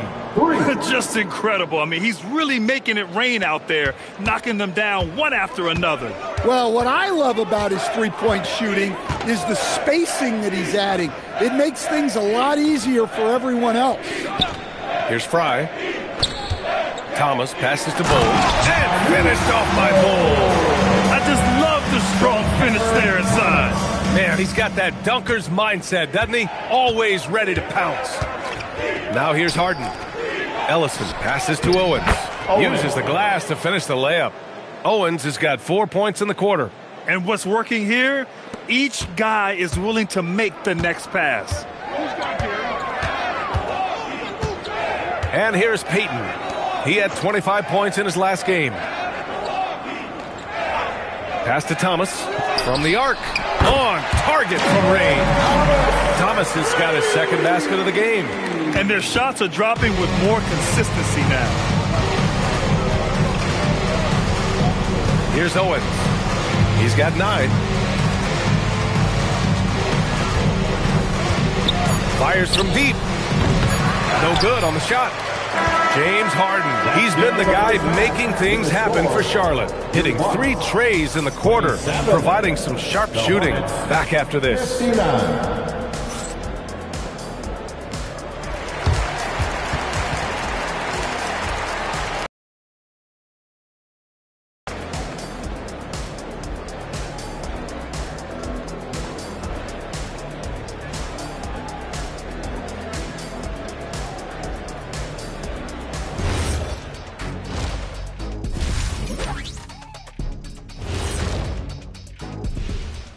Welcome to the halftime show. And if they're going to turn this around, it's going to be a long road back for the Milwaukee Bucks. They don't want it enough. They're getting bodied up on the boards and doing nothing about it. Yeah, they get bodied up on the scoreboard as well, Shaq. It may not be their only issue, but it's a big problem. And next, a look at some of the possible participants for this season's dunk contest. Oh, I like the creativity in this group. They can do a lot on their way to the rim, but I bet I could still teach them something. I'm sure you could, Jet. Yeah, but it wouldn't be about dunking. And that'll do it for us. Thanks for stopping by. We'll head back down to Brian Anderson and crew for the start of the third quarter.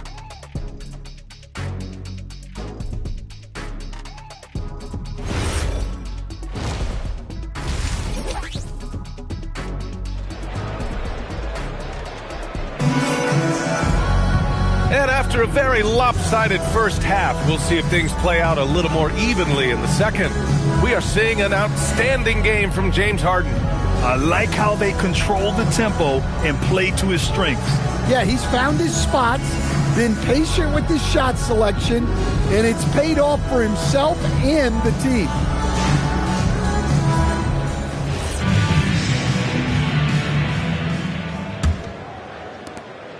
And Thomas has got the ball here for the Milwaukee Bucks. We've got Cam Thomas, and it's Fry in at the 4. That's the 5 on the floor for the Bucks. Back to Thomas. Pass to Fry. 4 on the clock.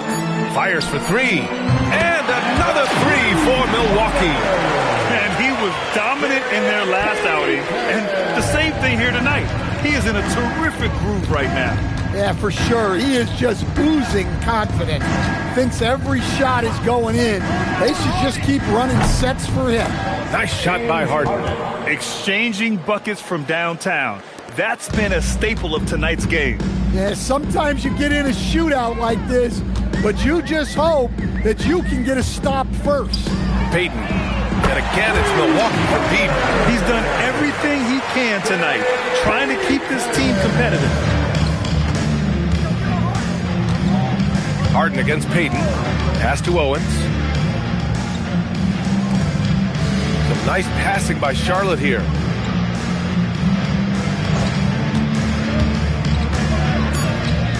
The 3 ball. Fry grabs the board. He didn't make them pay for that weak defense, but they just can't rely on him to miss those kind of shots. Payton passes to Thomas. Back to Payton. Jacks up a 3. And another 3 for Milwaukee. Man, they're having a hard time defending the triple. That's 3 in a row.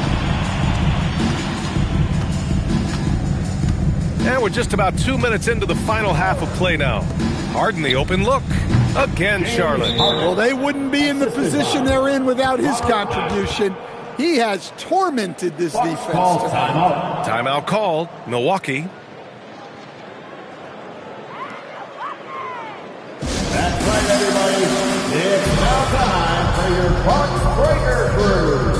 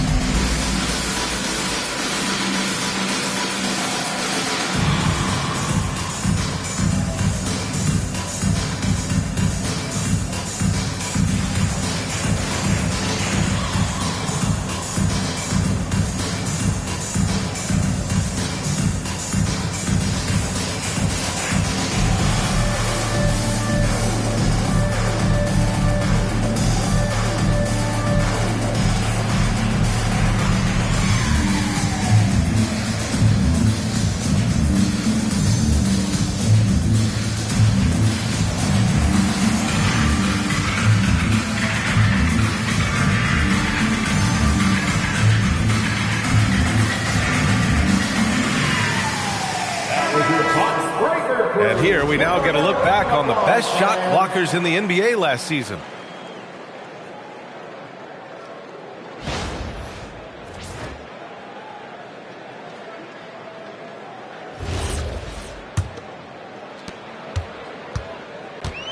The Bucks have gone 3 of 3 in this second half.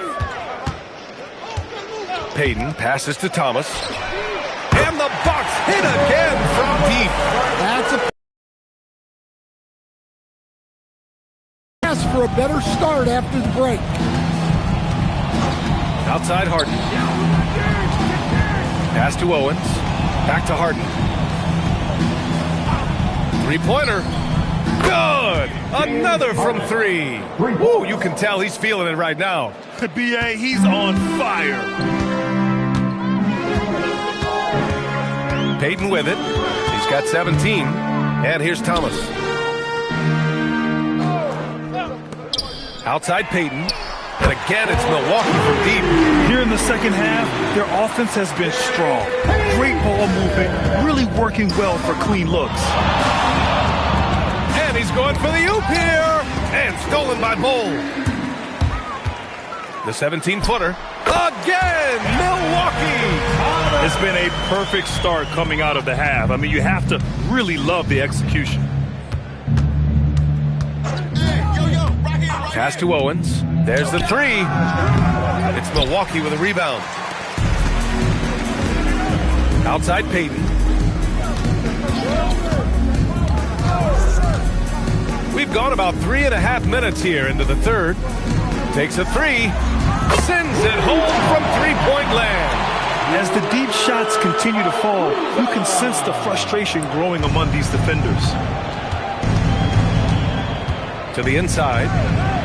Another possession, another assist. That makes 15 assists. He has been one step ahead of the defense all game long. Now here's Thomas. 10 points for him. Outside Payton. Out to the wing. 5 to shoot. It's Thomas on the wing. And another 3 for Milwaukee. Well, you see plenty of this from Cam Thomas. Absolutely fearless from range. And timeout called by Charles Lee. He'll take the opportunity to regroup. And keeping us updated from the sideline, Allie LaForce. Hey guys, the NBA understands its future is electronic. Commissioner Adam Silver said the vast majority of people consume us through media, not in person. Our social media audience is the highest of any league and continuing to grow exponentially. So there's no lack of interest in this game. BA, back to you. It's a beautiful thing. Okay, Allie, good stuff. Hardaway's checked in for Harden. For 3, Hardaway. Charlotte, no good that time either. And the Bucks with possession. They're on a 20-7 run. 2 minutes. Here's Payton. It's rebounded by Tisdale. Tisdale's got his 8th rebound here tonight. I'll tell you what, they've rebounded the ball tremendously well. The defense tightens up, so he adjusts. Nice play. And so timeout here by Doc Rivers. Coach taking this moment to speak to his guys. Maybe alter some of the game plan. And Charlotte making a change here. Ingram's checked in.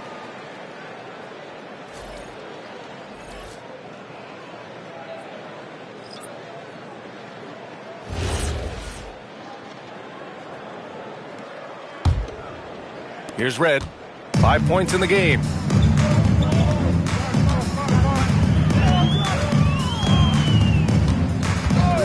The 3. And the three-pointer goes. Red's got 8. Slow reaction from the D, and it cost him 3. Pass to Ellison. And another dime for him. The chemistry he has with his guys is impressive. I mean, keeping his head on a swivel, actively seeking out his teammates, incredible. Here's the pick. We've got 1:08 left in the third quarter here. Thomas, that's good. Thomas has got 10 points in just the second half. It's interesting. They definitely had more three-point attempts in the first half. Not sure why they went away from it. And that one's good. Ingram. Defensively, they've got to get more bodies in the paint. That's 3 straight field goals from below the free throw line. Red, pass to Fry. This one for 3. Owens grabs the board. And he probably thought he was going to bury that one. Pass to Hardaway. Here's Owens. 30 seconds left in the third quarter. 6 to shoot.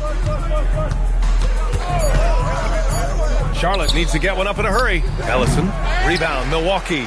Well, and even though he couldn't get that one to fall, that's a shot they want him taking. Now Thomas. He's got 15. Pass to Ariza. Three-pointer. He can't get it to go. At the end of the third quarter, a huge lead. This one may have already been decided. Charlotte on top, running away with it. And don't go away. We'll be back in a few moments. It'll be the fourth quarter of basketball coming up next. And it's time now to bring you our State Farm assist to the game. This is the definition of team chemistry. I love to see this kind of communication and connection between teammates leading to the perfect pass. Well, it's one of the core parts of the game.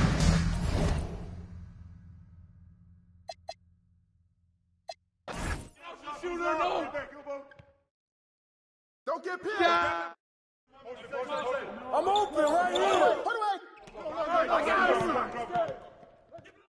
Yo, watch him. Body up on him. Don't let Red shoot it. Ingram.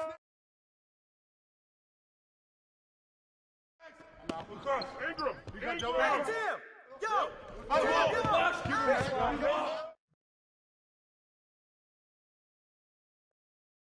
Good look, man. Hardaway. Watch that shooter.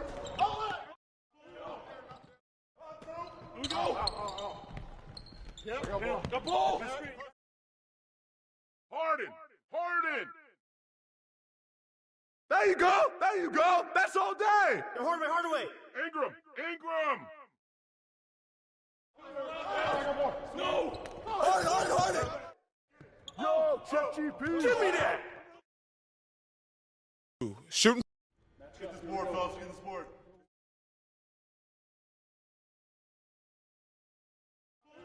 Match up all the way. Open on the wing.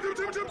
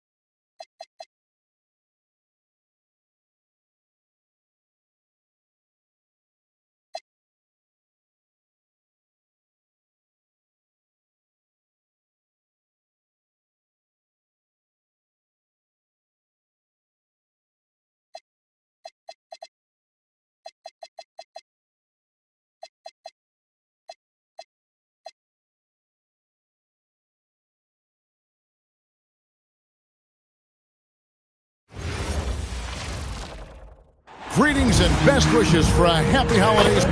We got minutes, we have rotations. These elements, Greg, are very much in the works at this time of the season. And I tell you, a hot streak from a role player might earn them a starting spot. And further success can really shake things up. Giving everyone a fair chance is key. Let's take a look at our starters for Portland. Tony Kukoc is out there with Bowen. Then there's Maxey. Then there's Christie. And it's Yao in at the center position. Kukoc from outside. It's rebounded by Scotty Barnes. Here's Dunleavy, defended by Christie. They get it back. Outside to Weber. That's to Dunleavy. Just 5 on the clock. Toronto needs to get off a shot. Basket is good. The assist from Barnes. Dunleavy's got 5 points so far. And this is what he does. Stretch the floor with deep range. You have to close out hard on Dunleavy. Now Kukoc. There's the pick. Back to Maxey. Here's Bowen. His last outing, 16 points for him. Pass to Mitchell. Weber outside. Now Barnes. Takes the three. And again, Toronto with the triple. This is a huge part of Scotty Barnes' development. Can he knock down the long ball? Christie with it. Kukoc is screen on Barnes. Christie kicks to Kukoc. And right away, they match it with a three-pointer of their own. For three. And guys getting into a nice groove here, starting to feel it. And this is partly what the game has become, right? A matter of dueling three-point opportunities. Scooped up. Second shot opportunity. It's blocked. And they get it back. The Trailblazers need to get off a shot. Bowen's shot is off. Toronto's gone 2 of 2 from three-point range here in the first quarter. Here's Weber. And no good. Trying to use the glass. Trailblazers trail by 5. Pass to Bowen. Here's Yao. And he drops it in from the low post. Defense can't deal with Yao's size inside. They just don't know what to do. Mitchell passes to Barnes. Unloads from 9. That's good on the jump shot. Barnes has got 5 points so far. And I like to see this. They're calling his number early, and he's delivering. They know that if this guy goes off, their chances of winning rise exponentially. And there's the basket. Whistle blows and a chance for a three-point play. Going to the line for one. Portland Jr., first free throw of the night. And going back a season ago, they were a pretty average team at the line, about 76% altogether. And I don't think I need to tell you what makes Yao Ming special. With his size, the sky is literally the limit for this young man. Here's the screen. And Weber throws it down. Oh, such a beautiful pass to set that one. Yeah, the pass might have been pretty, but the finish was angry. Now, here's Maxey.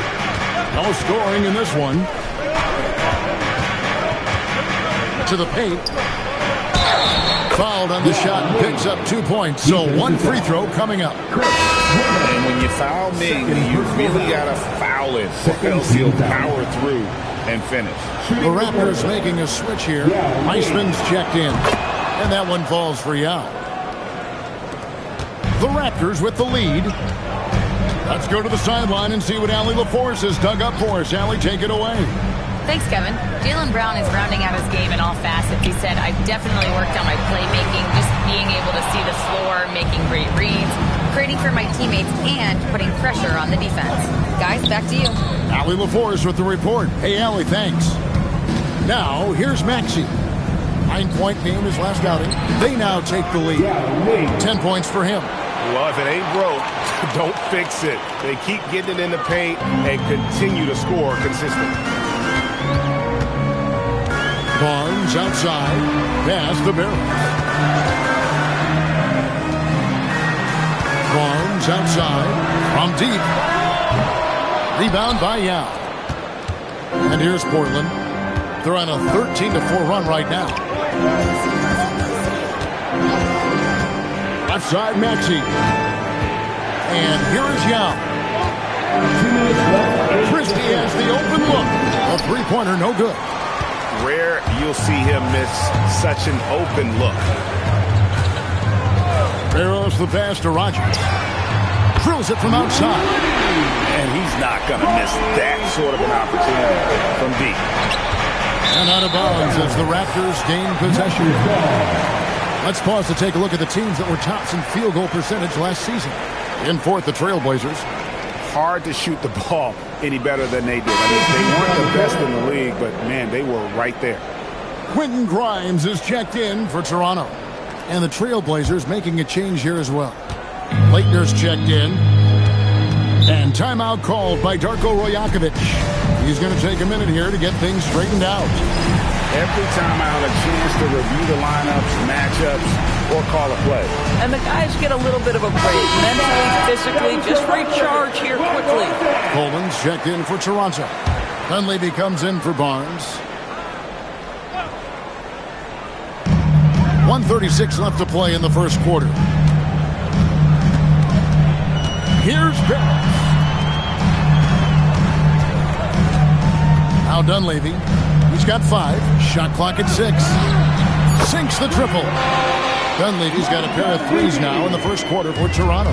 Yeah, those are starting to add up, guys. Up their last 5 baskets, 3 have been tripled. They set the pick.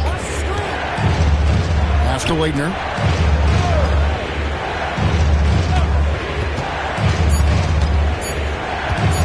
Over Wiseman. Portland no good that time either. For Toronto, they come in off the loss to the Hornets. Dunleavy, the pass to Wiseman. And finished off by Wiseman. Oh, that's a big man move by Wiseman. Roughing up the D with that emphatic finish. Pass to Waitner. To the wing right side. Now, here's Quickly. 30 seconds left to play in the first. Basket counts. And they're forcing the ball inside, and it's working like a charm. Toronto leading by 5. Now Grimes. Here's Dunleavy. 8 points for him. Pass to Wiseman. And the layup's good off the glass. Wiseman's got his second basket of the game. And just wait until Wiseman has time to develop his moves, which are still somewhat raw at this stage.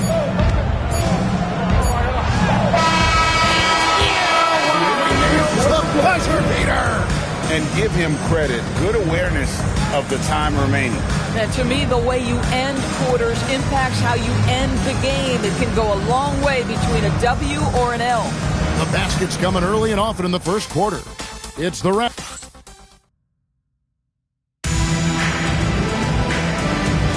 And for those of you just tuning in, the second quarter of action is where we're at right now. And what do you guys think so far about the offensive approach for Toronto? Well, they haven't wasted any time getting into a groove from deep, putting up and hitting a healthy amount of three-pointers thus far. Yeah, and in addition, their ball movement has really unleashed their offense. Boy, they've been fun to watch. Here are the 5 Portland has to start the second quarter. We've got Leitner, 2 coaches out there with Emmanuel Quickly. And it's Catling in at the 4-man position. Here's Dunleavy. There's the pick. Here's Grimes. Offline with his 3. Trailblazers trail by 5. In his relatively young career, Scotty Barnes, GA, has played a number of positions. Well, he's so versatile. He can be successful at a lot of different spots on the floor. A glue guy you can plug in just about anywhere. Here's Dunleavy. Trailblazers knocking down the tray. Takes a 3. Portland grabs the miss. They defeated Indiana in their last game. Yeah, and that one, unbelievable shooting display, especially from long range. That turned out to be the difference. Well, and I think what that was a product of was their movement off the basketball. Just tremendous work on the perimeter. And it's the Trailblazers with the ball after the Raptors pick up 2.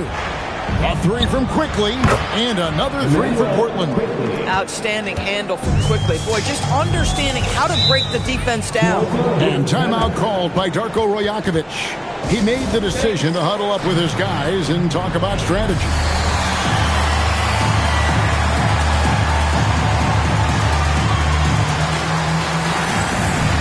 And Toronto making a change here. Mitchell's checked in. Well, we've got a moment now to see this year's three-point contest and how it's shaping up. Let's take a look at some of the top candidates emerging as we see here some players who are likely to make the final cut. Not too shabby of shooters on this list, Kevin. You got to love the advancement and really the evolution of the three-point shot in today's game. He's got a place in the three-point contest within his reach. I hope he makes it because I know how much this would mean to him to be a part of the event. I mean, that's a good call, Kevin. He's the type of player that can really deliver on a stage like that. He'll be very dangerous if he ultimately gets in. And we'll keep you posted as we find out more and as we get closer to the three-point contest once we have our final list of official contestants. Yeah, it's going to be very competitive. That's the one thing we all know. We've got an incredible group of long-distance distance shooters in this league right now. Boy, after dropping 2 triples in the first quarter, he hasn't hit another yet. And Wiseman sends it back. And on a per-minute basis, Wiseman already gets a lot of blocks, and his defensive awareness will only improve with time. Fouled beyond the arc, and he almost hit the shot. He'll go to the line for 3. You know, Doris, it's an ongoing debate, but some believe that the game is better today than ever before. I think it is. What about you? Well, Kevin, despite what you might hear from players from prior generations, I 100% agree with you. Each and every year, we seem to be setting a record for the most efficient offenses in the history of the game. The players have never been more skilled. We lean heavily into analytics. It's in a perfect place. Weber, he's checked in for the Raptors, and he sinks the second. Quentin Grimes is a guy that brings tremendous physicality to the game. Prototypical 3-and-D type of guy.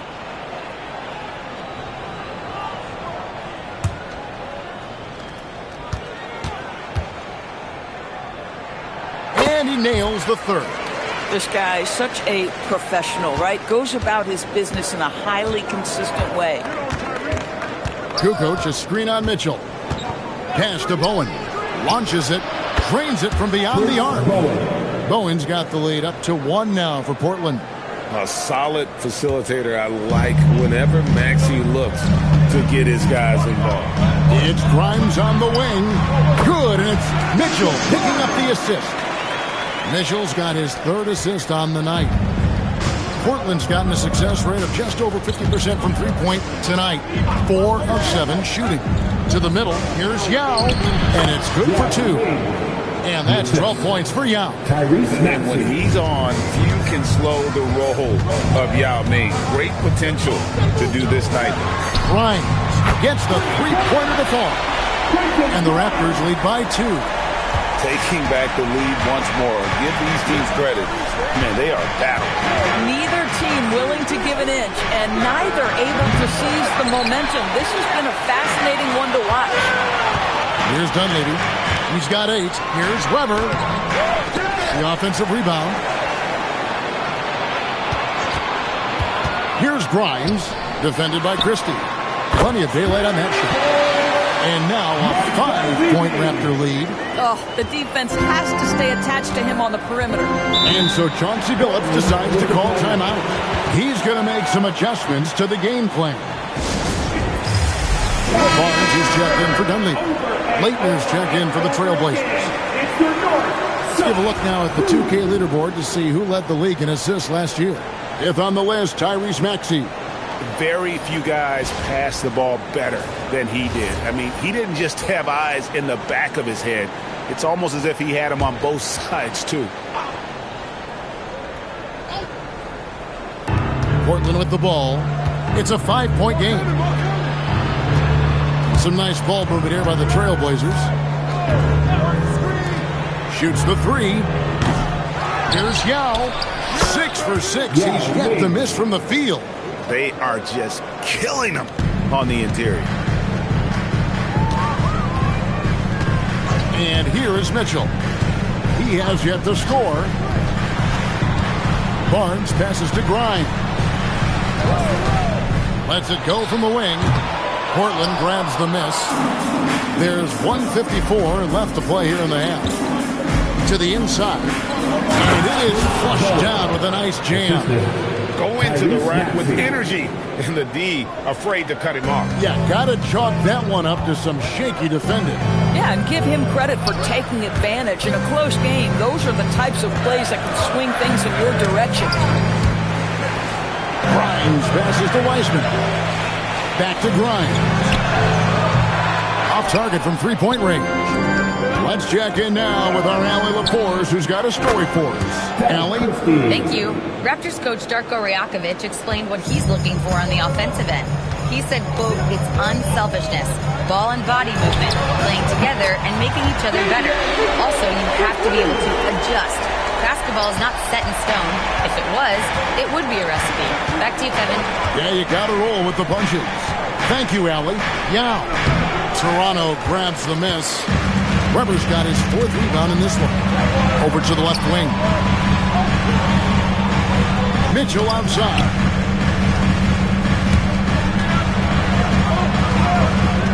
So the wing on the left. Pocket 6. There's the screen. Here's Weber. And is Leitner with the rebound. And not allowing the shooter even an inch of breathing room on that one. Right. He stays connected, and great timing on the contest. And there's a pattern starting to take shape here. They're working it inside and getting good shots from close range. Mitchell outside. Pass to Weber. The shot will not fall. It's all tied in Toronto. They'll see you after halftime for the beginning of the third quarter. 38, Portland. 38.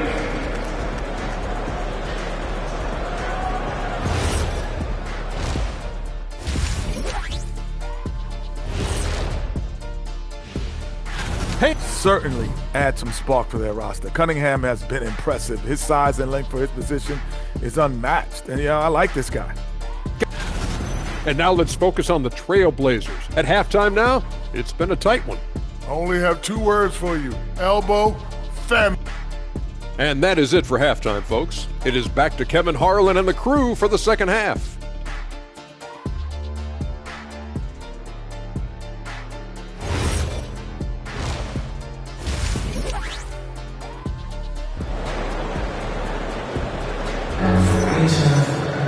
And as we get into this third quarter, as we've seen so far, neither team able to create much separation on the scoreboard yet. Yao Ming really has his fingerprints all over this one. In those first 2 quarters, he was pretty much an automatic bucket getter if he got it down low on the block. Well, you can see why they would continue to play through him. He was tough to stop, super assertive down low. Just great work. Portland's gotten fewer than half of their three-pointers to go down tonight. They're 4 for 9. Scotty Barnes is out there with Mitchell. Then it's Weber. Then there's Dunleavy. And it's Rogers. And it's the 4. That's the groove starting the second half for Darko Rajakovic. They're finding lanes to the hoop now with consistency. 5 buckets in a row from the paint. Barnes outside. Mitchell against Maxey. Pass to Rogers. Barnes outside. Clock at 4. For 3. Rebound by Yao. Yao's got his 6th rebound on the night. Mitchell against Maxey. Inside. Here's Yao. Well-timed pass, and he goes straight to the bucket for the layup. Yao's got the lead up to 4 now for the Trailblazers.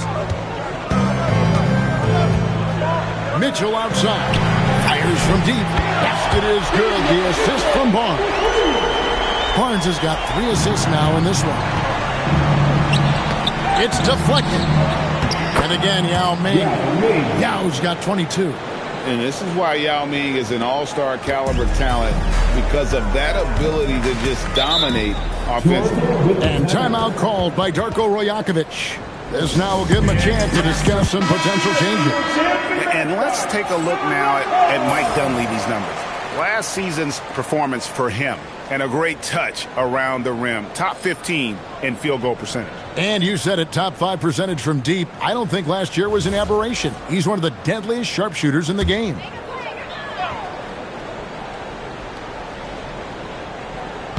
Over a minute and a half into the third quarter of action. Out left to the wing.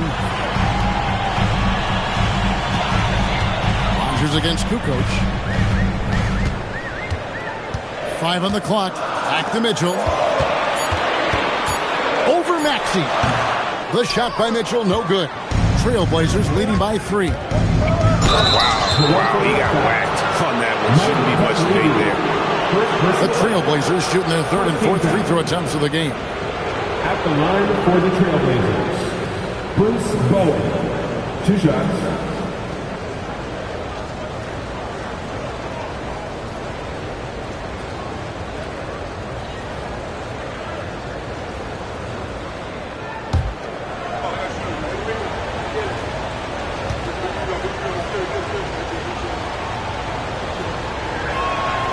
That free throw, good from Bowen.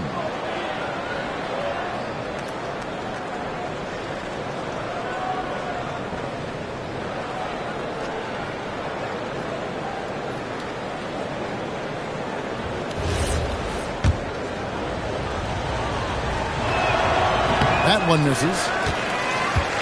Raptors trail by 4. Mitchell outside. Barnes looking around. Back to Mitchell. Good, and it's Barnes picking up the assist. Barnes has got his 4th assist in this one. Maxey against Mitchell. Outside, Maxey. Pass to Christie.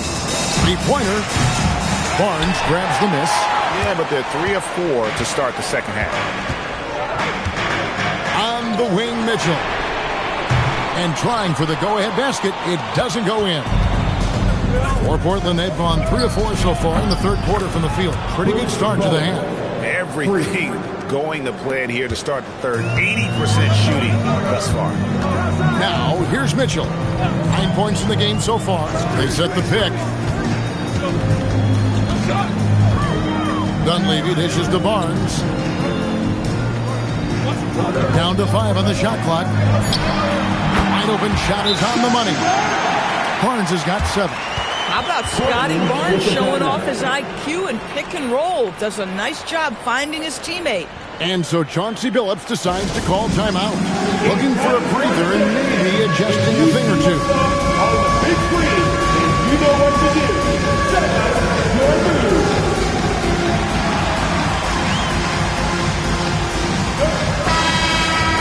These players have been vacuums on the boards recently, leading the league in rebounding the past month. Number 1, James Wiseman. He must be spending a lot of time in the weight room because he's shown such strength under the basket. Christie, and another 3 for Portland. And the three-point shot of Christie, so dangerous, a very capable shooter when the D gives him space. Mitchell passes to Rogers. Good, and it's Mitchell picking up the assist.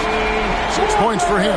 The real come at us, and we're coming right back at you. And you would expect nothing less from these two, taking pride and making plays. Now here's Kukoc. Yao with a screen on Rogers. And he drops in the layup off the glass. Yao's got 24 points. Boy, he's been so efficient in this one. That helps your team in so many ways when you can put it in the basket.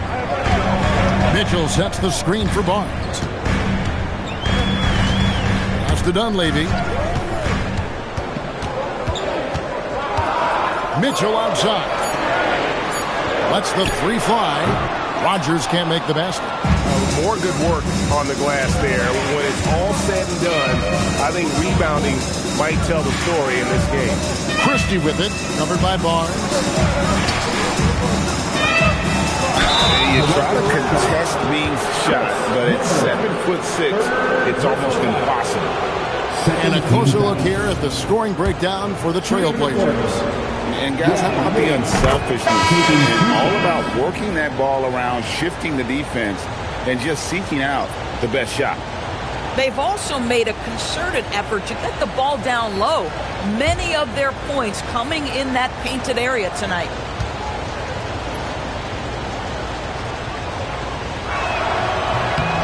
And that's good as he hits both of his shots. So critical that your big men be able to shoot free throws at a high rate. And Weber throws it down. Sharp pass to set up that high percentage shot in close.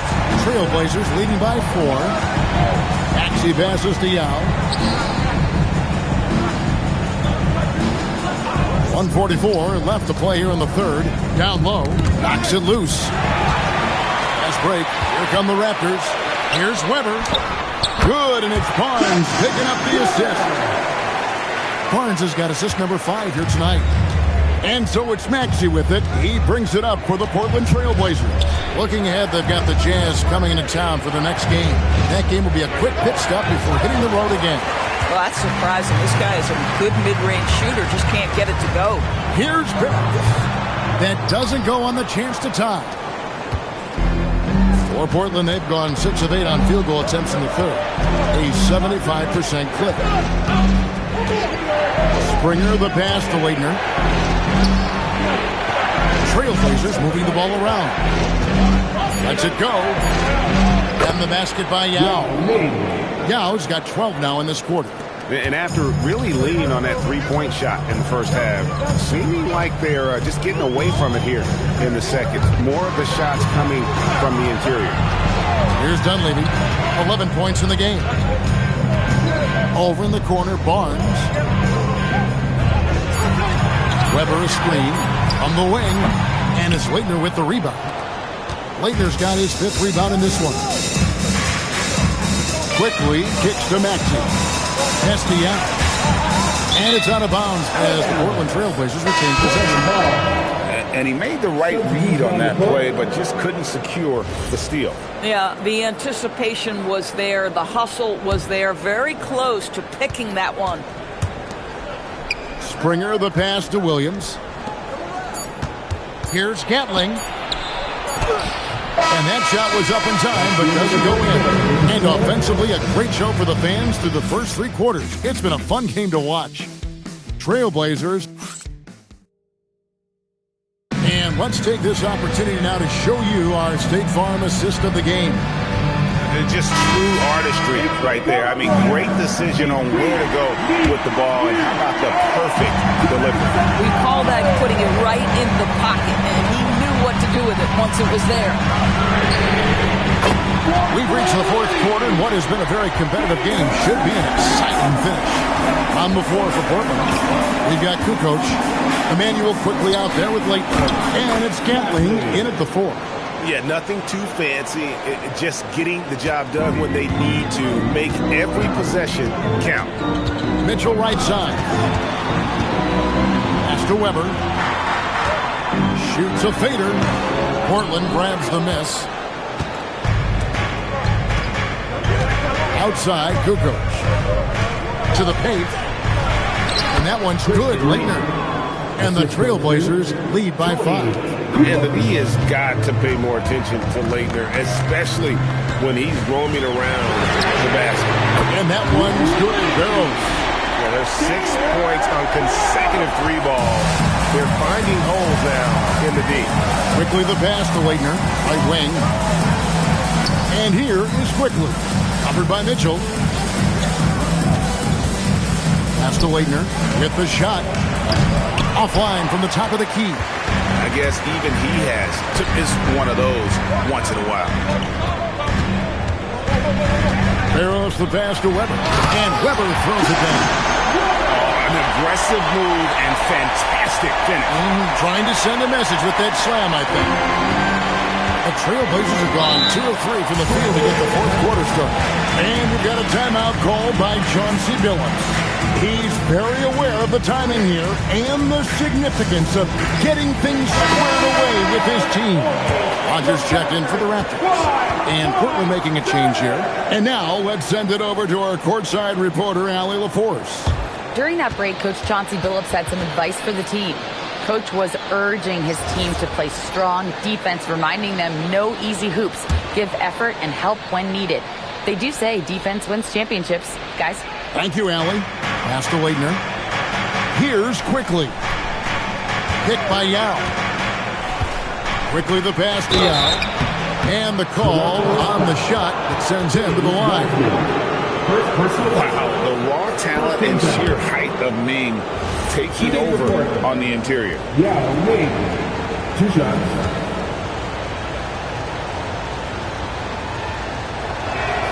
And the first one at the line is good. And Portland making a change here. Maxey's checked in.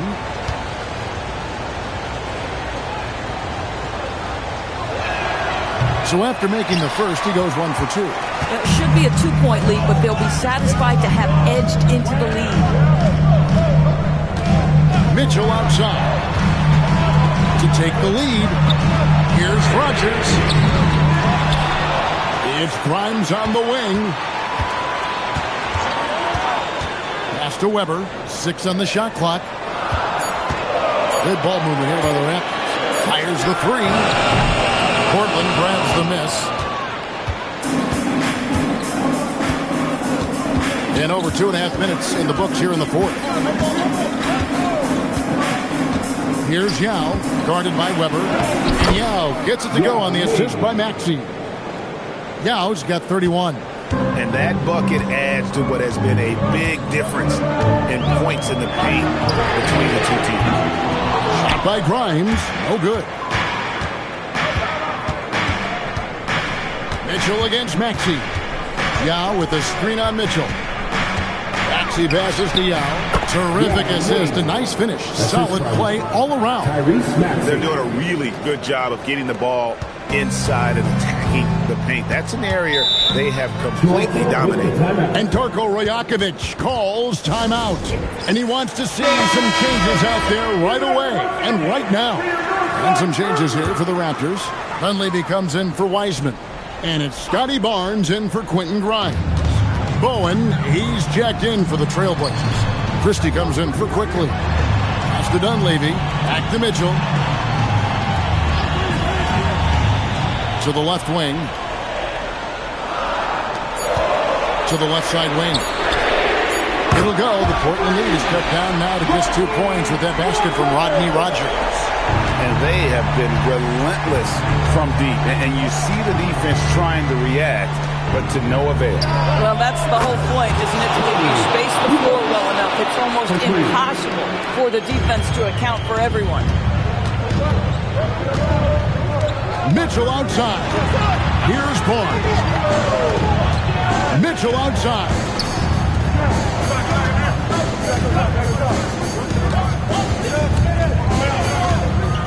Weber against Yao.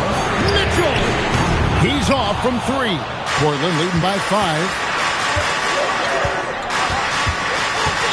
Toronto foul. Chris Weber. 4th personal foul. 2nd team foul.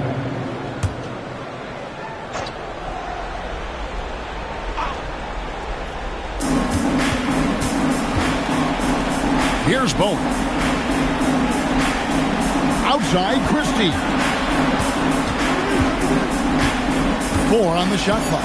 Picked by Yao. Jacks up a 3. This guy works so hard on the defensive end. Scotty Barnes committed to contesting and altering shots.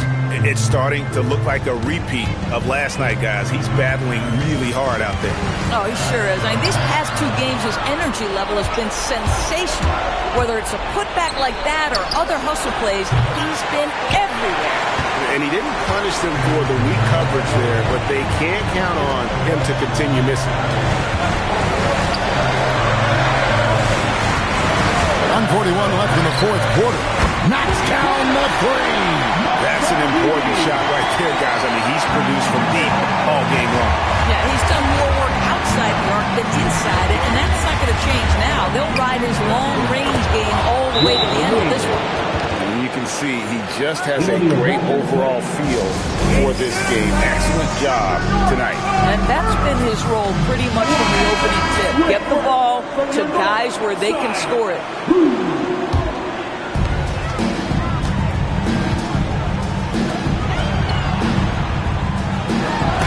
Yao with the block.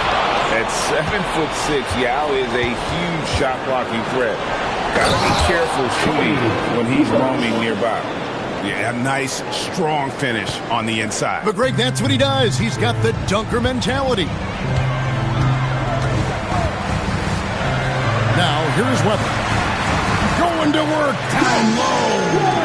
They ran that set to perfection and got a terrific look out of it. Yao with the screen on Mitchell.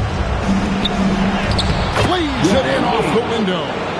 And we know he's got the size, but Yao also great touch around the rim.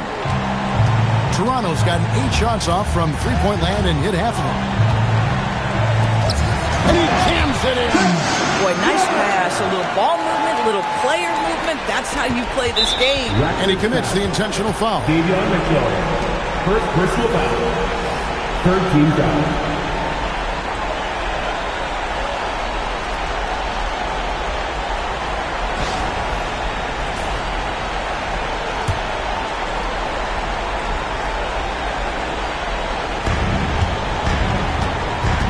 So it's Maxey with it. He brings it up for the Portland Trail Blazers. 6-point game. Relentless in their approach, even with the game firmly in hand.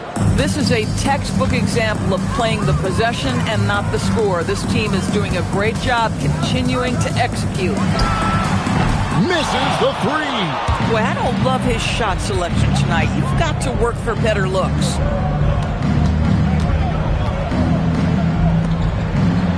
Basket is good. This is why they get Yao the ball inside. He's basically unguardable this close to the rim.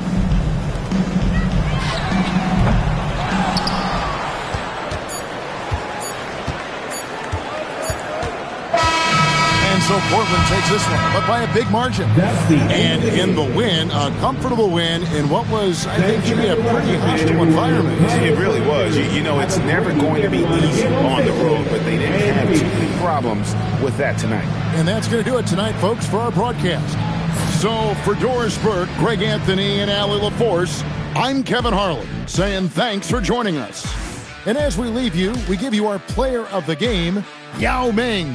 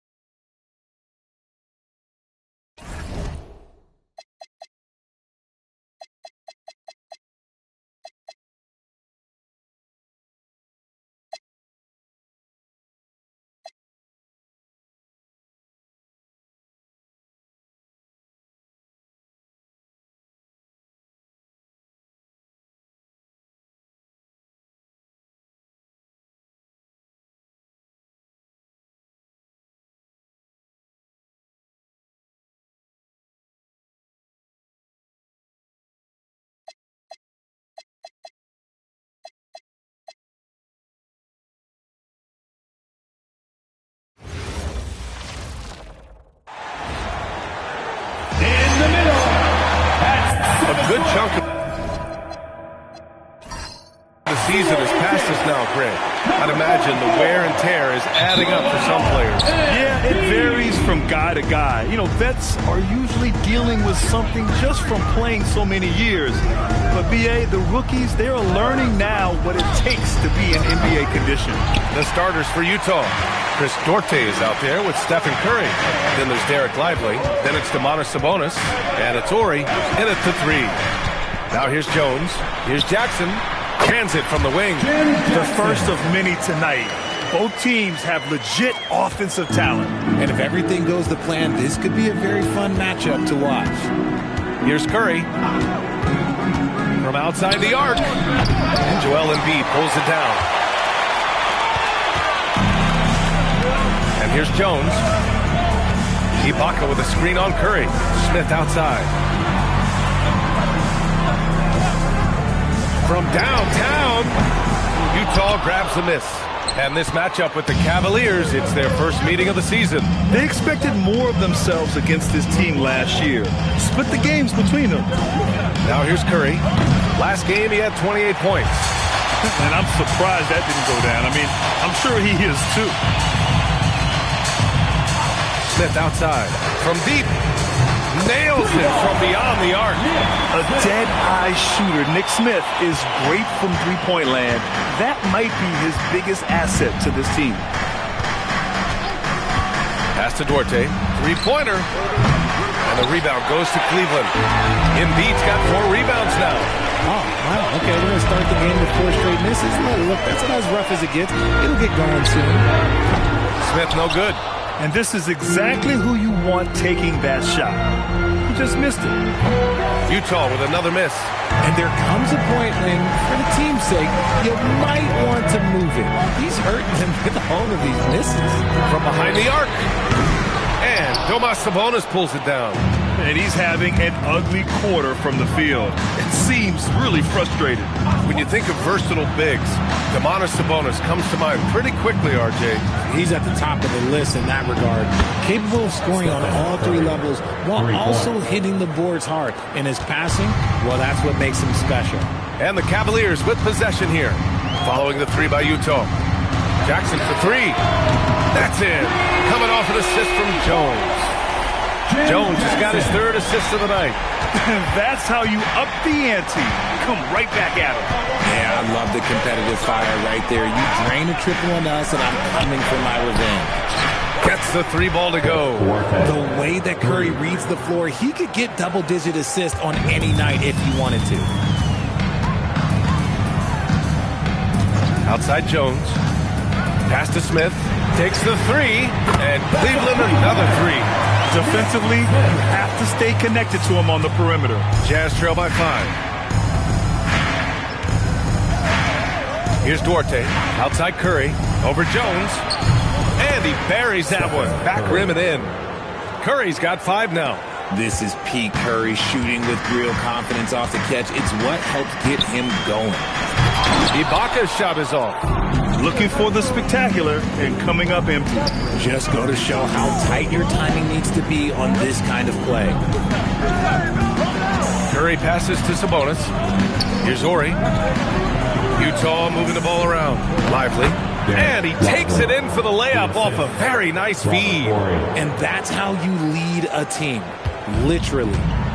And it's Jones with the ball for the Cleveland Cavaliers. Ibaka with a screen on Curry. Jackson outside. Here's the 3. It's another 3 for Cleveland. Pick works well there, but the defense left a lot to be desired.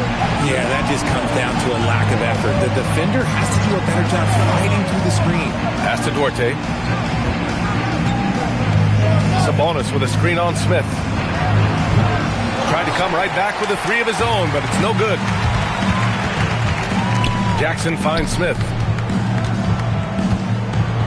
Now here's Ibaka. 2 minutes remaining in the first. Jackson outside. Screen by Ibaka. Jackson can't get it to go. Jazz trail by 4. Gives us a chance to catch up with Allie LaForce. Well, I had a chance to talk with head coach Kenny Atkinson. We talked about Domantas Sabonis, specifically what makes him so hard to guard. Coach told me his basketball IQ and just the way he sees the floor. He just seems to know where to be at all times. And defensively, that's difficult to match up against. They'll need to find a way to contain Sabonis here in this one. Back to you guys. All right, Allie, thanks once again. 12 straight points off 3s. This defense is not extending very well. And so Will Hardy calls the timeout. Coach probably just checking to make sure everybody's on the same page here. So both teams changing it up here. Let's see how last year's top scorers stack up on the 2K leaderboard. Stephen Curry, 3rd. This is a guy who never took a night off. You look at his numbers and you know that he put in a tremendous effort every single game. A minute 20 left in the first quarter here. Pass to Duarte. There's the 3. The Cavaliers pull it in. And you'd have to think that luck played a part in that one. I mean, the opponent had an off night at the defensive end for sure. It just seems like the defense wasn't interested. They got away with one. I love how they've attacked the boards here in the first quarter. And here's Curry. There's the drive. And he banks in the layup. Curry's got 7 points. The quickness of Curry makes quick defensive reads, knowing precisely when to knife inside. Smith outside. And the 3 off target. He's been off. Still, they're up, so not all is lost. Now 8 seconds separating the 2 clocks. Pass to West. Launches it. That won't go. Misses his first shot of the game. Cleveland leading by 5. And here's the fast break. The basket counts and one. He'll go to the line, a chance at a three-point play. Transition basketball, the most reliable way to generate easy looks. Yeah, when you hustle on the break like he does, good things tend to happen. Mind the lanes. One shot.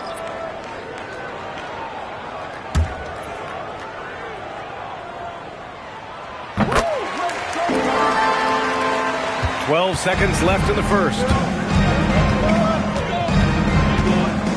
Outside Peyton. Pass to West. For 3. No good. Would have counted had it gone. And so it's the Cleveland Cavaliers finishing the quarter with an 8-point lead. A big difference in shooting percentages. That's why they lead. Time for a quick break, then back to the action.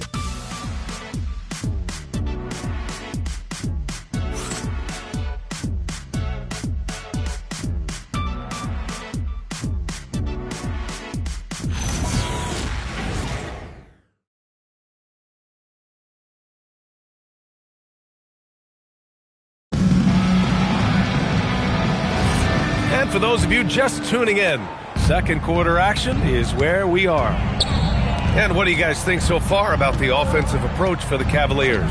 They've really been dialed in from deep. This is a team that has a ton of confidence in their outside shooting ability. And another thing, they found the open man. Really playing unselfish basketball, moving the ball around there on the perimeter. On the floor for Utah, getting going in the second.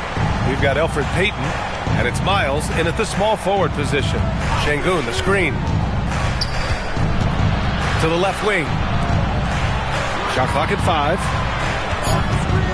Here's Payton. Off target from outside.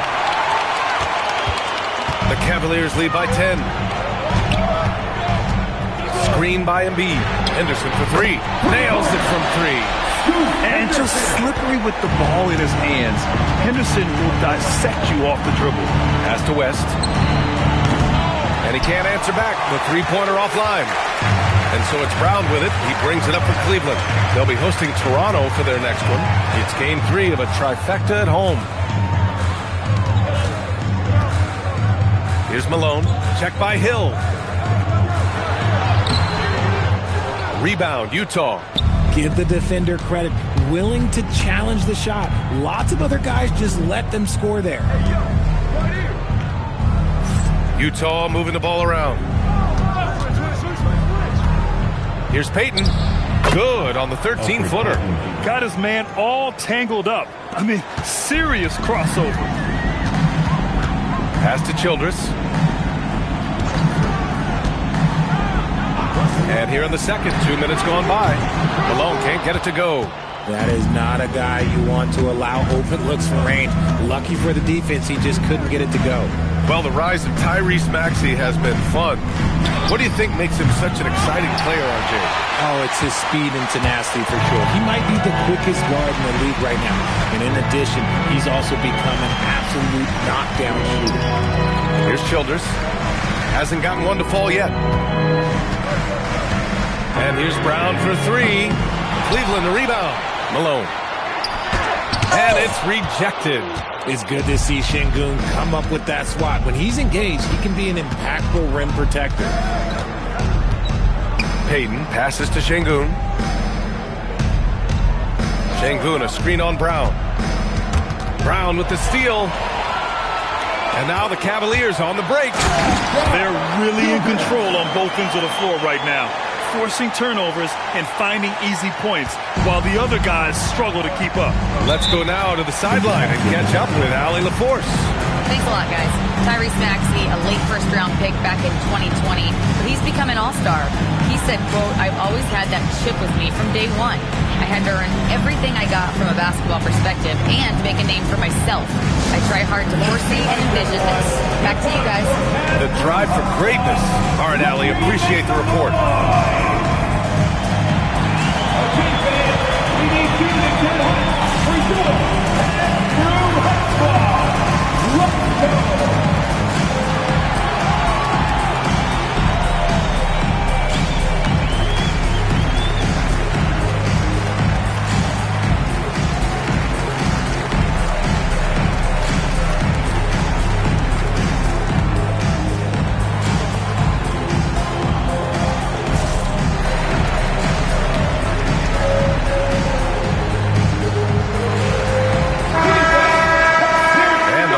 4K leaderboard, the teams that have stonewalled offenses over the last month.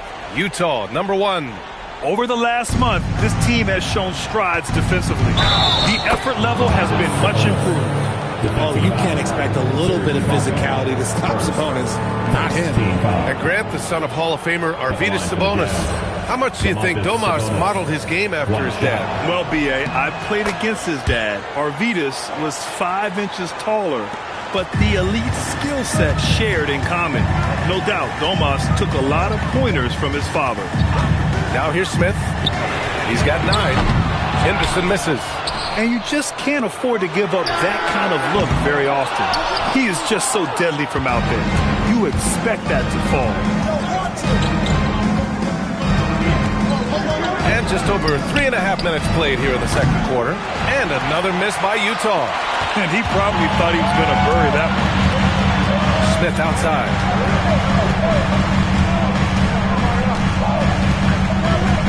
Back to Henderson. Over Curry. And Henderson with the basket on the assist by Smith. Henderson's got 5 points in the quarter. Here's West. He's scoreless. Lets it go from deep. Oh, Curry! A sick triple. When Curry gets a look that's good, he is automatic. There is almost no stopping him. Smith outside to the paint. Here's Ori, defended by Henderson. Ori passes to Curry. Another 3 for Utah. That's his second triple of the quarter and third of the game. Keep building. Cleveland leading by 6.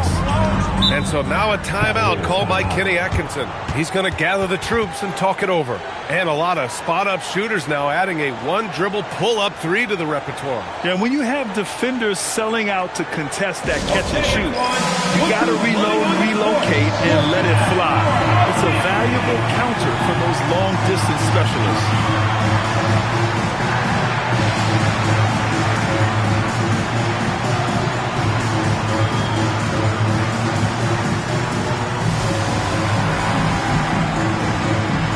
Both teams will make substitutions.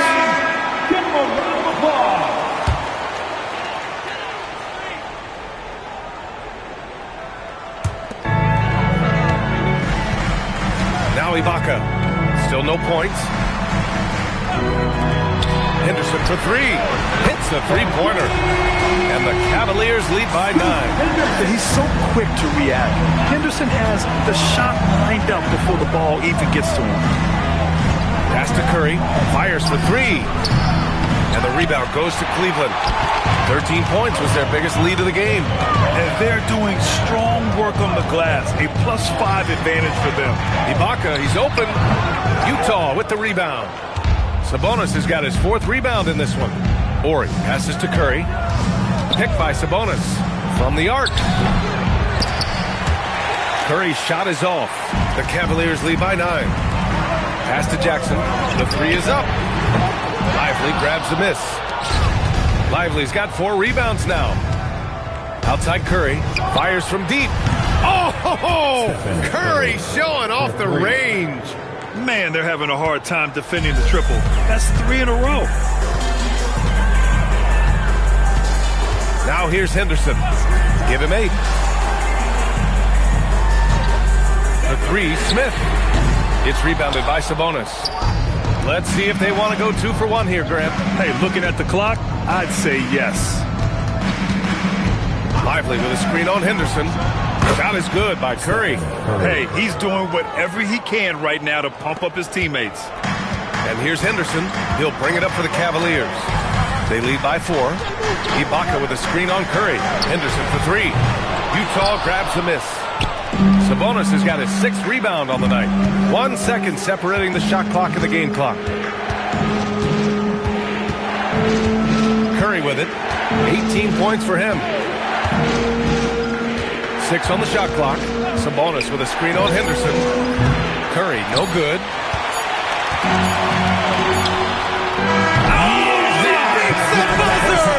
You finish your quarter. Wow. You play to the buzzer. You never know what's going to happen. Just beating the buzzer. Listen to this crowd right now. Incredible. And so it's the Cleveland. All right, Allie, thanks for that. We will see everyone right back after this break, ready for the second half.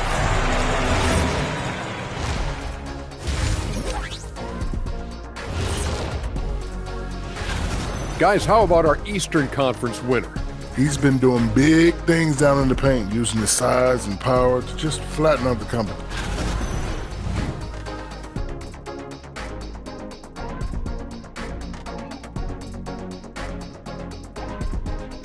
And that's a wrap on halftime. Thanks for watching as we send you back to BA to call.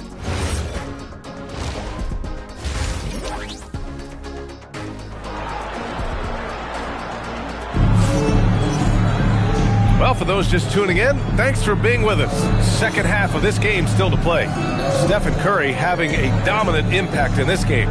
They've leaned on him to provide a lot of offense, and that's how he likes it. He always wants to be a go-to guy for them. I'm sure he'll be calling for the ball even more in this half.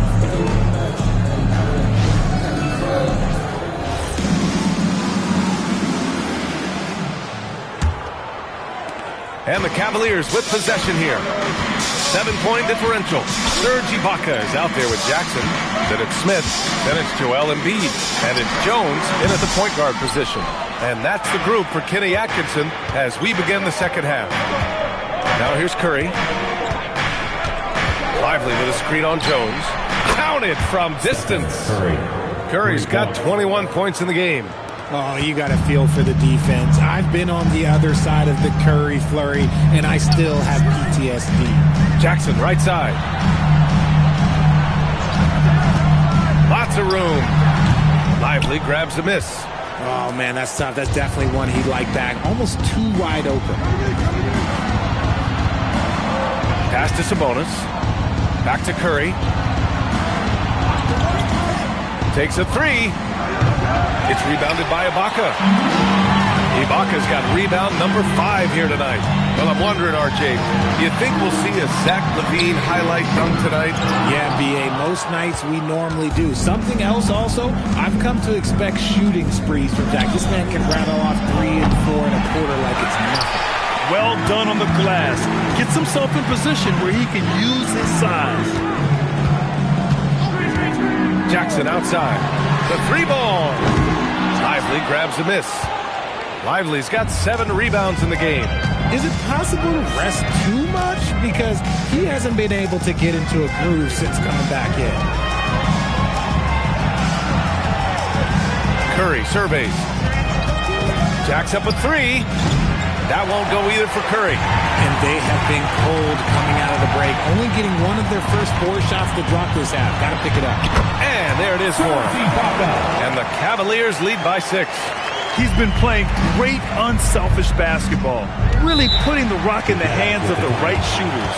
His court vision has been on display in this one. He's doing a tremendous job just orchestrating the offense beautifully. And so Will Hardy calls a timeout. He might have seen something and needs to review with his guys. And Cleveland making a change here. Henderson's checked in. And here's Lively. Ori passes to Sabonis. Utah moving the ball around. Screen by Lively. Just 4 to shoot. Here's Duarte. Up again. It's good on the putback. Woo, hard work creating the second chance opportunity. The Cavaliers lead by 4. Smith outside. And he was camped in the lane there. He gets a 3-second call. All right, a moment now to see how the schedule is looking for Cleveland. On Tuesday, they'll host the Toronto Raptors. And then on Monday, they'll take on Victor Wembanyama and the Los Angeles Lakers. And looking at the Dallas matchup, that's number 9 on the season for them. They should start feeling in the full swing of things by then. Here's Duarte.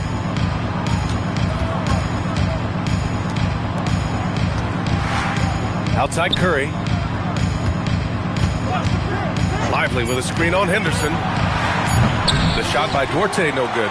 They're losing because he is struggling so bad, and he has not looked comfortable all game. Oh, the lob and the great finish by Embiid. That's a target for some alley-oops. Embiid using that.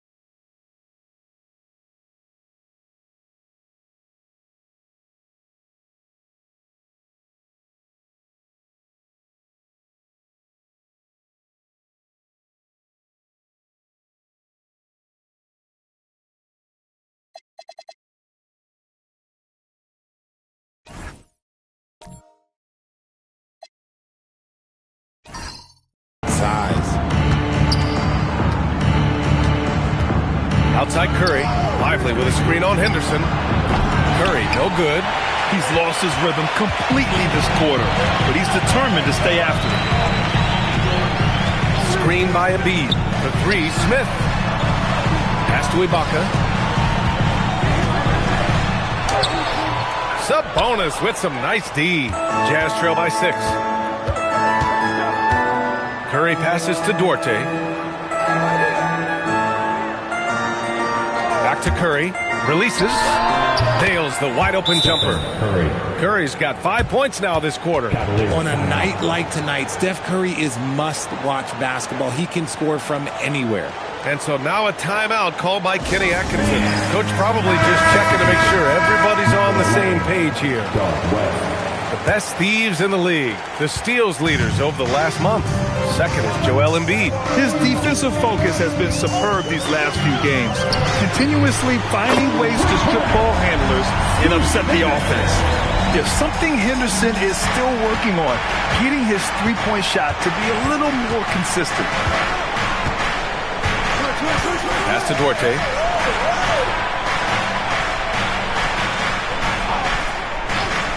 Here's West. Back to Duarte. Boy, it's been a while, but he finally gets one to go. Duarte's got his second bucket on the night. And I love it. Challenging the bigger defender and showing plenty of heart. He's not going to back down from anyone. Got to commend the fearless attitude right there. Smith, no good. Got to find easier shots when you're already struggling. That's not going to get it. 1:49 left to play in the third quarter here. The shot by Duarte, no good. He hit 1-3 in the first half, but he hasn't had anything since. Embiid, a screen on Sabonis. The three, Smith. And Cleveland, another three. Their defense has to do a better job of smothering those shooters. To the middle. Ooh, stolen by Smith.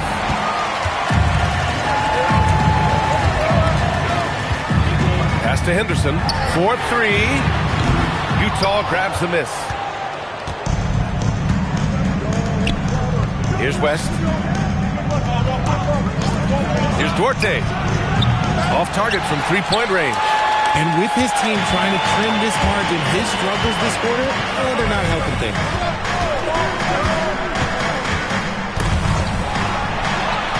Shots good by Henderson. Henderson's got 5 points now this quarter. When everything clicks for Henderson, you're going to see a lot of nights like this. He's getting after it, but needs some help if they're going to get it done. A chance at a 2-for-1 if they'd like. And I really can't see why they wouldn't. Three-pointer. That one no good. Yeah, and the defense has really got to tighten up on him. I mean, he's just too dangerous from the three-point line. Dorte, again, Utah. He just makes it look so easy on offense. Like, who takes pleasure in torturing defenses? He does. Smith outside.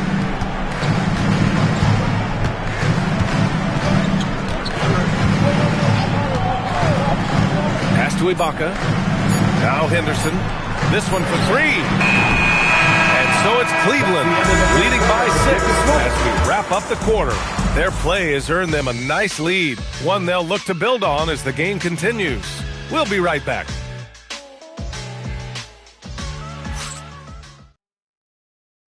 And it's time to bring up the State Farm assist to the game.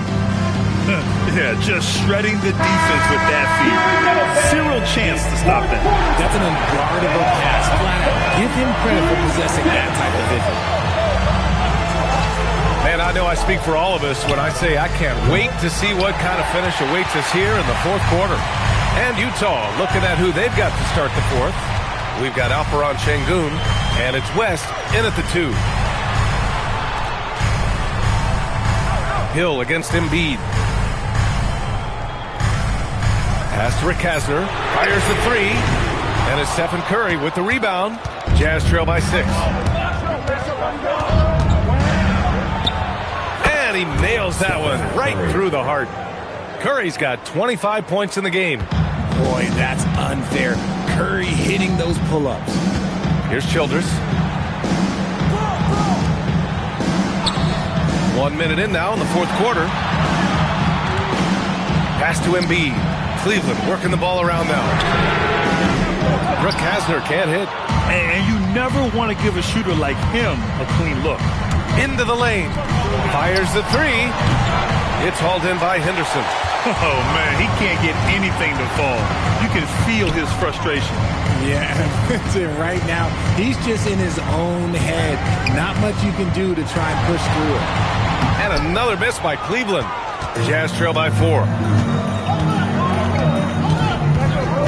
Here's Miles. Pass to West. Outside, Hill.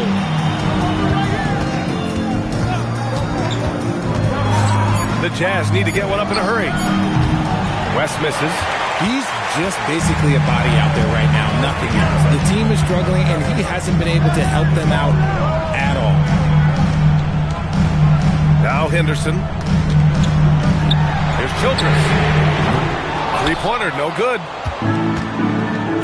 Boy, they need something to go to regain some confidence. No question. Way too many empty possessions for them. Shoots. Shot is good by Curry. Curry's got 9 points here in the second half.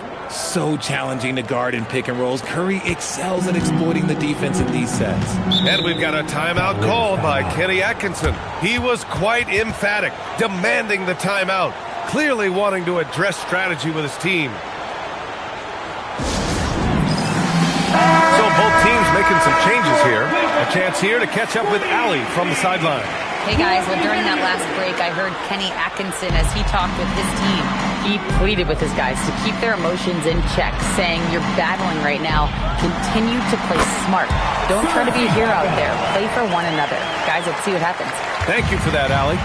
Oh, the effort Ibaka brings to the floor is always tremendous. He takes every chance he gets to produce for his team. Curry passes to Sabonis. Lively with a screen on Henderson. And here's Curry for 3. And Joel Embiid pulls it down. Embiid's Cleveland leading by 4. Ibaka with a screen on Curry. Henderson for 3. Here's Ibaka. And that one's on target from the wing. The Jazz have gotten only 2 of 6 attempts to drop in the fourth. On the wing, Curry. There's the triple. Sends it home from three-point land. Curry's got 30.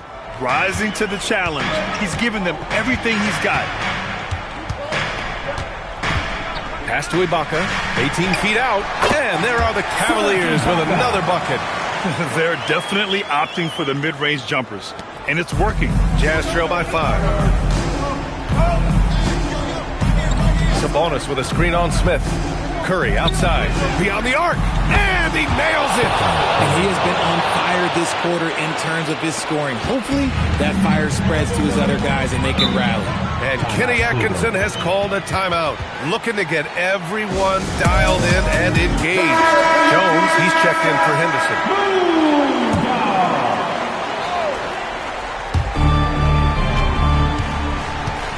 Now Embiid. Shoots a three. Oh, no good.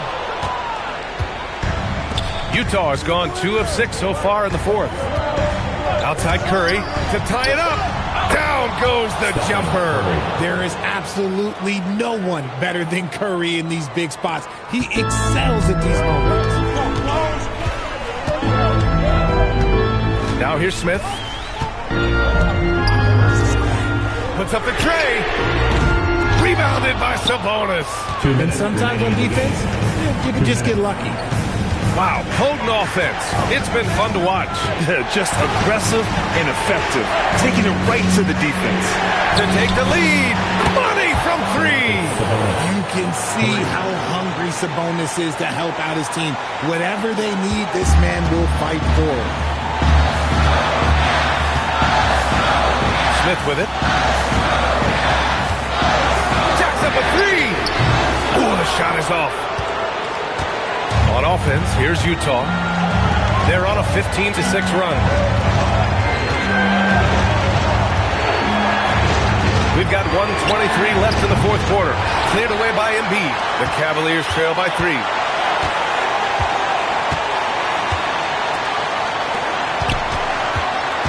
Smith. Jones outside. Here's Jackson. Clock at 6. Buries it from outside. Some players shrink when the pressure's on, but he lives for these moments.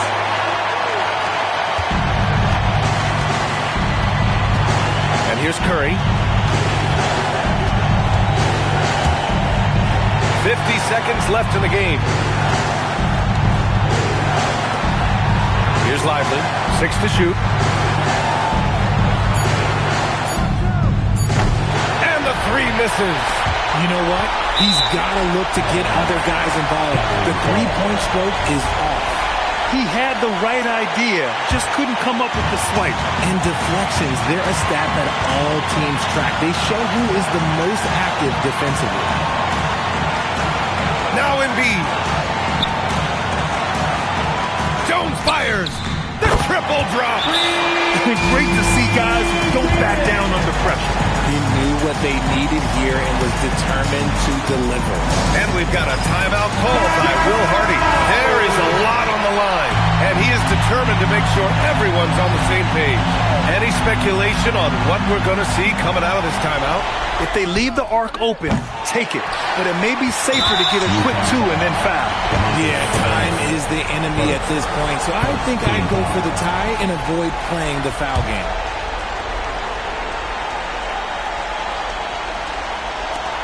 And they go to the intentional foul. Yeah, no, you had to do that. I mean, you can't allow them to dribble out the time. At the line for your Cavaliers. Oh, the first of 2, no good. The heartbreaker. That's good. Going 1 of 2 from the line. And that gives them a 4-point cushion. And Utah calls time here. They trail by 4. Given the situation here, what sort of strategy needs to be top of mind? And they're going to have to work fast coming out of the timeout. Yeah, no time to waste. They basically have to execute things perfectly from here on out. And he's doing things on the glass tonight that we don't often see. He is totally in the zone, showing his incredible focus when it comes to attacking the glass. And he does get the second one. And that puts him up 5.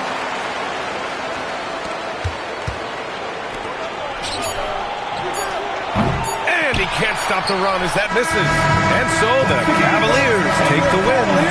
I'm sure they would have preferred a blowout victory, but a win's a win. And it's so true.